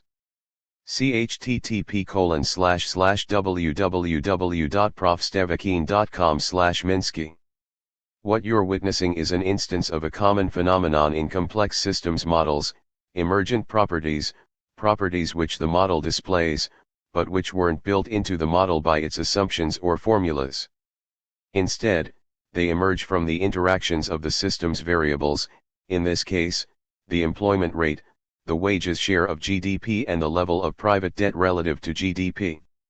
The two key emergent properties of this model are that even though workers do no borrowing in this simple model, they are the ones who effectively pay for the higher level of debt, via a fall in their share of GDP, while that going to capitalists remains constant. Inequality rises because the increase in relatively rich bankers' share of income is equal to the fall in the relatively poor workers' share, and cycles diminish and appear to disappear, only to return later and become more and more extreme. What causes these two emergent properties? The fact that workers, rather than firms, end up paying for the higher level of debt, and the phenomenon of falling and then rising cycles. The first property occurs because this model is driven by the desire of capitalists to invest, as manifest in the investment equation, where the rate of profit determines the share of investment in total GDP. This implies some rate of profit at which investment precisely equals profit. In the simulations here, that's a 4.3% rate of profit, or a 12.9% share of GDP going to capitalists. That leaves 87.1% of GDP to be divided between workers and bankers, and it doesn't matter to capitalists how that is allocated between them. The dynamics of the model then push income towards bankers and away from workers. Employment rises as the economy starts to boom because of higher investment, and this ultimately leads to a high rate of employment, which drives up wages. Since investment in excess of profits is debt financed, the debt ratio also rises during the boom, so that debt servicing costs rise as well. These rising wage and interest costs ultimately mean that the profits expected by capitalists when the boom began are not realized. The increased share of output going to workers and bankers leaves less than capitalists had expected as profits. Investment falls, the rate of growth of the economy falters, and the boom gives way to a slump. The slump reverses the dynamics that the boom set in train, but doesn't quite reverse the impact of the boom on private debt. Aggregate demand falls, leading to falling employment and declining wages, but at the same time, lower cash flows after the crisis mean that actual debt servicing falls short of what was planned. The recovery from the crisis thus leaves a residue of unpaid debt. The profit share of output ultimately returns to a level that once again sets off another period of euphoric expectations and high debt-financed investment, but this starts from a higher level of debt relative to GDP than before. With a higher level of debt, the larger share of income going to bankers leaves a lower share for workers. So the workers pay the price for the higher debt level in terms of a lower wages share of GDP, even though they do no borrowing themselves. Mathematicians know the second emergent property, of cycles diminishing and then growing larger as the crisis approaches, as the intermittent route to chaos. It was first discovered in fluid dynamics, Pomiao and Manville 1980, in the analysis of Lorentz's weather model, which we discussed earlier. It can only be fully explained mathematically, but I'll try my best in words here. If you don't have mathematical training, this might be a good point to take a coffee break. A critical part of the phenomenon of complex or chaotic behavior is the nonlinearity of the model. Because the model has terms involving the multiplication of one system state by another, say, the debt ratio multiplied by the worker's share of GDP, the effect of this interaction is very different when the model is far from an equilibrium than when it is close to it. A long way from the equilibrium, the product of the difference of each of these variables from their equilibrium values is very big. This can, in some circumstances, push the system back towards the equilibrium. But as they approach the equilibrium, the magnitude of this product falls very quickly, in the same way that x squared is much bigger than x when x is greater than 1, but much smaller than x when x is less than 1, x squared is 4 when x is 2, but 1/4 when x is 1/2. So, far from equilibrium, the nonlinear terms in a model dominate the linear terms, whereas close to the equilibrium, the linear terms dominate the nonlinear ones. 5. This means, rather paradoxically, that while the nonlinear terms mean that a nonlinear model behaves very differently far from equilibrium, the linear terms determine the stability of an equilibrium. 6. This is why the behavior of a nonlinear model is very different from the fundamentally linear models that neoclassicals typically build. In a linear model, if the equilibrium is a repeller, if it pushes the system away, rather than pulling it closer, then it is a repeller far from equilibrium, as well as close to it. That will inevitably mean that the model gets pushed beyond its sensible bounds. You get negative quantities of goods, or negative prices, which are meaningless in an economic model. But in a nonlinear model, the behavior near the equilibrium can be very different from the behavior far from it. If the equilibrium is a repeller close up, where the linear terms dominate, then it can also be an attractor far away, where the nonlinear terms dominate. This is why a complex system can fluctuate indefinitely. It doesn't have to converge to equilibrium. Things get more complicated still when you delve into the nature of the forces pushing or pulling the system around. Estimated in proximity to a model's equilibria, these are called eigenvalues and eigenvectors, in which eigen is a German word meaning characteristic. Eigenvalues tell you how strong the forces are pulling the system towards an equilibrium, or pushing away from it, and eigenvectors tell you the orientation of that push or pull. Eigenvalues are derived by putting the system's equations into a matrix, and then expressing the forces applied to a position close to the equilibria of the matrix equation as a polynomial, an equation in x, x2, x3 and so on. Factoring this equation with just the terms in x gives you the eigenvalues of a model. They can be positive, in which case they repel the system from its equilibrium, or negative, in which case they attract, or complex, in which case they cause cycles. Complex numbers are the factors of quadratic terms like, for example, x2 plus 1, where the roots involve the square root of -1.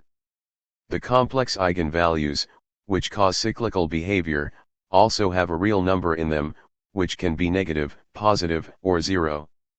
If the real number is negative, the cycle will converge to the equilibrium.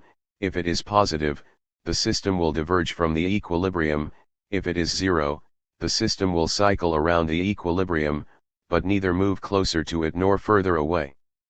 The overall behavior of a model near an equilibrium depends on the interaction of all its eigenvalues, and the most important issue here is the sign of the largest real number, which identifies the system's dominant eigenvalue. If this is negative, then the equilibrium is stable, and if the system starts near enough to the equilibrium, it will converge to it over time. If it is positive, however, then the equilibrium is unstable, and the system will diverge from it over time. The balance of forces also depends on how far the system is from an equilibrium, which is defined in terms of its basin of attraction and Lyapunov function. See Grasselli and Costa Lima 2012 for an example of applying this stability analysis to the model in Figure 3.4. As I said, it's complicated. Take another coffee break if your head is spinning at this point. The model in Figure 3.4 has two meaningful equilibria, one of which has been characterized as the good equilibrium, Grasselli and Costa Lima 2012. This has a positive employment rate, a positive wages share of output and a finite debt ratio, The other bad equilibrium has zero employment, zero wages share and an infinite debt ratio. The linearized equation for the good equilibrium has one negative eigenvalue, which means that it attracts the system towards the equilibrium, and one pair of complex eigenvalues. They always come in pairs. For low values of the parameter that gives the slope of the investment function, these complex eigenvalues have 0 as their real part. This makes 0 the dominant eigenvalue, since 0 is bigger than a negative number, but because 0 neither attracts nor repels, the negative real eigenvalue can still push the system towards the equilibrium over time. However, for larger values of the slope of the investment function, the real part of the complex eigenvalues becomes positive, and then it's game over for the stability of the good equilibrium.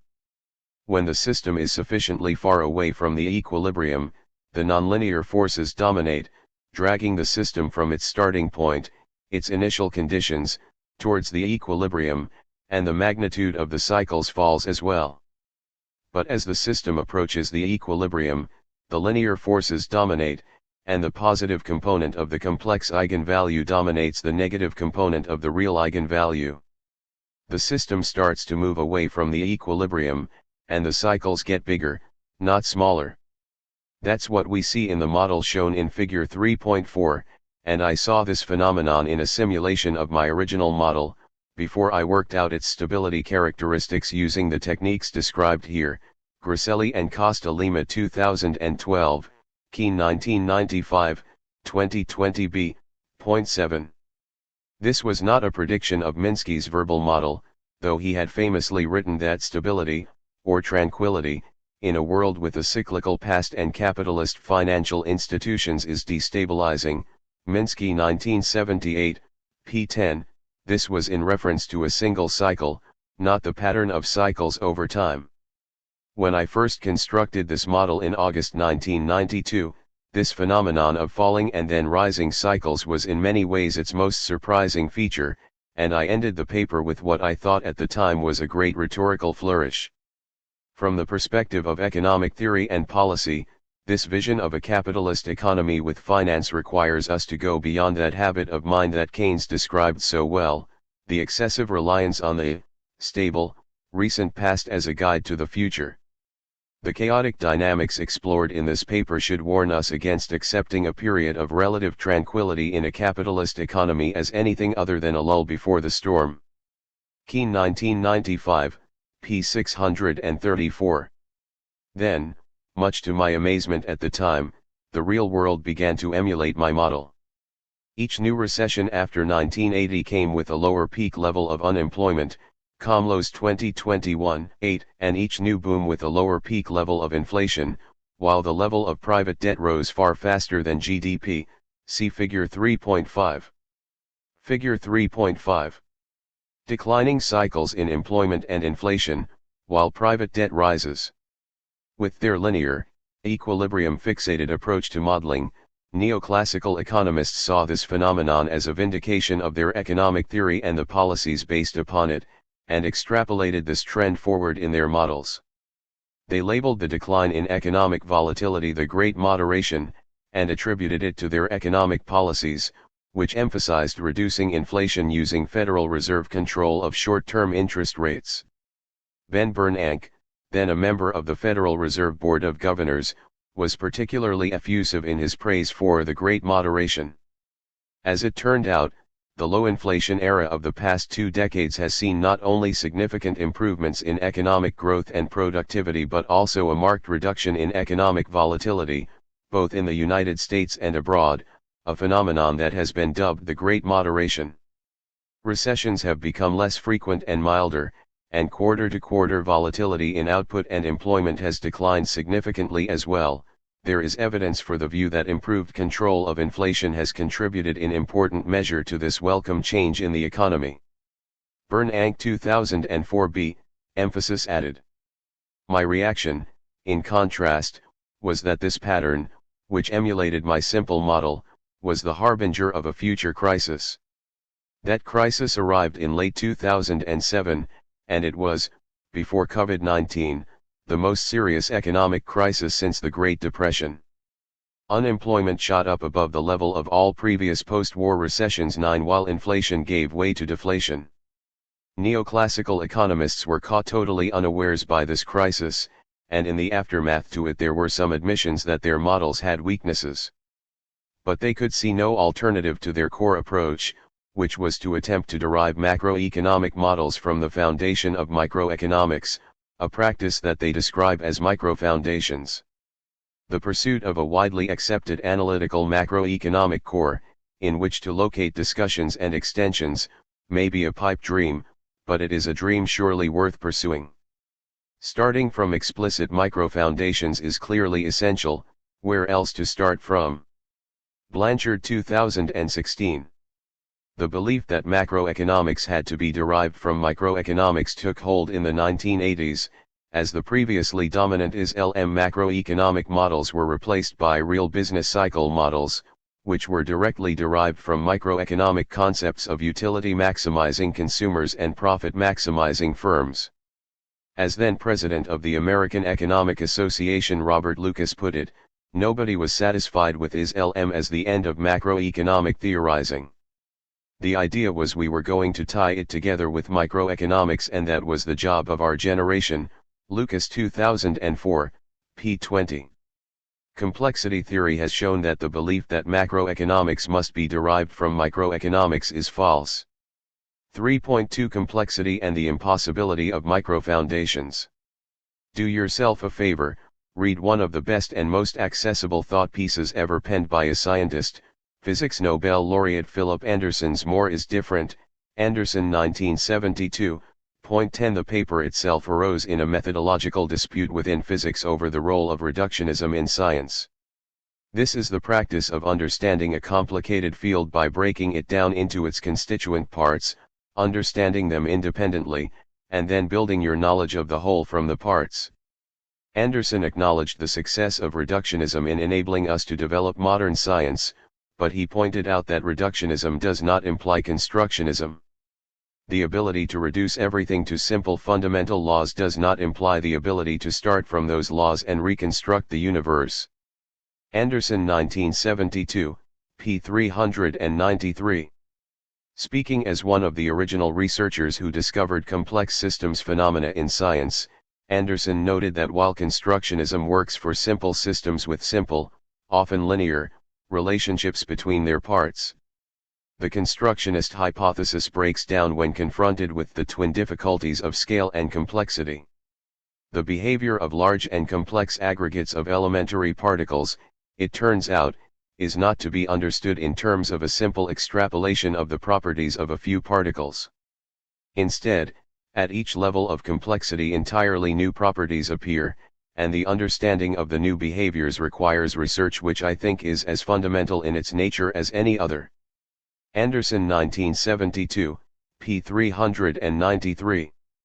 Anderson noted that it was possible to rank sciences according to the principle that the elementary entities of science X obey the laws of science Y. X. Y. Solid state or many-body physics. Elementary particle physics. Chemistry. Many-body physics. Molecular biology. Chemistry. Cell biology. Molecular biology. Psychology. Physiology. Social sciences. Psychology. But this hierarchy does not imply that science X is just applied Y. At each stage entirely new laws, concepts, and generalizations are necessary, requiring inspiration and creativity to just as great a degree as in the previous one. Psychology is not applied biology, nor is biology applied chemistry. Anderson 1972, p. 393. Mainstream economists, however, are driven by the belief that macroeconomics should be just applied microeconomics, making it so has been their research agenda for the last 30 years. In general, this is foolhardy. Imagine, for example, that the same belief took over biology, so that biologists believed that molecular biology is just applied chemistry. Then a valid molecular biology laboratory project would be create life from its fundamental chemicals. Of course, that's impossible. despite all the knowledge chemists have of chemistry today, and biologists of biology, no one knows how to turn chemicals into a life form, though clearly this happened in the distant past on Earth, Cornell et al. 2019. Therefore, biology cannot be reduced to applied chemistry. If chemists did in fact insist that biology must meet this standard, then there would be no science of biology at all. In particular in economics, economists have already shown that this objective, to reduce macroeconomics to applied microeconomics, is impossible. In a well-known but misleadingly interpreted result called the Sonnenschein, Mantel, de Broglie theorem, Arrow et al. 1981-1993, Gorman 1953, Kielstrom et al. 1976, Schaefer and Sonnenschein 1982, Sonnenschein 1973a, 1973b, mathematical economists posed the question: is it possible to derive a downward-sloping market demand curve by aggregating the demand curves of numerous individuals, all of whom have downward-sloping individual demand curves? Their answer was that it was not, unless you assumed, to quote the first economist to derive this result, that the angle curves for different individuals at the same prices are parallel straight lines. Gorman 1953, p. 63. Gorman unpacked his economic jargon with this telling assertion. The necessary and sufficient condition quoted above is intuitively reasonable. It says, in effect, that an extra unit of purchasing power should be spent in the same way no matter to whom it is given. Gorman 1953, p. 64. There is nothing intuitively reasonable about that condition. It is saying that Elon Musk will spend an extra dollar buying the same things that a homeless person would buy with that $11. This is obviously untrue, and intuitively unreasonable. Why does Gorman claim the exact opposite? It is because, if the distribution of income does affect consumption, and it obviously does, then the market demand curve that can be derived by summing the downward-sloping individual demand curves of numerous individuals can have any shape at all. 12. It does not have to be downward-sloping. With that discovery, the whole theory of supply and demand dies. As other researchers in this field put it, the utility hypothesis tells us nothing about market demand unless it is augmented by additional requirements. Schaefer and Sonnenschein 1982, p. 672. This is a classic emergent property. Not only can macroeconomics not be derived from microeconomics, even the model of a market demand curve can't be derived, with the properties neoclassical economists wanted to have, from the model of a single consumer. The quest for a microeconomics foundation for macroeconomics is futile. But a quest for firm foundations does make sense. What might they be? 3.3 The macro foundations of macroeconomics. In what may seem a paradox, macroeconomics can be derived directly from itself. Macroeconomics is about economic aggregates, and much of it involves ratios of one aggregate to another. We worry about the rate of unemployment, which is the ratio of those unemployed to the workforce. Income distribution is concerned with how much of income goes to particular groups, compared to total income. Even the rate of economic growth is the ratio of the change in GDP to its current level. These macroeconomic aggregates and their ratios define the subject, and a dynamic macroeconomics can be derived by simply converting these definitions into statements about change over time. In other words, the structure of the economy largely determines how it behaves. This structure is codified to a substantial extent in macroeconomic definitions themselves. By simply taking core definitions and turning them into dynamic statements, we can build the foundations of macroeconomics. As we expand the definitions, for example, by going beyond treating GDP as a simple number and consider a range of industries producing a range of products, then the mathematical form of that expanded definition will give us a richer model still. There is no need to drill down to microeconomics, let alone build up from it towards macroeconomics. And as I explain in Debunking Economics, Keene 2011, virtually all of conventional microeconomics is bunk anyway. Consider the model of Minsky's financial instability hypothesis shown in Figure 3.4. The three key ratios in that model are the employment rate, the wages share of GDP and the debt ratio. As they stand, these are static definitions, they define ratios that are true for all time, but they don't describe the process of change of those ratios through time. However, we can derive statements about that process of change by simply differentiating them with respect to time. Well, that's simple for people who speak mathematics, but if you don't, there's another simple trick using percentages that makes this easy. The percentage rate of change of a ratio is equal to the percentage rate of change of the numerator, minus the percentage rate of change of the denominator. Similarly, the percentage rate of change of a product, say, wages defined as the wage rate times labor, is the sum of the percentage rates of change of the two parts of the product. So, just by looking at the definitions shown in equation 3.1, we can write them in a dynamic form. The percentage rate of change of the employment rate is equal to the percentage rate of change of the labor force, minus the percentage rate of growth of population. The percentage rate of change of the wages share of GDP is the percentage rate of change of wages, minus the percentage rate of change of GDP, and the percentage rate of change of the debt ratio is the percentage rate of change of debt, minus the percentage rate of change of GDP. Using the same functions for wage change and investment as in figure 3.4, and the same assumption that debt finances investment in excess of profits, this leads to a model which has precisely the same dynamics.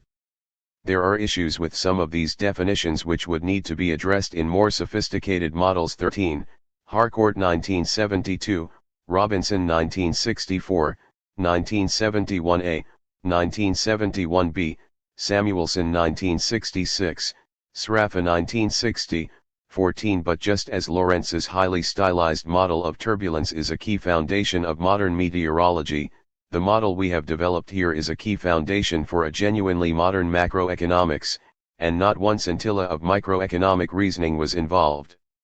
It was also a relatively easy exercise to construct this model, compared to the painful process that neoclassical economists must go through, using their invalid microfoundations approach, to build even the simplest of their equilibrium-fixated real business cycle models, let alone their attempt at greater realism with dynamic stochastic general equilibrium models.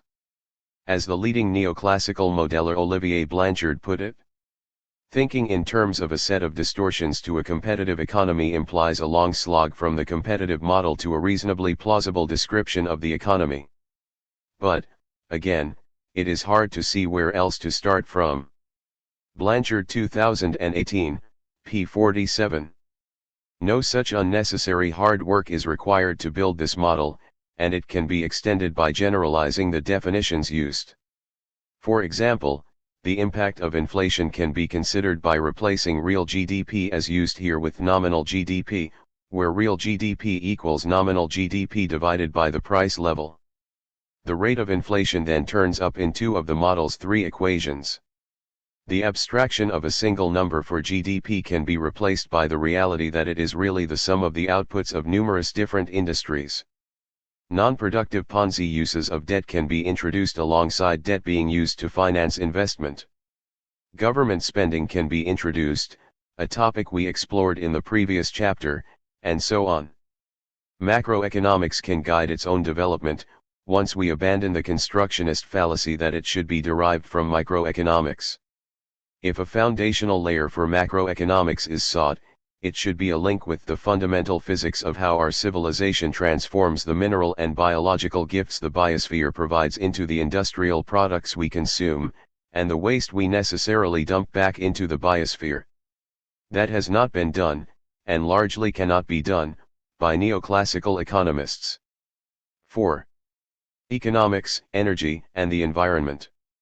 Most economists treat Adam Smith as the father of economics. I disagree. Though I appreciate some of Smith's work, I primarily regard him as the person most responsible for causing economics to deviate from the physically realistic approach that economics should have taken, which was established by his intellectual predecessors, the physiocrats. The key difference between Smith and these long-forgotten pre-classical economists were their respective views about how output and wealth are created. This is obvious when one compares the very first sentences of Smith's The Wealth of Nations, Smith 1776, to Cantillon's An Essay on Economic Theory, Cantillon 1755. Cantillon attributed all wealth to land. Land is the source or matter from which all wealth is drawn, man's labor provides the form for its production, and wealth in itself is nothing but the food, conveniences, and pleasures of life. Cantillon 1755, p. 21. Smith, using very similar language, attributed the wealth of nations to labor. The annual labor of every nation is the fund which originally supplies it with all the necessaries and conveniences of life which it annually consumes. Smith 1776, p. 10.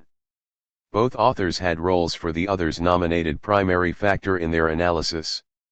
However, by emphasizing labor over land, Smith set economics on a course which, 2 centuries later, resulted in models of production in which output is treated as being generated by labor and capital alone. Neoclassicals use the Cobb-Douglas production function, Cobb and Douglas 1928, in which output is produced by a flexible combination of labor and capital. Post-Keynesians use the Leontief production function, in which output is proportional to the fraction of the capital stock that is in use. 1 Neither have any explicit role for inputs from outside the economy, from the natural world which existed long before humans did, let alone humanity's modern industrial society. The physiocratic approach, in contrast, asserted that without the free gift of nature, Turgot 1774, p. 16, there would be no production at all. Though this could not be known at the time, from the point of view of modern physics, the physiocrats were correct and Smith was wrong, and so too, therefore, are modern models of production, because they pretend that output can be produced without inputs from nature, and also, without waste. Both these beliefs are fallacies, according to the laws of thermodynamics. 2. The key free gift of nature is energy. Without energy, not only can no work be done, life itself can't exist. Figure 4.1 illustrates the basic principle. Useful work can be done if there is a gap between the heat of a source of energy and its environment, and only if that environment is at absolute zero can all the energy in the source be turned into useful work. Waste can be minimized, but not eliminated. It is inevitable when energy is used to perform useful work. Figure 4.1. The basic principle of a heat engine: work can be done if THTC. Though the laws are difficult to understand, their impact is not. Any theory which violates them is false. This was put beautifully by the early 20th century physicist Arthur Eddington, when he abstractly considered theories that violate the most mind-bending of these laws, the second law, that the degree of disorder of a closed system, known as its entropy, necessarily rises over time. The law that entropy always increases holds, I think, the supreme position among the laws of nature. If someone points out to you that your pet theory of the universe is in disagreement with Maxwell's equations, then so much the worse for Maxwell's equations. If it is found to be contradicted by observation, well, these experimentalists do bungle things sometimes. But if your theory is found to be against the second law of thermodynamics, I can give you no hope. There is nothing for it but to collapse in deepest humiliation. Eddington 1928, p. 27. Economics has violated these laws ever since the physiocrats, whose correct speculations about production emanating from the free gift of nature actually predate the invention of the word energy by half a century, Smith 1998. This ignorance has persisted despite the staggeringly tight correlation that exists between global energy use and global GDP, see Figure 4.2.3. Figure 4.2. The correlation between change in global energy consumption and change in global GDP is 0.83. Therefore, if you don't explicitly, or at least implicitly, capture the role of energy in production in your economic model, your economic model is wrong, both theoretically and empirically. At the very least, energy must be included in economic models of production, including the models shown in the previous chapter of this book, in a manner that is consistent with the laws of thermodynamics.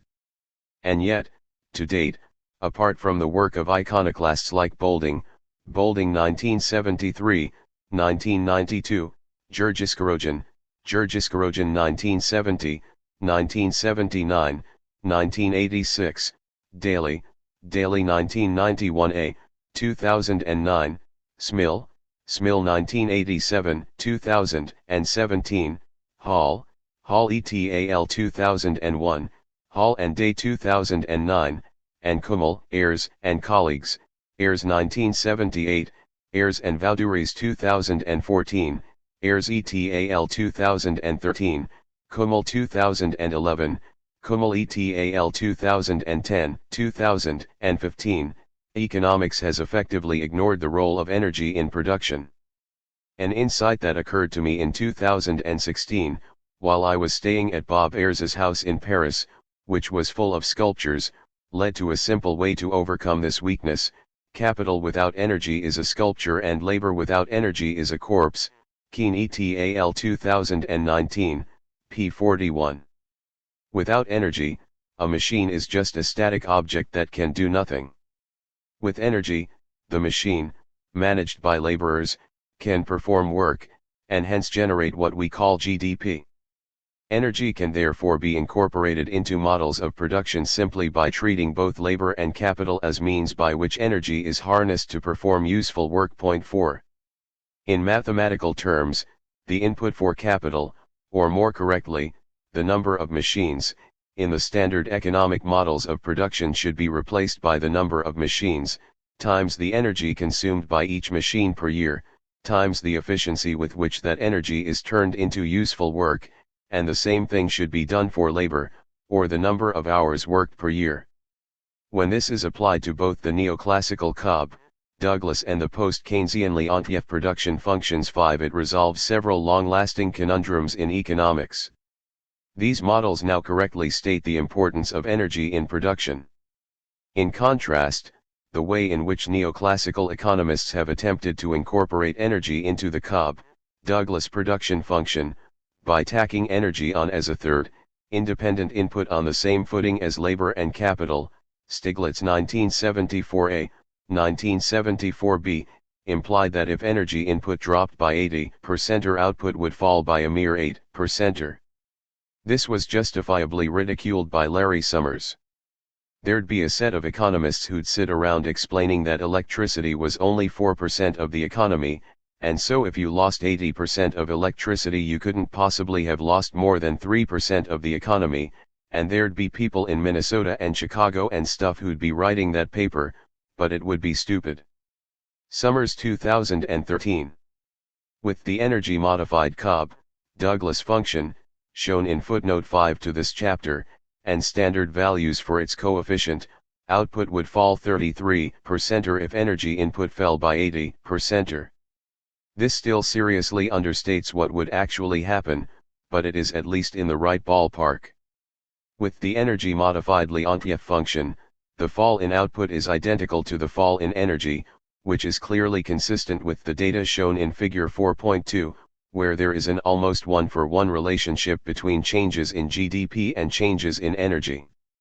The stunning, but, from the point of view of the laws of thermodynamics, utterly expected, Garrett 2012a, 2012b, 2014, Garrett et al. 2020, 6, correlation between change in energy and change in GDP shown in figure 4.2 also provides a strong reason to reject the Cobb, Douglas function and prefer the Leontief. The Cobb, Douglas function's exponent is normally derived from income distribution data, and reflects the profit share in GDP.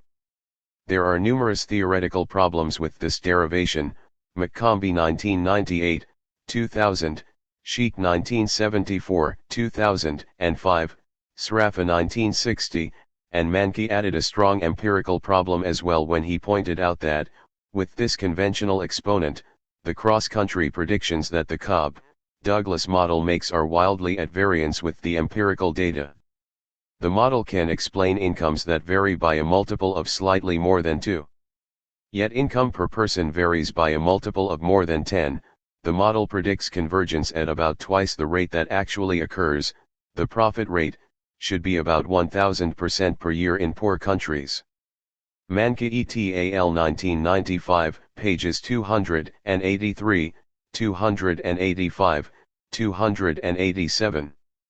Manca notes that these problems disappear if the coefficient for capital is of the order of 2/3 rather than 1/3, and for other reasons he recommends a coefficient of 0.8.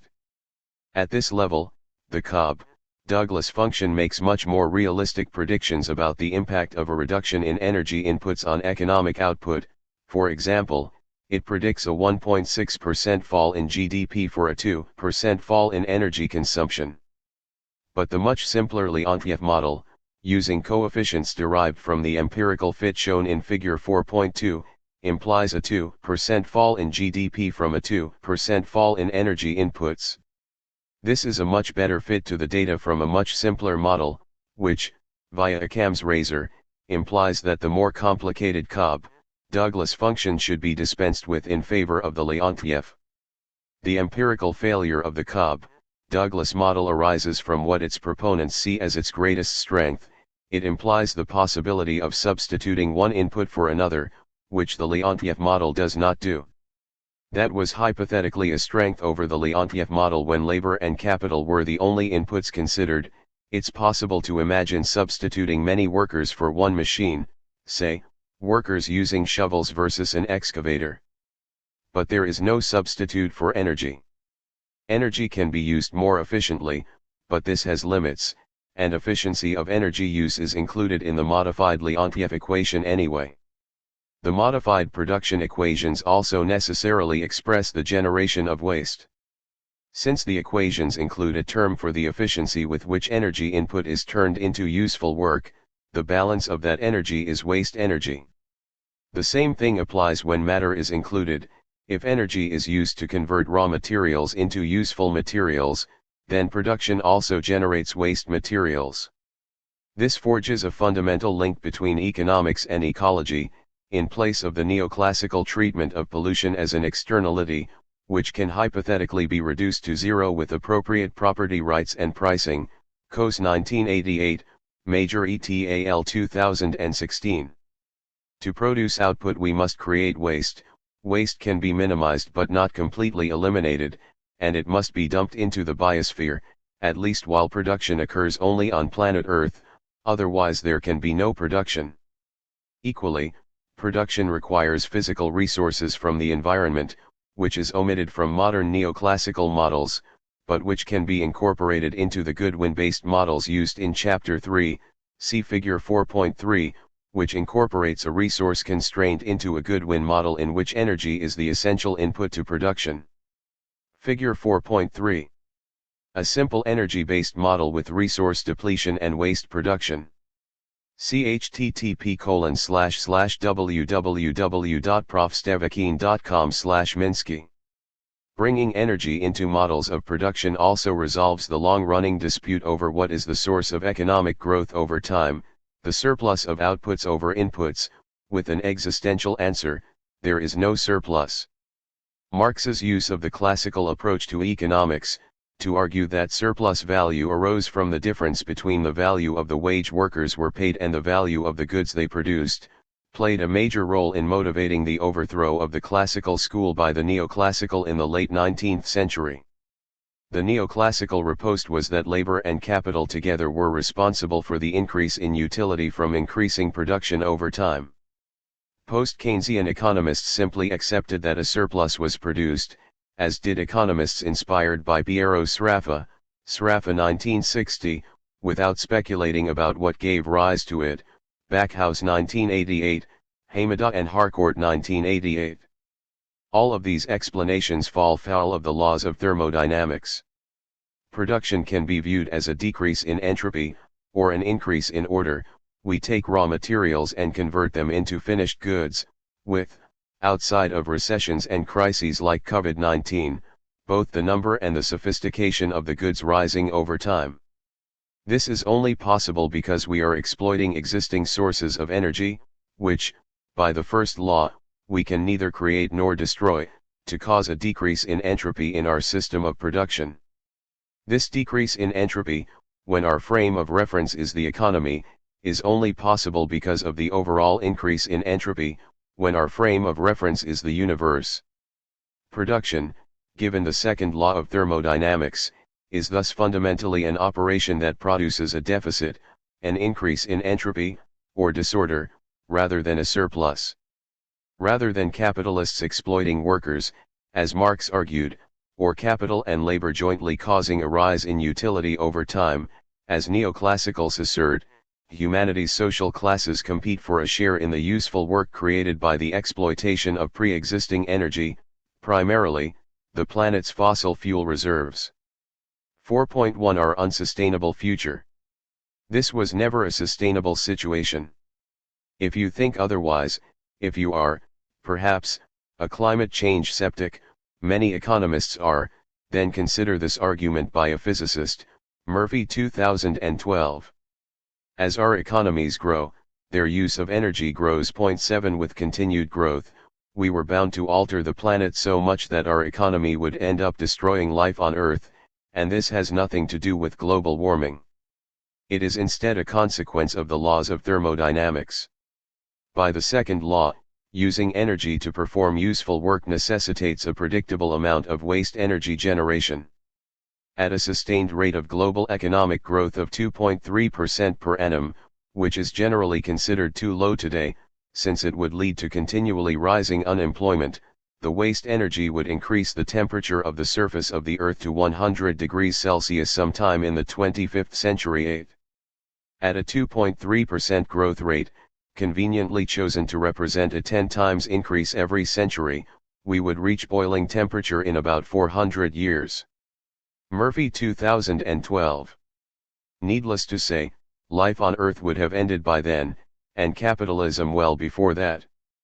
The only way growth could be sustained for more than another 2 centuries from today would be if humanity became a multiplanetary species, to quote Elon Musk, Musk 2017. That could very conceivably happen before the laws of thermodynamics drive us extinct. But with global warming, we don't have the luxury of centuries. We may barely even have decades. We have reached the point vividly described by Kenneth Boulding almost 30 years ago, of a spaceman economy, rather than the cowboy economy in which capitalism originated. The closed Earth of the future requires economic principles which are somewhat different from those of the open Earth of the past. For the sake of picturesqueness, I am tempted to call the open economy the cowboy economy, the cowboy being symbolic of the illimitable plains and also associated with reckless, exploitative, romantic, and violent behavior, which is characteristic of open societies. The closed economy of the future might similarly be called the spaceman economy, in which the Earth has become a single spaceship, without unlimited reservoirs of anything, either for extraction or for pollution, and in which, therefore, man must find his place in a cyclical ecological system which is capable of continuous reproduction of material form even though it cannot escape having inputs of energy.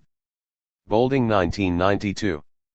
Regrettably, we have reached this point blindly, since, of all the schools of thought throughout the history of economics, only the physiocrats had a theory of value which was consistent with the laws of thermodynamics.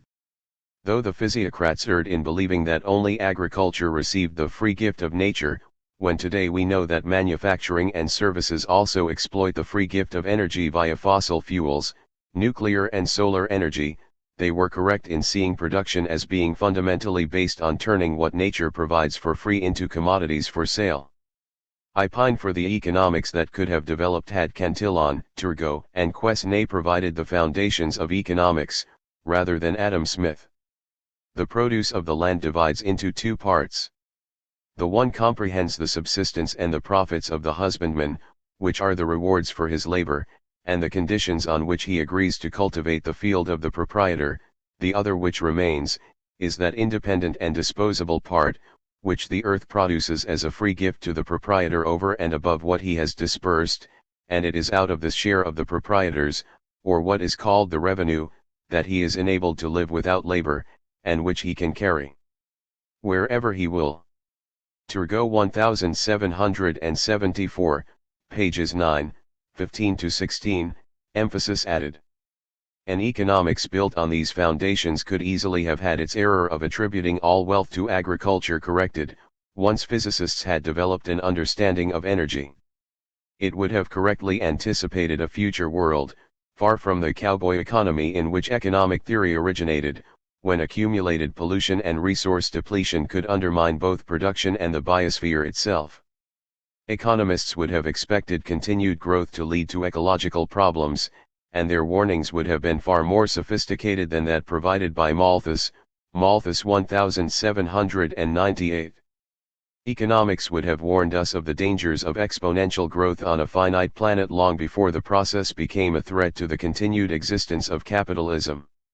Instead, when ecological problems started to become evident in the 1970s, economics was dominated by the neoclassical school, which had by then eliminated most, if not all, of the contrary perspective provided by Keynes.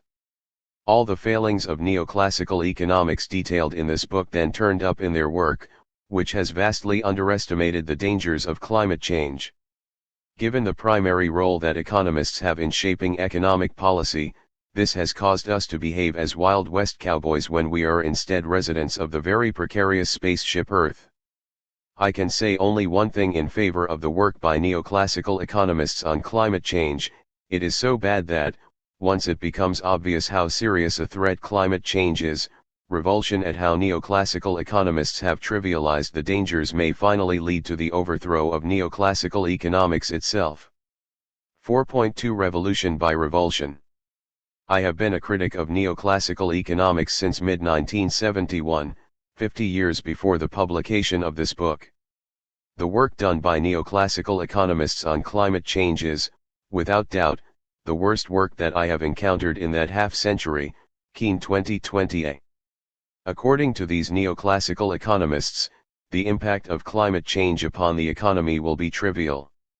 To cite the economics chapter of the 2014 report of the Intergovernmental Panel on Climate Change, IPCC. For most economic sectors, the impact of climate change will be small relative to the impacts of other drivers: medium evidence, high agreement. Changes in population, age, income, technology, relative prices, lifestyle, regulation, governance, and many other aspects of socio-economic development will have an impact on the supply and demand of economic goods and services that is large relative to the impact of climate change. Arendt et al. 2014, p. 662. Similarly, William Nordhaus, who was awarded the Sveriges Riksbank Prize in Economic Sciences in memory of Alfred Nobel in 2018 for integrating climate change into long-run macroeconomic analysis, Nordhaus 2018a, asserted that a 6 degrees Celsius increase in global temperatures over pre-industrial levels would reduce global economic output by a mere 8.5%, compared to what it would have been in the complete absence of climate change. Damages are 2.1% of global income at 3 degrees Celsius warming and 8.5% of income at 6 degrees Celsius warming, Nordhaus 2018b, p. 345. In an earlier survey paper, Nordhaus noted that the median prediction of his 18 respondents, the majority of whom were neoclassical economists, was that a 3 degrees Celsius increase in temperature by 2090 would cause a 3.6% fall in GDP. Stated in terms of the growth rate between 1991 and 2090, this is a prediction that global warming would reduce the growth of per capita incomes from, say, 1.5% per year to 1.485% per year, Nordhaus 1994, p. 48. Given the imprecise methods by which economic statistics are constructed, this predicted 0.015% decline in the annual growth rate is too small to measure. As one of his economist respondents put it, I am impressed with the view that it takes a very sharp pencil to see the difference between the world with and without climate change or with and without mitigation, Nordhaus 1994, p. 48. These sanguine beliefs bear no resemblance whatsoever to the world that scientists envisage would exist on an Earth 6 degrees Celsius hotter than its pre-industrial self. As climate scientist Tim Lenton observed in 2013, There is currently a huge gulf between natural scientists' understanding of climate tipping points and economists' representations of climate catastrophes in integrated assessment models, EAMS, Lenton and Sisker 2013, p. 585. We can get a feel for how huge that gulf is by considering just three issues: the impact of higher global temperatures on human physiology, on the range of the planet that is inhabitable by other species, and on the structure of the atmosphere. A critical feature of human physiology is our ability to dissipate internal heat by perspiration. To do so, the external air needs to be colder than our ideal body temperature of about 37 degrees Celsius, and dry enough to absorb our perspiration as well. This becomes impossible when the combination of heat and humidity, known as the wet bulb temperature, exceeds 35 degrees Celsius.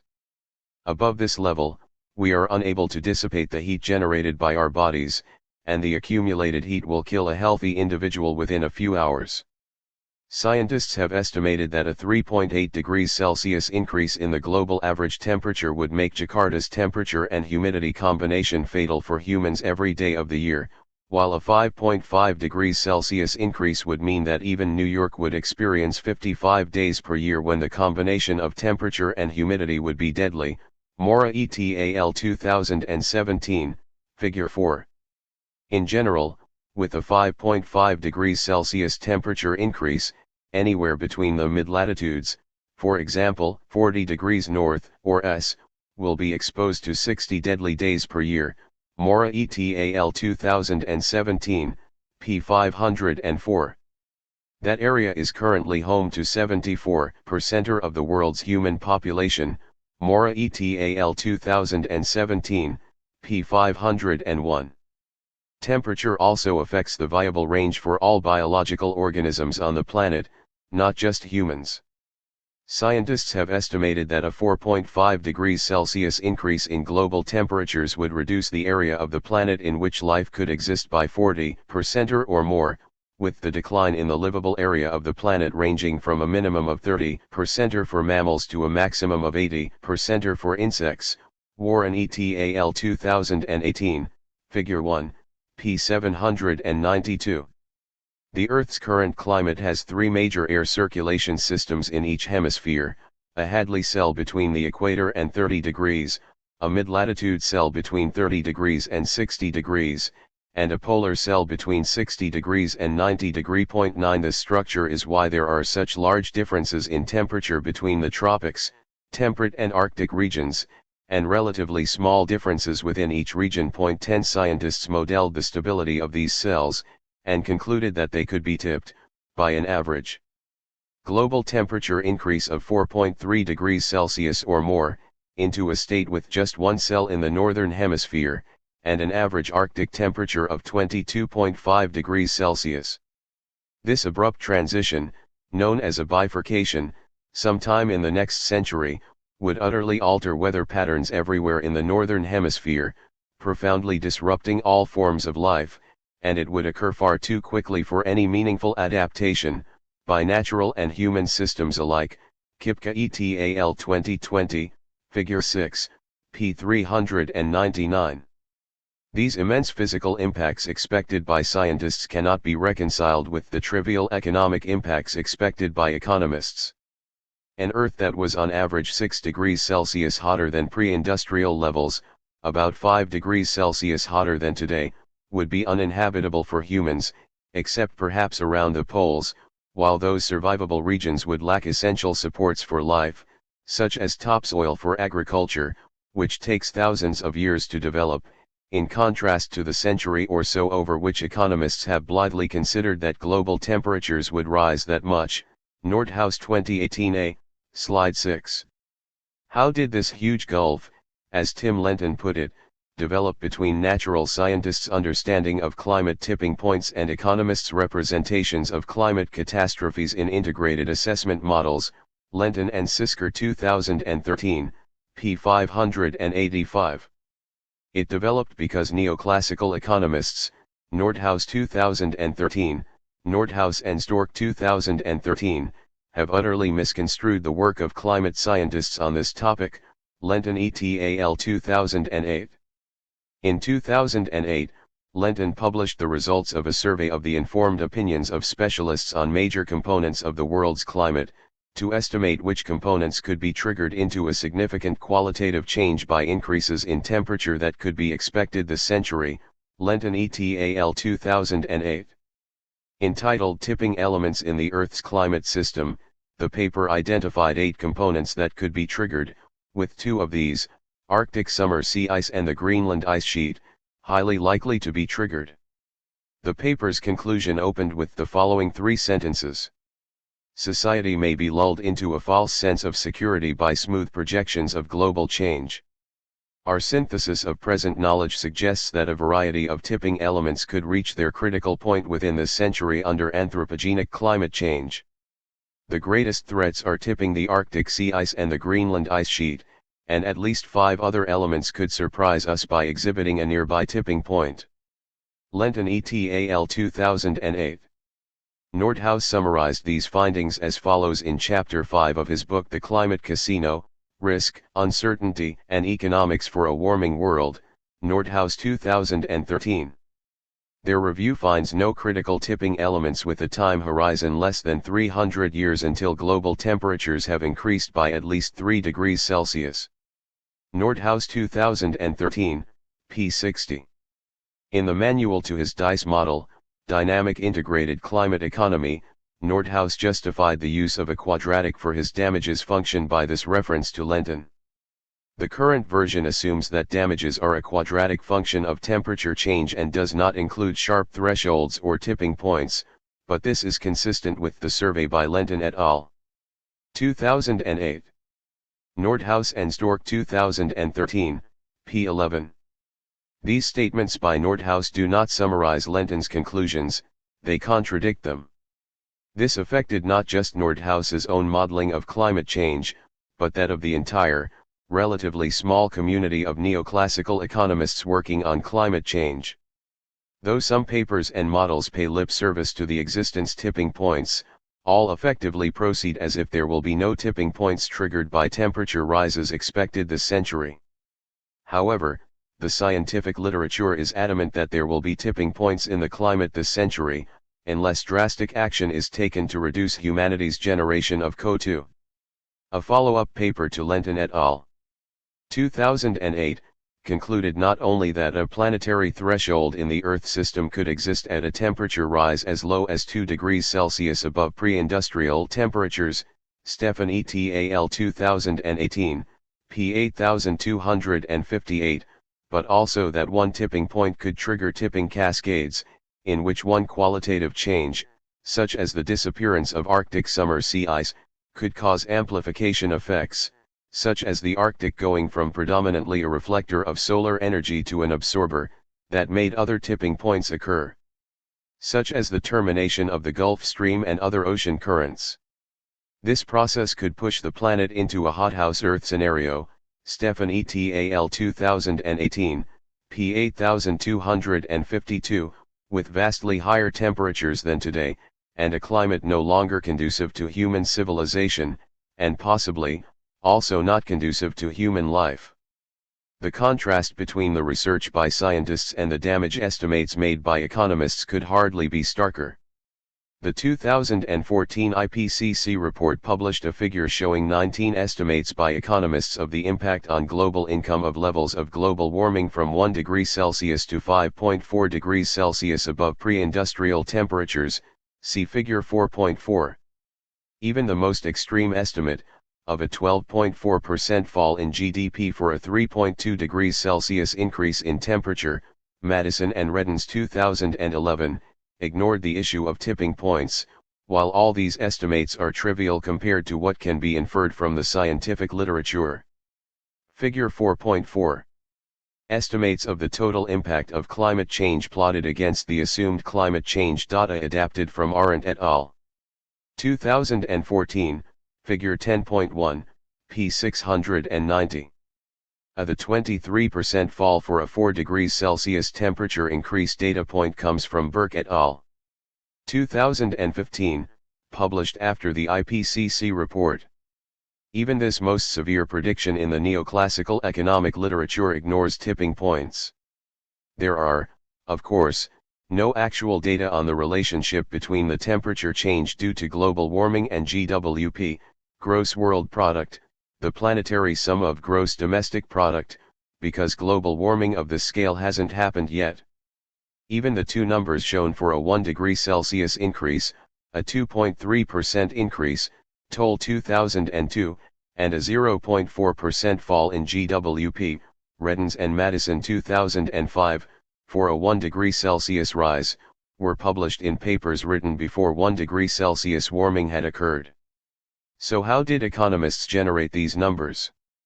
The answer is shockingly simple: they made them up. They used two main methods to generate pseudo-data on global warming's effect on the economy. Firstly, they acted as if climate change was merely a change in the weather, so that anything done indoors or underground would be negligibly affected by climate change. Nordhaus 1991 c. p. 930. The IPCC spouted the same assumption 2 decades later. FAQ 10.3 Are other economic sectors vulnerable to climate change too? Economic activities such as agriculture, forestry, fisheries, and mining are exposed to the weather and thus vulnerable to climate change. Other economic activities, such as manufacturing and services, largely take place in controlled environments and are not really exposed to climate change. Arendt et al. 2014, p. 688, emphasis added. They then added up damages expected from temperature increases for industries that necessarily occur outdoors, farming, forestry, construction, and so on, and called these enumerated damages. They assumed damages to the rest of the economy would be zero, see Table 4.1. In other words, Nordhaus assumed that anything done under a roof would be unaffected by climate change, so that a mere 13% of the economy would be affected by it. The same assumption has been made by all other neoclassical economists working on climate change. Secondly, they acted as if existing data on the relatively weak relationship between temperature today and income today could be used as an analog for climate change. Madison and Reddens 2011, p. 2438. To quote Richard Toll, who was one of two lead co-authors of the economics chapter of the IPCC report in 2014, this approach is based on direct estimates of the welfare impacts, using observed variations, across space within a single country, in prices and expenditures to discern the effect of climate. Mendelssohn assumes that the observed variation of economic activity with climate over space holds over time as well, and uses climate models to estimate the future effect of climate change. Toll 2009, p. 32, emphasis added. These economists measured the statistical relationship between temperature and income today, and used parameters derived from that relationship to estimate the damages from global warming. Since climate today is a relatively unimportant factor in income today, in that areas with vastly different temperatures today can have very similar incomes, this portrays increasing global temperatures as a relatively trivial phenomenon, in stark contrast to the guidance of scientists noted above. If the absurdity of these two methods isn't immediately obvious to you, contrast these assumptions to the predictions of scientists about the impact of global warming on the frequency of deadly combinations of heat and humidity. According to Mora and colleagues, a 5.5 degrees Celsius increase in global temperatures would mean that mid-latitudes, for example, 40 degrees north, or S, will be exposed to 60 deadly days per year. Mora et al. 2017, p. 504. Even if factories and shops were not burnt down or flooded in these regions, you would be unlikely to be able to find workers to work in them, because anyone sensible would have left these uninhabitable regions of the planet, which are home to 74% of humans today. The second assumption means that, if two places today are similar, except for their average temperature, then the economic future of the colder place, say, Maryland, under global warming can be estimated by comparing it with the economy of a warmer place today, say, Florida. Richard Toll made precisely this claim in a discussion on Twitter in June 2019. Toll, 10K11 is less than the temperature distance between Alaska and Maryland, about equally rich, or between Iowa and Florida, about equally rich. Climate is not a primary driver of income. Daniel Swain, a global climate 10 degrees warmer than present is not remotely the same thing as taking the current climate and simply adding 10 degrees everywhere. This is an admittedly widespread misconception, but arguably quite a dangerous one. Toll, that's not the point, Daniel. We observe that people thrive in very different climates, and that some thrive and others do not in the same climate. Climate determinism therefore has no empirical support. And if a relationship does not hold for climate variations over space, you cannot confidently assert that it holds over time. Maryland's average temperature between 1971 and 2000 was 12.3 degrees Celsius, and Florida's was 21.5 degrees Celsius, so there is roughly a 10 degrees Celsius difference between them today. Maryland's per capita income in 2000 was about $33,000, and Florida's was $26,000, so Maryland's income was about 20% or higher than Florida's. Therefore, making use of spatial variations in the existing climate as an analog for climate change, Madison and Redden's 2011, p. 2438, implies that 10 degrees Celsius of global warming would reduce Maryland's average income by about 20%. This is absurd. According to scientists, even a 5.5 degrees Celsius increase in global temperature would render Maryland uninhabitable. At that temperature level, New York, which is about 250 kilometers north of Maryland, would experience 55 days of deadly heat and humidity per year. The impact of another 4 degrees Celsius or more of warming, as in this example, is simply unthinkable. You simply cannot use comparative temperature and income data today as a proxy for climate change. If you drive from Maryland to Florida today, the ambient temperature will rise by about 10 degrees Celsius, but there will be no change in the global climate.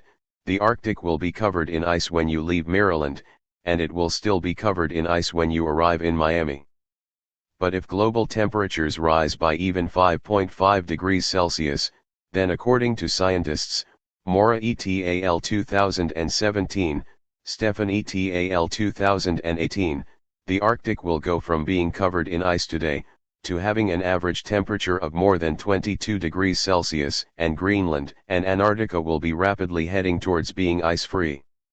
The parts of Maryland that were still above sea level in such a world would be an inhospitable desert, and any humans foolish enough to have remained there would have died of heat stroke. If these two assumptions by economists were defensible, then so too would be their predictions that climate change will be, to quote one of the economist respondents to Nordhaus's survey in 1994, small potatoes, Nordhaus 1994, p. 48.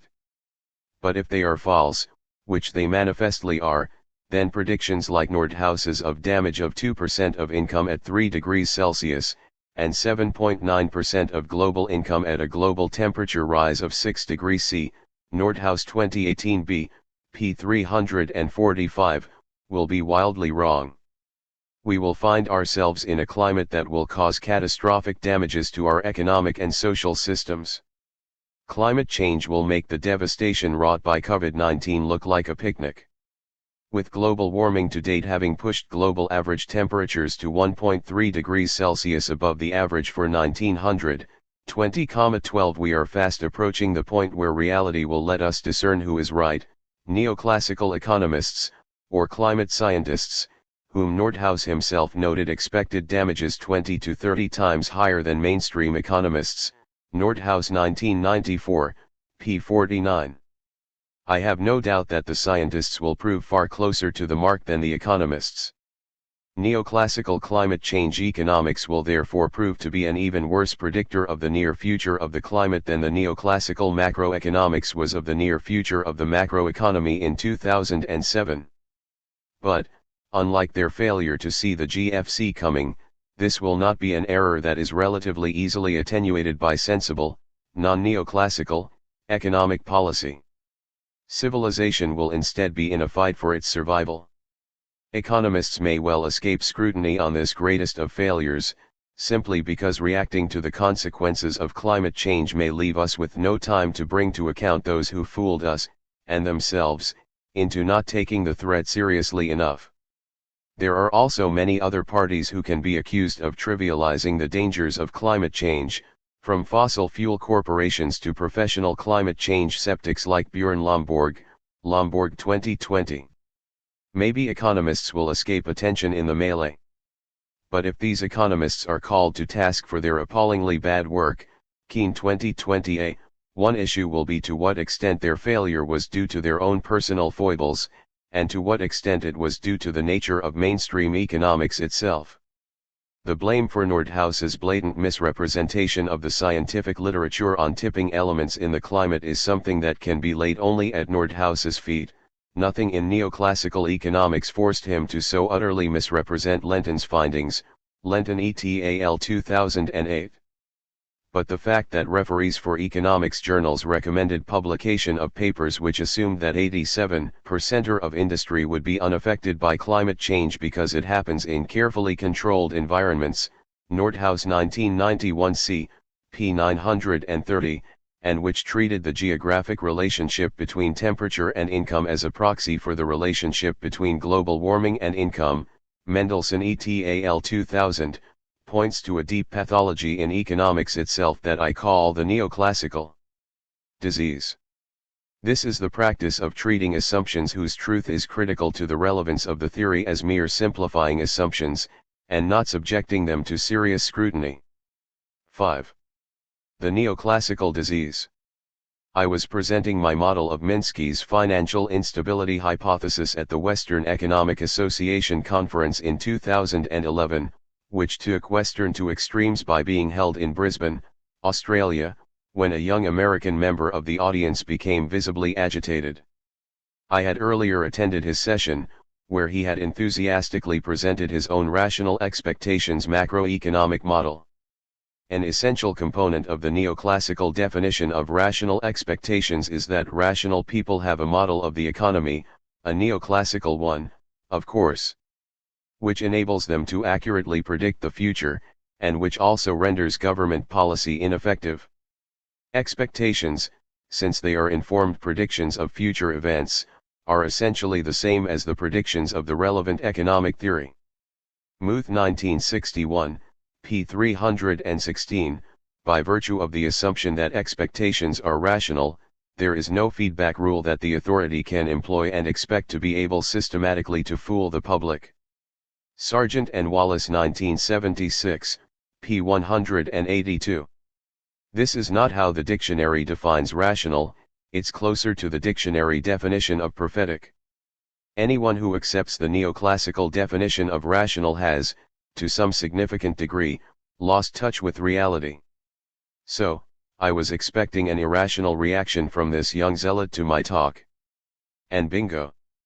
Unable to restrain himself, he blurted out, but you're assuming people are idiots, in the middle of my talk. I then asked him, well, did you predict the Great Recession, to which he replied, rather querulously, no. I then said, so by your own definition, you're an idiot. Why shouldn't I model the world as being made up of people like you? He tried to engage me in further debate after the session, and shouted, but we have to make some simplifying assumptions, at me as I left the seminar room. My riposte, cast over my receding shoulder, was, mate, you have to learn the difference between a simplifying assumption and a fantasy. That, in essence, is the neoclassical disease, treating something that any outside observer would regard as a fantasy as a simplifying assumption, and asserting that the fantasy cannot be questioned when one challenges the resulting model. Economics abounds in such fantastical assumptions because of the problem outlined in the first chapter. Economics has, time and time again, been subject to paradigm-challenging anomalies, but rather than accepting the challenge, economists have responded by making ridiculous assumptions to shield the paradigm from criticism. There are an abundance of examples, but the most apposite here is the neoclassical reaction to empirical research in the 1940s by Richard Lester, Lester 1946, into the actual cost structure of firms. This study had many precursors: Garver et al. 1938, Hall and Hitch 1939, Means 1935, 1936, Tucker 1937, 1938, all of which discovered the same phenomenon. Whereas economic theory assumed marginal costs, the additional costs incurred to produce the last unit of output, rose as output rose. Empirical research found that actual firms had constant or falling marginal costs, right out to full capacity output. This made researchers like Lester very impatient with the textbook model of firms. The conventional explanation of the output and employment policies of individual firms runs in terms of maximizing profits by equating marginal revenue and marginal cost. Student protests that their entrepreneurial parents claim not to operate on the marginal principle have apparently failed to shake the confidence of the textbook writers in the validity of the marginal analysis. Lester 1946, p. 63. The finding that actual firms have constant or falling marginal costs is a critical challenge to the neoclassical theory of the firm because, if so, then there is no supply curve. As Manke's textbook states emphatically, the competitive firm's short-run supply curve is the portion of its marginal cost curve that lies above average variable cost, Manke 2001, p. 298, and the competitive firm's long-run supply curve is the portion of its marginal cost curve that lies above average total cost, Manke 2001, p. 301. If marginal cost, the cost of producing the last unit made, is constant or falling, then there is no portion of its marginal cost curve that lies above average variable cost. Marginal cost is either equal to average variable cost, if marginal cost is constant, or below it, if it is falling. A constant or falling marginal cost curve will also always be lower than average total costs, the sum of fixed and variable costs, divided by the number of units produced, so that any firm that set price equal to marginal cost, a fundamental condition in the neoclassical model of perfect competition, would lose money. Since most firms have constant or falling marginal cost, as empirical studies before and after Lester, Blinder 1998, Downward 1994, Itman 1947, Itman and Guthrie 1952, Hall 1988, Means 1972, have confirmed, then the neoclassical theory of price being set by the intersection of supply and demand schedules can't possibly be correct. From a realist perspective, this is hardly amazing. The neoclassical model of production is simply an anagram of its model of consumer behavior, where consumers gain utility by consuming a range of commodities that are easily substituted for each other. Each new unit of a commodity consumed adds to total utility, but at a declining rate, hence the concept of diminishing marginal utility.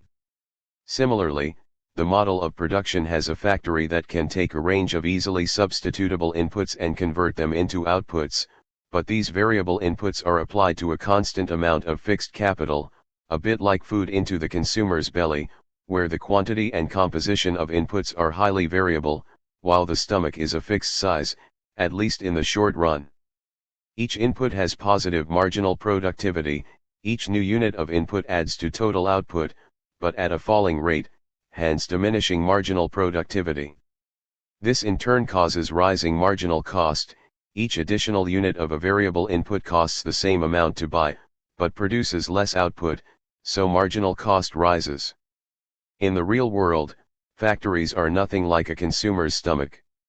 They are instead designed by engineers to achieve maximum efficiency at full capacity, but they also necessarily start with unused capacity, otherwise the factory would be too small to accommodate growth in demand over time. As demand grows, new machines are added, or machinery which was idle is turned on, and paired with new variable inputs, labor and raw materials, so that per machine productivity remains constant, while the overall efficiency of the factory rises as it approaches full capacity. Consequently, so long as it can price its output above its average cost of production, the more units sold, the more profit is made, and the ideal output level is 100% of capacity. Long before this point is reached, the firm should be building a new factory with even lower costs. This is what Sraffa hypothesized on logical grounds in 1926, Sraffa 1926, and what Lester reported in his 1946 survey.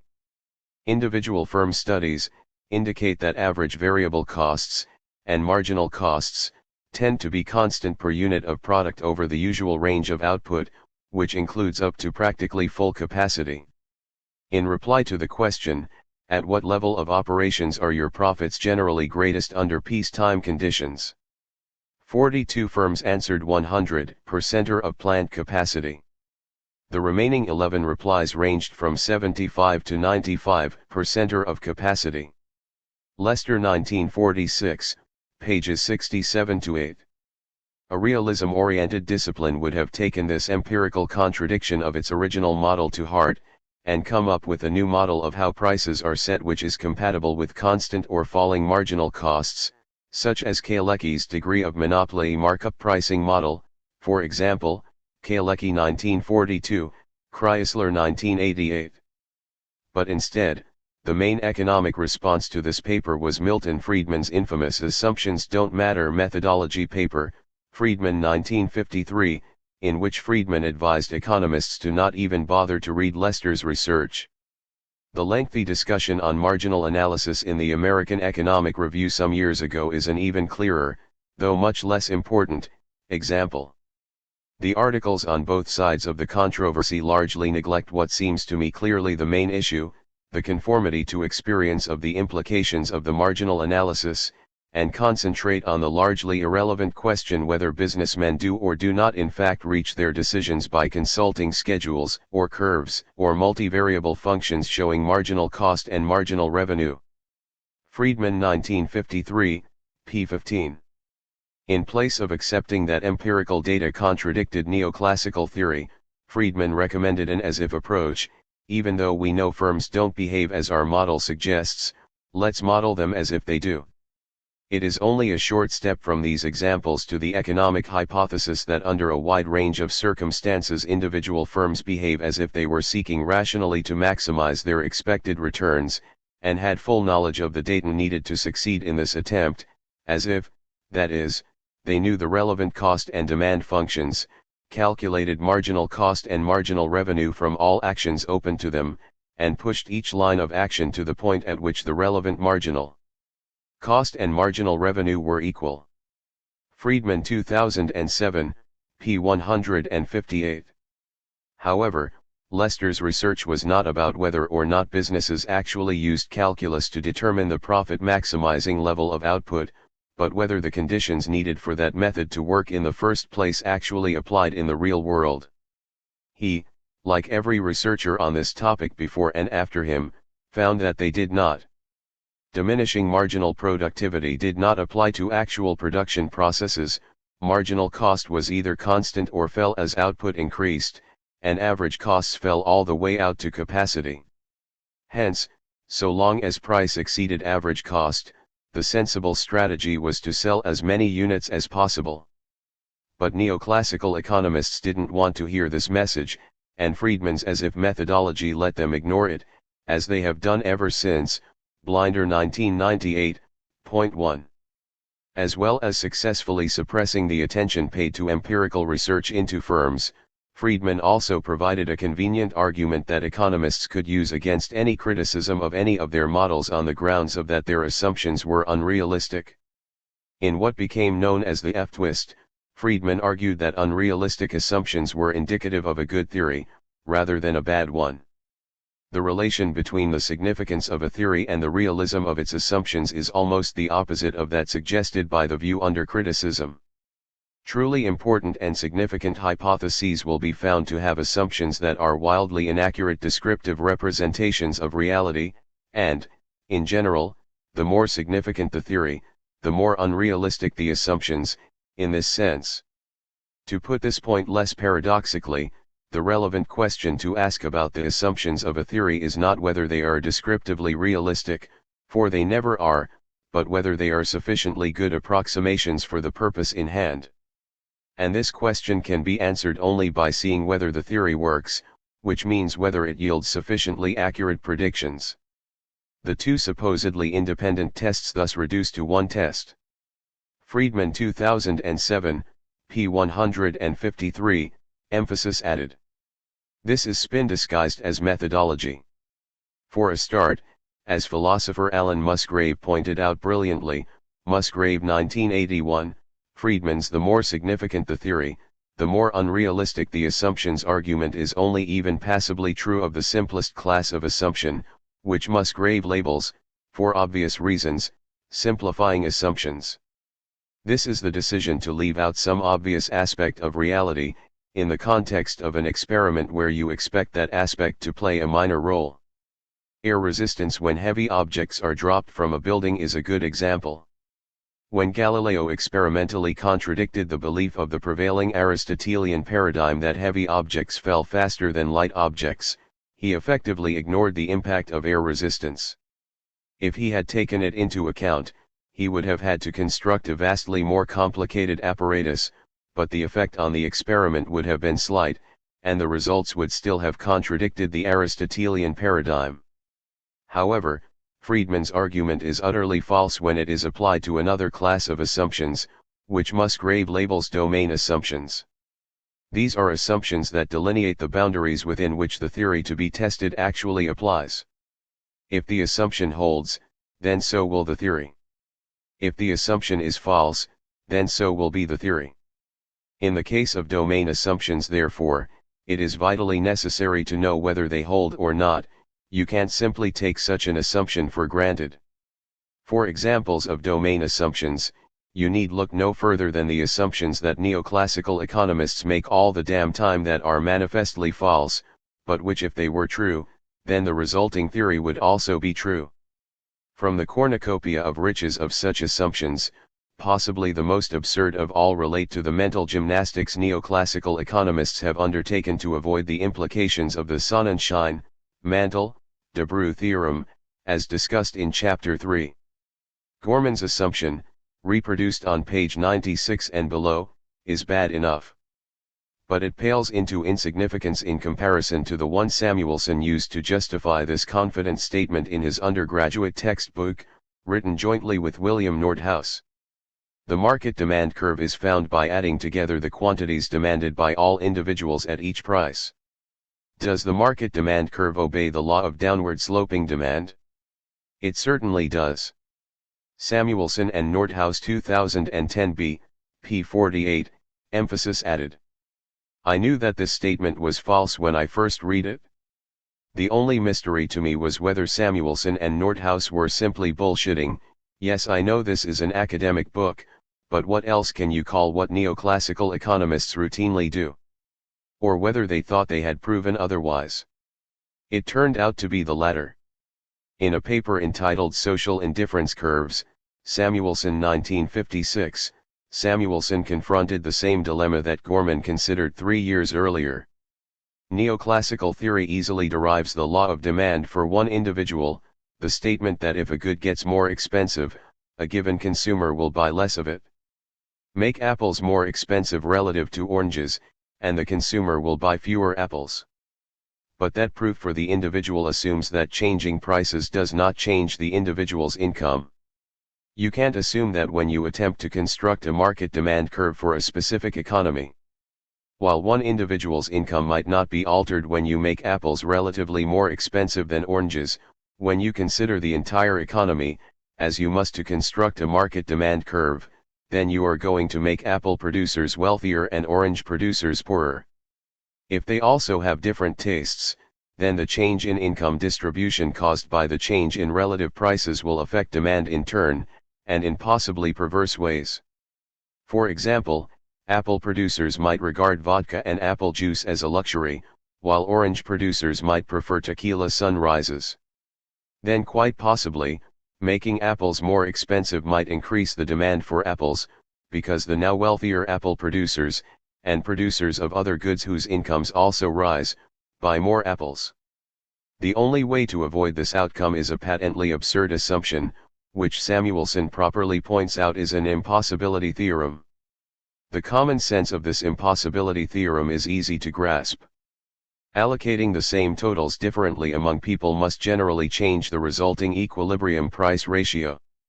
The only exception is where tastes are identical, not only for all men, but also for all men when they are rich or poor. Samuelson 1956, p. 5. So far, so good. Samuelson is describing as absurd the assumption that Gorman described as intuitively reasonable 3 years earlier, that an extra unit of purchasing power should be spent in the same way no matter to whom it is given. Gorman 1953, p. 64. But then, he imagines that a family indifference curve can be constructed, because since blood is thicker than water, the preferences of the different members are interrelated by what might be called a consensus or social welfare function, which takes into account the deservingness or ethical worths of the consumption levels of each of the members. The family acts as if it were maximizing their sick joint welfare function. Samuelson 1956, p. 10. Notice the as if in the final sentence. The family acts as if it were maximizing their joint welfare function. So, the typical American family is one big, happy unit, which pools all family income and then shares it out so that everyone is okay with the distribution of income, before any shopping takes place. Not from what I can see in both fact and fiction on conventional and social media. But okay, Samuelson has moved from individuals to families with only a moderately outrageous assumption, of using a harmonious family as his model rather than a fractious one. But then came the coup de grace. How do we get from a harmonious family to the whole of society? Simple. We assume that all of society operates like one big, happy family. The same argument will apply to all of society if optimal reallocations of income can be assumed to keep the ethical worth of each person's marginal dollar equal. Samuelson 1956, p. 21, emphasis added. Oh please. The United States of America, home to a libertarian philosophy exalting freedom above all else, championing the absence of centralized control, divided by politics, class, and race, with by far the highest murder and incarceration rates in the developed world, has sitting over it some political process, a benevolent central authority perhaps, that reallocates income so that everybody is happy about its distribution, before any buying and selling takes place? Before you think I'm merely being sarcastic here, this is how the leading PhD-level neoclassical textbook Microeconomics, Moscow et al. 1995, puts Samuelson's assumption approvingly. Let us now hypothesize that there is a process, a benevolent central authority perhaps, that, for any given prices P and aggregate wealth function W, redistributes wealth in order to maximize social welfare. Moscow et al. 1995, p. 117, emphasis added. To me, the fact that neoclassical economists are willing to accept a hypothesis like this to maintain their paradigm is the strongest possible sign that it has failed, and is only kept alive by what John Quiggin characterized as zombie thinking, Quiggin 2010. Here is the dominant, mainstream model of free market capitalism, willingly assuming the existence of a benevolent central authority as an integral part of a free market. The madness of this assumption aside, if there was a planet on which such a free market was overseen by such a benevolent central authority, it would be possible to explain downward-sloping market demand curves using neoclassical economic theory. But are we on that planet? No, on this one, Americans can't even agree on the tallying of votes in an election. Therefore, because the assumption is false, so is the theory. It is a domain assumption, not a simplifying assumption. But Samuelson's paper was approved for publication by referees.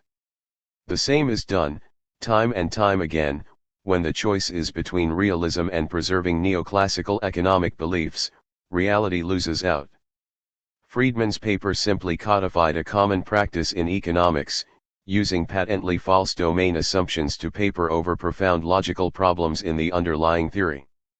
In the context of this ingrained dishonesty in how neoclassical economics has developed, an assumption like Nordhaus's that, of America's total GDP, 87% is created in sectors that are negligibly affected by climate change, Nordhaus 1991c, p. 930, is water off a duck's back for referees who already accept such things as perfect foresight as a legitimate assumption in an economic model, De Breu 1959.2. So rather than being rejected by referees, the insane proposition that a roof will protect you from climate change is treated as a simplifying assumption, and accepted. Equally probably, they are, like Nordhaus himself, innately climate change trivializers. Climate change is likely to produce a combination of gains and losses with no strong presumption of substantial net economic damages. Nordhaus 1991c, p. 933.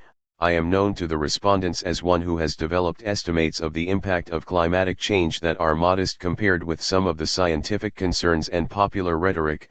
Nordhaus 1994, p. 46.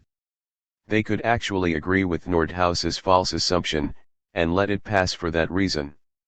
As with the global financial crisis in 2007, mainstream economists will be amongst those who will be most surprised by the coming ecological crisis. The only remaining defense of Friedman's "don't judge a theory by its assumptions" methodology is that doing so is a subjective judgment, relying on the opinions of referees, whereas Friedman's test of waiting to see whether the theory yields sufficiently accurate predictions, Friedman 2007, p. 153, is objective, relying on the results of the experiment in the real world. In effect, this argues in favor of a weak publication standard, of admitting almost any assumption, and letting reality decide whether the theory is a good description of reality instead. However, as the vignette at the start of this chapter illustrates, this tolerant treatment of assumptions by neoclassicals is applied only to assumptions that fit into, or preserve, the neoclassical paradigm. When you make assumptions that are incompatible with neoclassical economics, your papers are rejected out of hand because of its assumptions, and often by editors using neoclassical assumptions to justify doing so. Keene 2013a. Point 3. Critically, in the case of the economics of climate change, this free pass for bad methodology is only justifiable if the issue being considered has no significant and irreversible ramifications. If you have a crazy theory about consumer behavior, and you test it in an experiment and it fails, then the only victims are the experimental subjects, and the theory improves as the results of the failure are incorporated into it. But if your theory is about the impact of climate change on the future of human civilization, then if your assumption is false, the consequences for human civilization are catastrophic and irreversible. There is no planet B. Treating assumptions this way in the context of climate change amounts to conducting a one-time, irreversible experiment of unknown outcome with the habitability of the entire planet. DeCanio 2003, p. 3. We simply cannot afford the consequences of these assumptions being wrong, as they manifestly are. However, because Friedman's methodology is widely accepted by neoclassical economists, and taught in economics textbooks, Manka 2012, pages 22-4, neoclassical referees let Nordhaus's crazy assumption pass. Then the mechanics of the refereeing process took over, and amplified the problem. Given the tiny number of papers published in economics journals on climate change, Nicholas Stern observed that the Quarterly Journal of Economics, which is currently the most cited journal in the field of economics, has never published an article on climate change, while the top 9 general economics journals have published just 57 papers, out of a total of over 77,000, Oswald and Stern 2019, Nordhaus would already have been a go-to referee on climate change papers for editors of economics journals.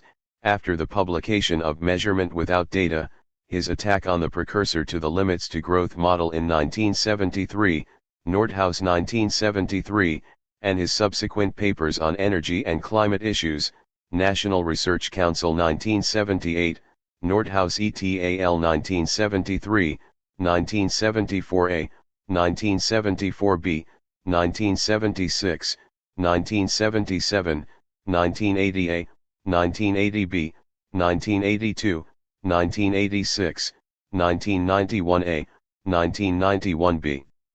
This would have enabled him to enforce a degree of conformity in papers on the economics of climate change, which would then have resulted in more referees who concurred with Nordhaus's position, further enforcing a trivializing hegemony on academic publications on the economics of climate change.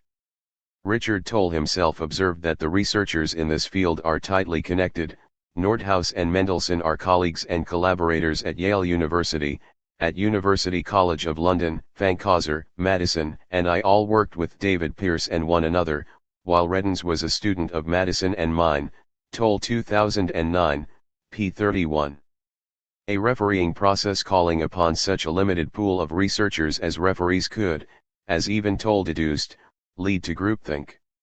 It is quite possible that the estimates are not independent, as there are only a relatively small number of studies, based on similar data, by authors who know each other well. Although the number of researchers who published marginal damage cost estimates is larger than the number of researchers who published total impact estimates, it is still a reasonably small and close-knit community who may be subject to groupthink, peer pressure, and self-censoring. Toll 2009, pages 37, 42-3. The refereeing process in economics journals thus enforces the hegemony of neoclassical economics in general, while in climate change, it has entrenched a denialist perspective for almost 50 years, ever since William Nordhaus destroyed the credibility of a rival methodology to neoclassical economics known as system dynamics. It is more than a little ironic that, given the cavalier attitude that Nordhaus has since displayed towards data on climate change, his attack focused on Forrester's treatment of data, Nordhaus 1973. Nordhaus is successful, and manifestly fallacious, Forrester et al. 1974, dismissal of system dynamics in measurement without data has had disastrous consequences.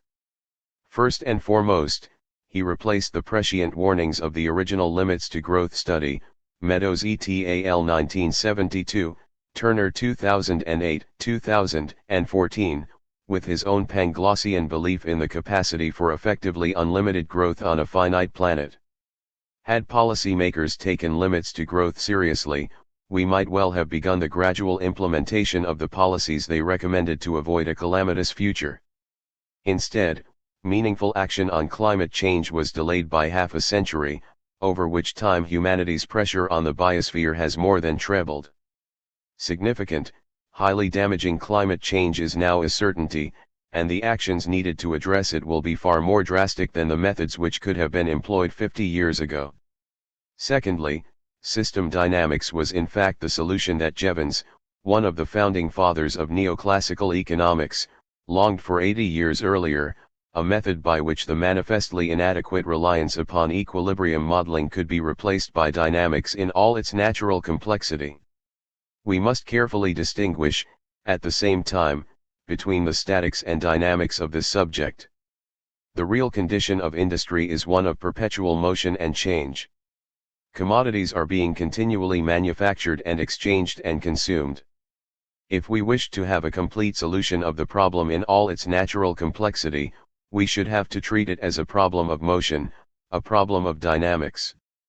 But it would surely be absurd to attempt the more difficult question when the more easy one is yet so imperfectly within our power. It is only as a purely statical problem that I can venture to treat the action of exchange.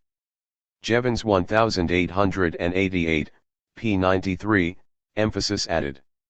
This crucial methodological error by economists must be reversed.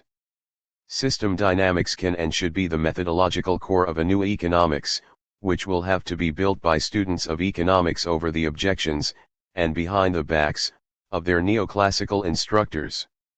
6. Conclusion, be the change. Looking back on the 50 years since I first became aware of its flaws, the word that summarizes my feelings about neoclassical economics today is that it is, as Marx once described the proto-neoclassical Jean-Baptiste Say, dull. Marx 1857 1993, footnote pages 267-8.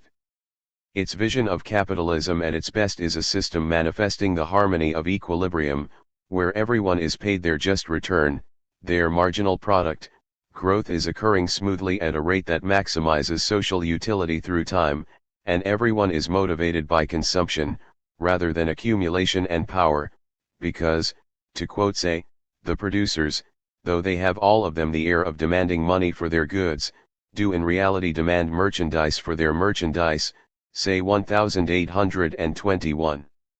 Chapter 18. What a bland picture of the complex, changing world in which we live. For all its flaws, capitalism was and remains an exciting social system. For all his flaws, Keene 1993a, 1993b, Marx put this best, in his own Manifesto. Though it called for the overthrow of capitalism, the Communist Manifesto was also a paean to the creative and transformative nature of capitalism and its distinctive class, whom Marx called the bourgeoisie, and we might today call entrepreneurs. For them, the guiding principle is not merchandise for their merchandise, said Marx, but accumulate, accumulate. That is Moses and the prophets.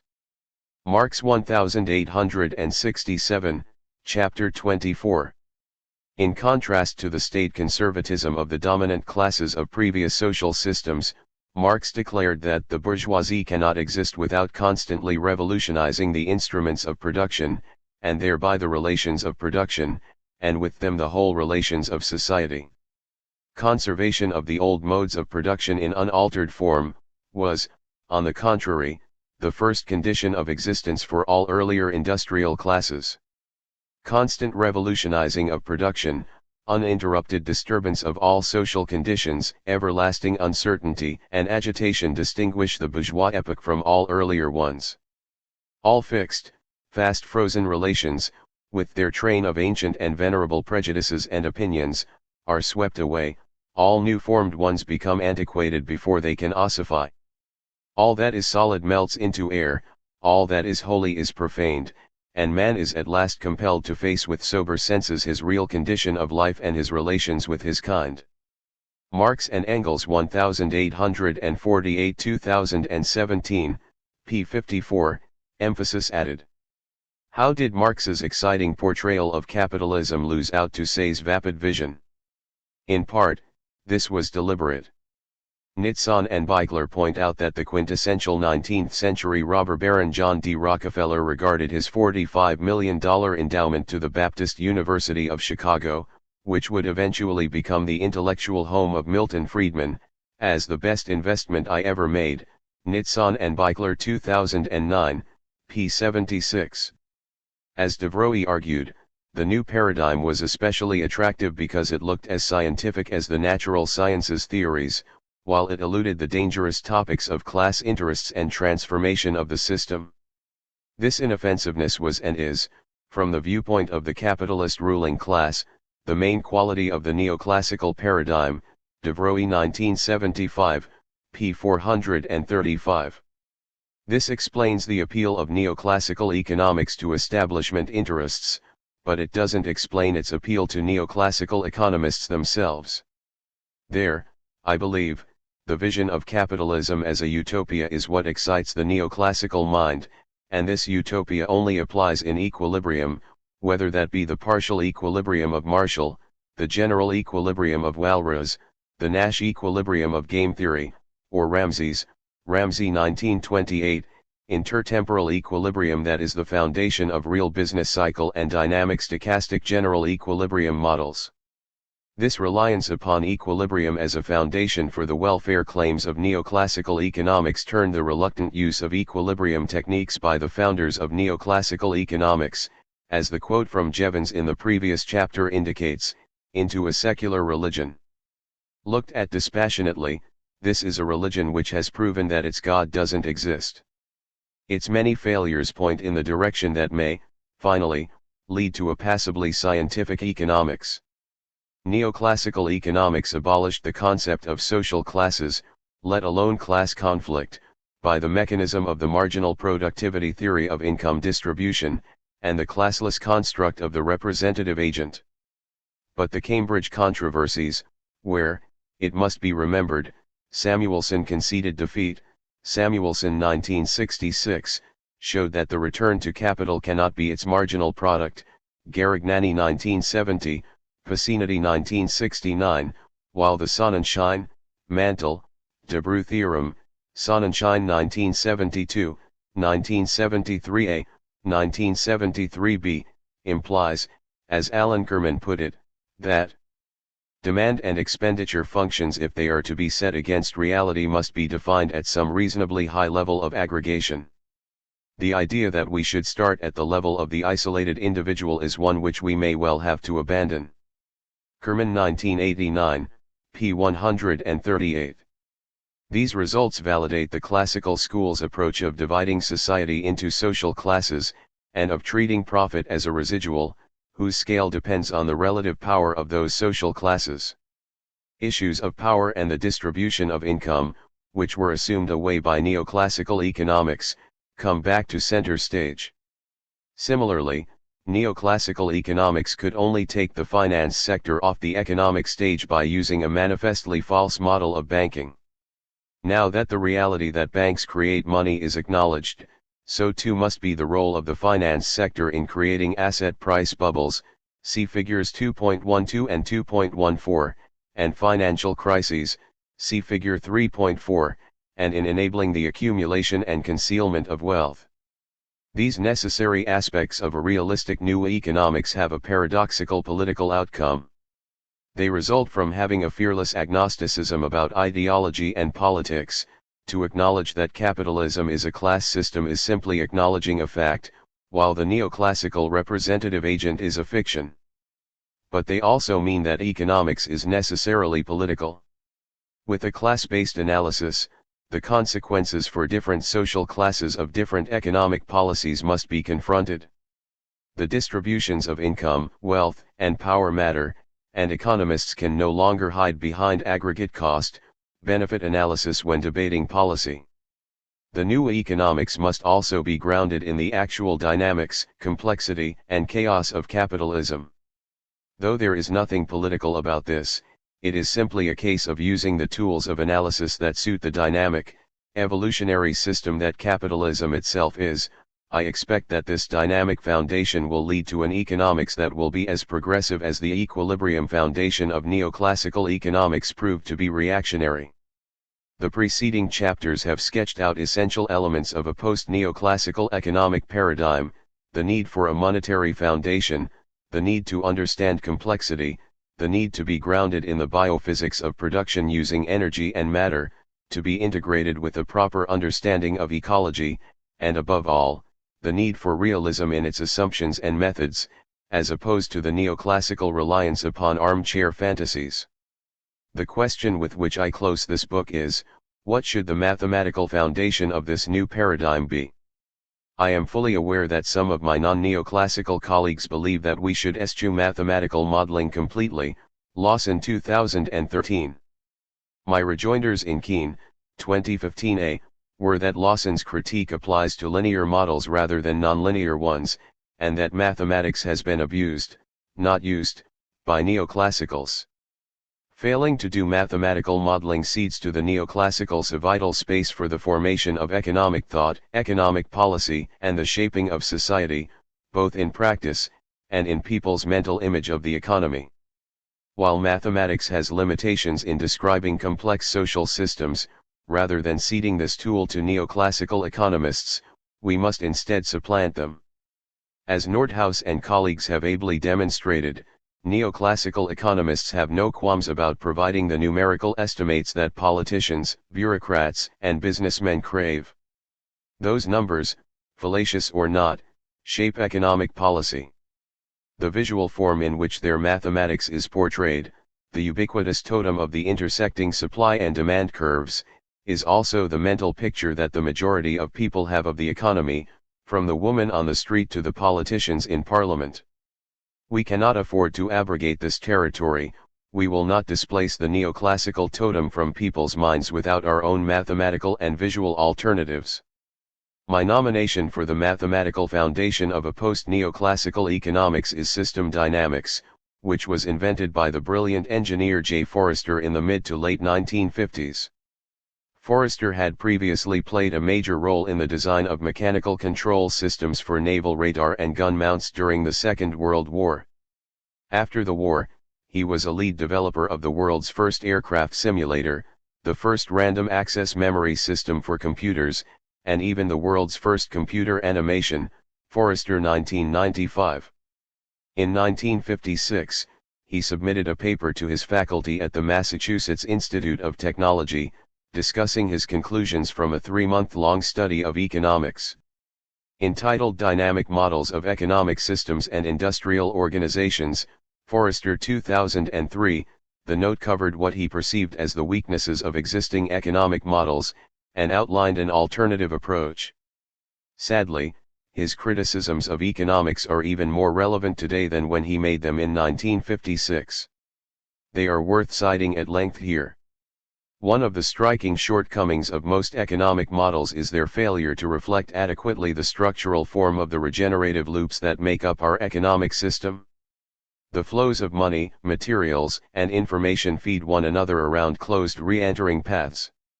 The behavior of such loops, their tendency to amplify or dampen disturbances, their natural frequency of oscillation, their ability to shift the phase or timing of events which feed into them, is determined by characteristics which are usually omitted from the models in the literature. Present models neglect to interrelate adequately the flows of goods, money, information, and labor. Linear equations have usually been used to describe a system whose essential characteristic, I believe, arise from its nonlinearities.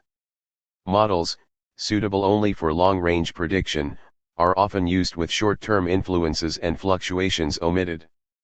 This is justifiable only if the system is sufficiently linear to permit superposition, an assumption which has not been justified or defended and which is probably untrue. Therefore, the long-range trends are probably very much a function of the short-range behavior of a system. Many models are formulated in terms of systems of simultaneous algebraic equations. These impress me as particularly unsuited to the kind of behavior being studied. The models and their symbolism and notation are often abstracted so far from physical and social reality that they lull one into overlooking otherwise evident departures from the world of men, money, and materials. Preoccupation with the determination of numerical coefficients to 2 or 3 decimal places sometimes overshadows the meaning and significance of those coefficients, while the very structure of the model may be in doubt. Very often the model and its results are judged by the logic with which the model is developed out of its founding assumptions, whereas the failures probably lie in those assumptions. Forrester 2003, pages 331-5. In addition to providing a devastatingly accurate critique of mainstream economics, Forrester also sketched out an alternative approach, free of the limitations of existing economic models, then and now, by which the dynamic structure of an economy could be accurately described. He emphasized structural realism, the explicit treatment of time, and the use of nonlinear differential, rather than linear algebraic or difference, equations. The greatest possible detailed attention should be given to the actual sequences of actions which take place in the system. Consumers do not purchase, as implied by most past models, from producers of goods. They buy from retailers, who buy from wholesale distributors, who draw goods from factory warehouses. Such a distinction and stress on reality can have a first-order effect on the degree to which a model matches the real system in performance. Time delays and their causes are of paramount importance. When an economic model is built with the proper structure, we may find that much of the apparent volatility and irrationality now ascribed to human behavior will disappear. Almost every characteristic that one examines in the economic system is highly nonlinear. In a sufficiently nonlinear system we should expect, until shown otherwise, that the short-term behavior may set the stage for the longer-term reactions. The behavior that we wish to describe in economic systems seems much better described by nonlinear differential equations than by the algebraic equations and matrix operations which are so often used. The incremental time intervals for which the variables of a model are solved step by step in time must be much shorter than often supposed. This solution interval is unrelated to the interval at which national statistics and economic indicators are measured. Forrester 2003, pages 337 to 45. He provided a stylized drawing of the endogenous cycles generated by the time delays in an advertising campaign, inspired by consulting work he was doing at the time for General Electric.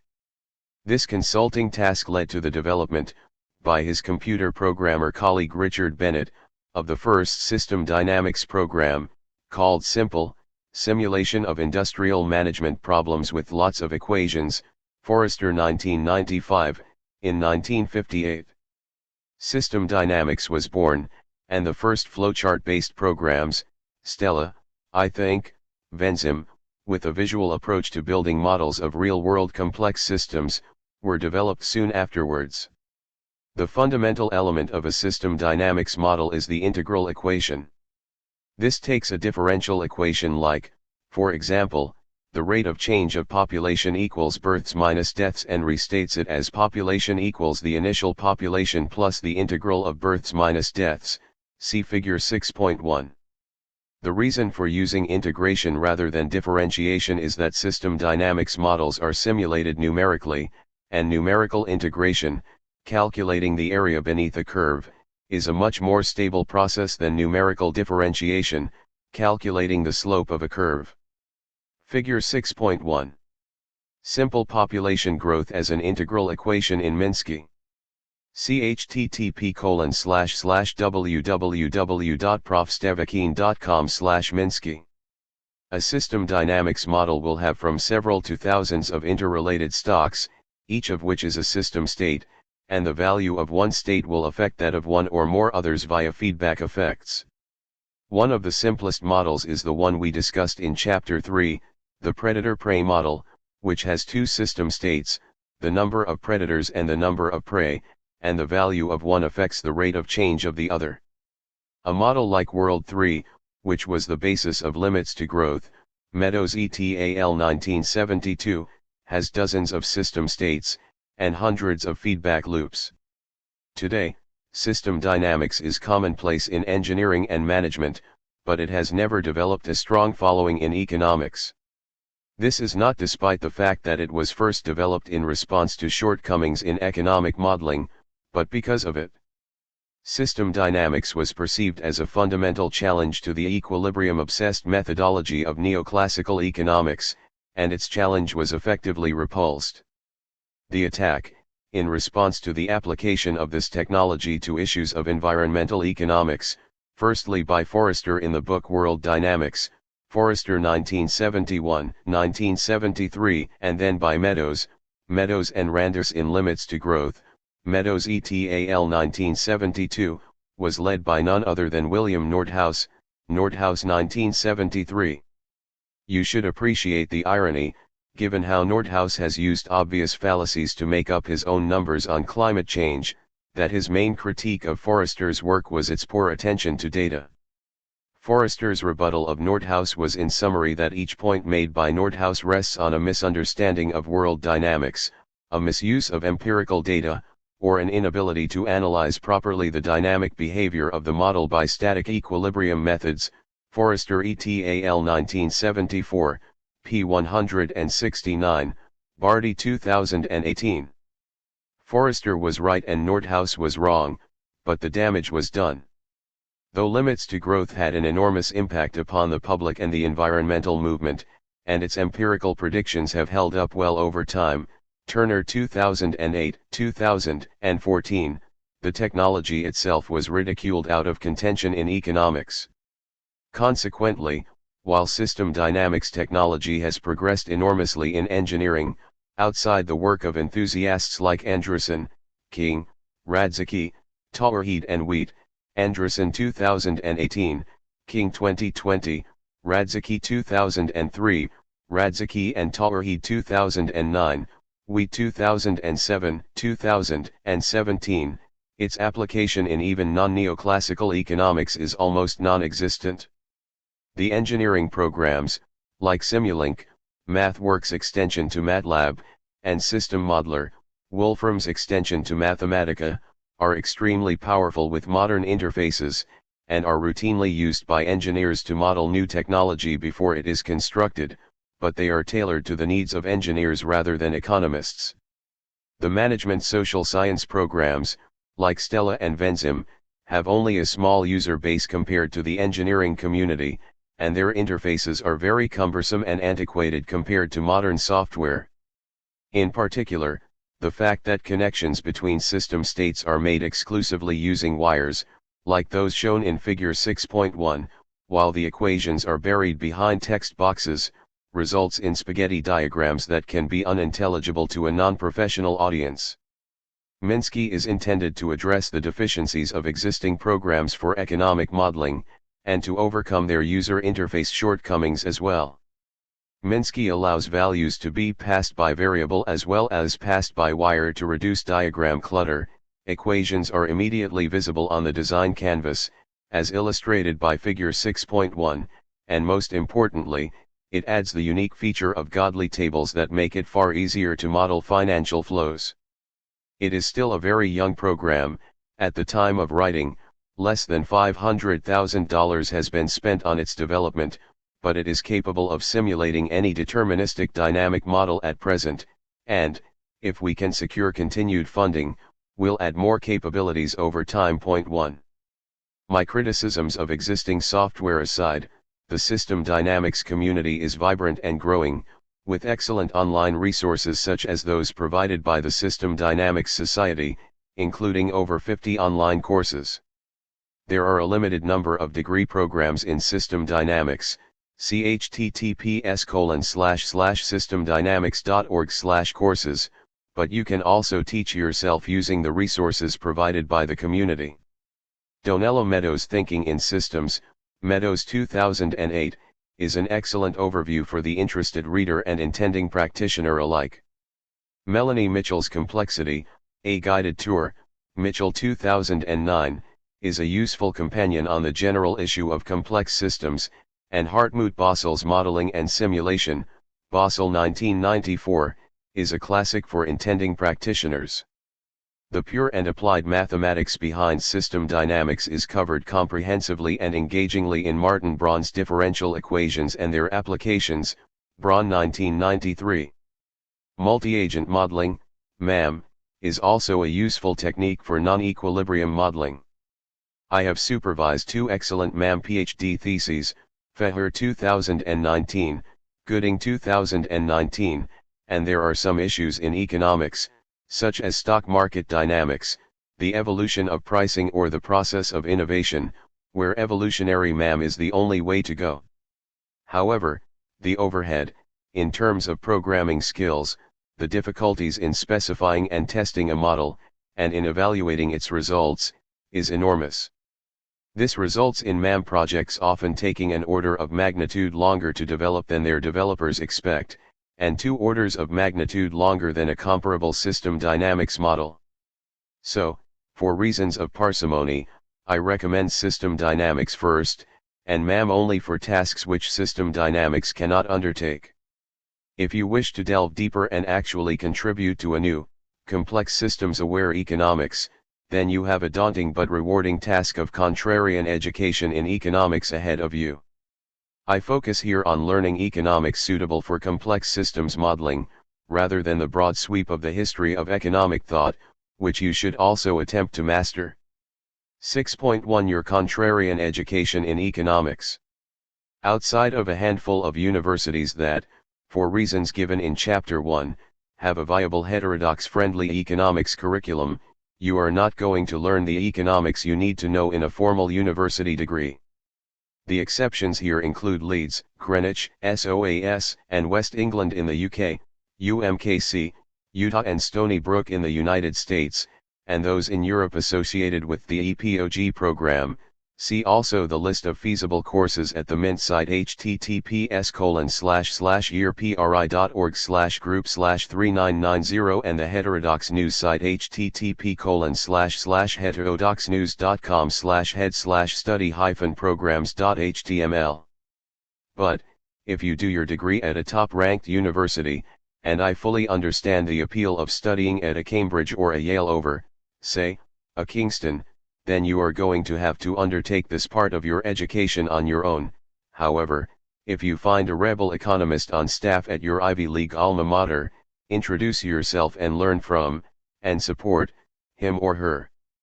On the positive side, today's critical books and online resources provide a far richer coverage of critiques of the mainstream and alternative approaches to economics than was available in the 1970s. My Debunking Economics, Keene 2011, collates a century's worth of criticism that neoclassical economics has ignored, and whose consequences it has evaded via ludicrous assumptions, only a handful of which I outlined in the previous chapter.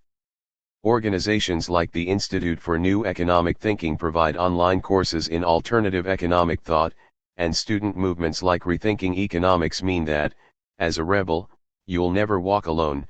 You'll know you're not the only one dissatisfied with the conventional curriculum at your university, and eager to learn of alternatives. The most important alternative approaches to economics that you should learn are post-Keynesian economics, modern monetary theory, and biophysical economics. The development of the post-Keynesian school of thought was driven by an abhorrence of the unrealism underpinning neoclassical economics, and it has provided many powerful insights that can form the basis of realistic, non-equilibrium, system dynamics models of the economy and ecology. Foremost here, in my mind, are the models of Richard Goodwin, Goodwin 1966, 1967, 1982, 1986A, 1986B, Goodwin and Punzo 1987, Goodwin et al. 1986, and Wynne Godley, Godley 1999, 2004, Godley and Lavoie 2007, Lavoie and Godley 2001, and the verbal models of Hyman Minsky, Minsky 1963, 1972, 1977, 1982, that formed the basis of my own modeling, Barnett et al. 2000, Keene 1995, 2000, 2013b, 2015b, 2020b. There is also a wealth of other insights from post-Keynesian economics that should inform your modeling, including Kalecki's original engineering-based models, Kalecki 1935, 1937, 1941, 1949, 1962, 1968, 1971, and Sraffa's meticulous multi-sectoral modeling, whose dynamic promise has still not been properly explored, Keene 1998, Sraffa 1960, 1962, Steedman 1992, 1993. There are excellent books documenting post-Keynesian economics, of which the outstanding ones are Mark Lavoie's Post-Keynesian Economics, New Foundations, Lavoie 2015a, For a Macroeconomic Perspective, and Fred Lee's Microeconomic Theory, A Heterodox Approach, Lee 2018, For a Micro Perspective. There are journals dedicated to the post-Keynesian approach, most notably the Journal of Post-Keynesian Economics, the Review of Political Economy, and the Review of Keynesian Economics. John King provides a scholarly overview of the history of post-Keynesian economics, King 2003, 2012, 2014. I also strongly recommend the mathematician John Blatt's recently republished masterpiece Dynamic Economic Systems, A Post-Keynesian Approach, Blatt 1983. There is one significant caveat as regards existing post-Keynesian economic models: the overwhelming majority of these are expressed in discrete time form. This partly reflects the neoclassical education most post-Keynesian economists acquired in their youth. Almost all neoclassical models use difference equations, where variables are given values at times t, t+1, t+2, etc. Sargent and Stashursky 2020a, 2020b, 2, rather than differential equations, where models are in terms of the rates of change of variables with respect to time. Post-Keynesian economists sometimes argue that this method is necessitated by the nature of economic data, which comes in discrete time steps, as yearly or quarterly data estimates. But Forrester, who was arguably the authority on dynamic modeling, was emphatic that this is completely wrong. The incremental time intervals for which the variables of a model are solved step by step in time must be much shorter than often supposed. This solution interval is unrelated to the interval at which national statistics and economic indicators are measured. Forrester 2003, pages 337 to 45. Discrete time is only really appropriate at the macro level for processes that are highly synchronous, such as the synchronized birth of some animal species, where the synchronization is an evolutionary survival mechanism. In economics, while each individual transaction is discrete, each is also asynchronous with respect to other transactions. All investments don't occur at the same time, but a difference equation setup assumes that they do. In a top-down model, aggregate asynchronous phenomena are far more realistically modeled using continuous time than discrete time. The time delays in discrete time economic models are also normally quite arbitrary. They are almost always in terms of years, which is a reasonable time frame for investment, but not for consumption, where the scale should be in terms of weeks or months rather than years.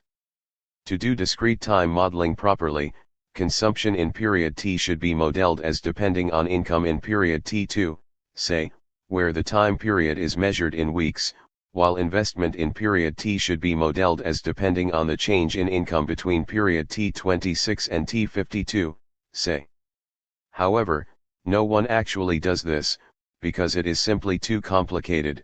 In practice, lags of 1 year are the rule in macroeconomic discrete time models.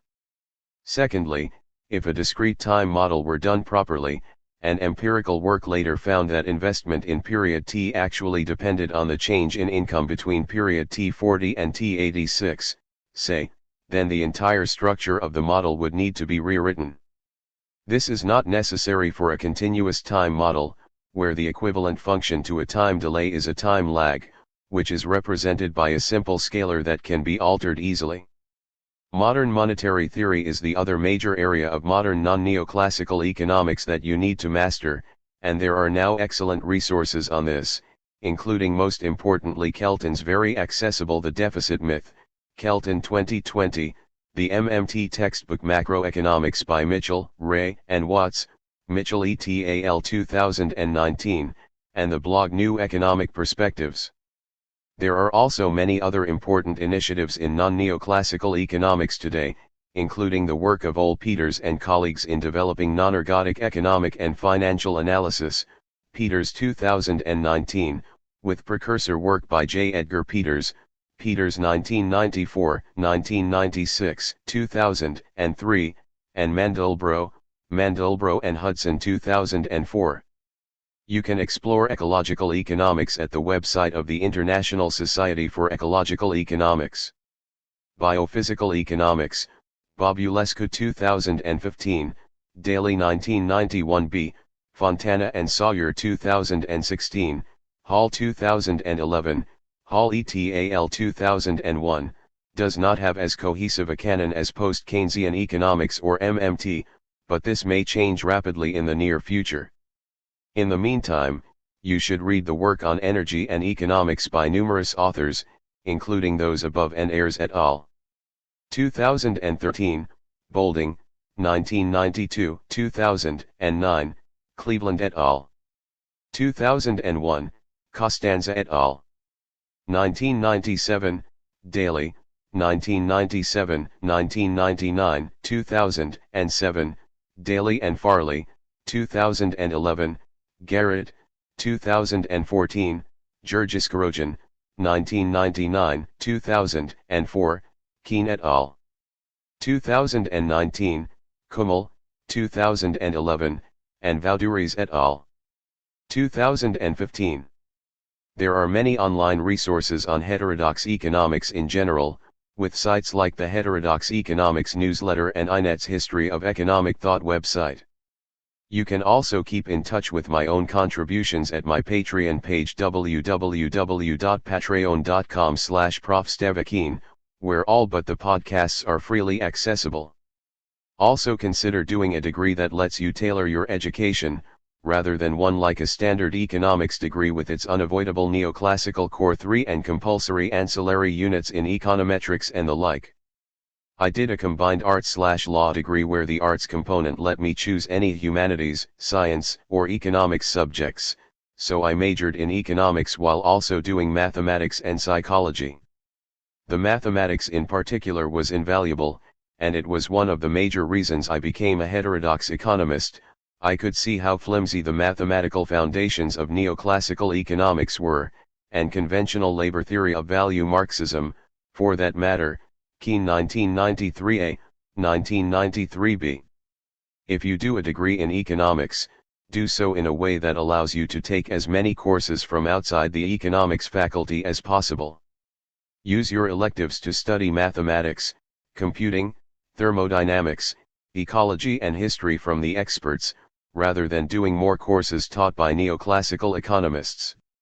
You could also major in mathematics, computing, engineering or system dynamics directly, and then independently teach yourself the fraction of economics that is actually worth learning, via online resources and critical books.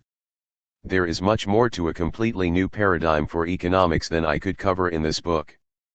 But I hope there is enough here for you to see a way in which you can help bring it about, while there is still a chance that the economic system itself can survive the ecological crisis that neoclassical economics has, in large measure, doomed us to in the coming decades. I close this book by looking back on one of the most important books in my own intellectual development, John Blatt's Dynamic Economic Systems, A Post-Keynesian Approach, Blatt 1983.4. Blatt was not, in fact, an economist, but a mathematician who, after a distinguished career in mathematics and physics, was accidentally exposed to advanced neoclassical economics. He was horrified by what he saw, and especially, by its obsession with equilibrium modeling. Speaking with the authority of a leading figure in mathematical dynamics, he observed in the introduction to Dynamic Economic Systems that, at present, the state of our dynamic economics is more akin to a crawl than to a walk, to say nothing of a run. Indeed, some may think that capitalism as a social system may disappear before its dynamics are understood by economists. Blatt 1983, pages 4-5, emphasis added. When I first read this in 1991, I thought it was a good piece of hyperbole. I now regard it as a depressingly prescient prediction. Given the role that neoclassical economists have played in humanity making only trivial responses to the challenge of climate change to date, the social system that gets us through that challenge, if we do get through it, will be far more a command than a market economy. For this reason, I regard neoclassical economics as not merely a bad methodology for economic analysis, but as an existential threat to the continued existence of capitalism, and human civilization in general. It has to go.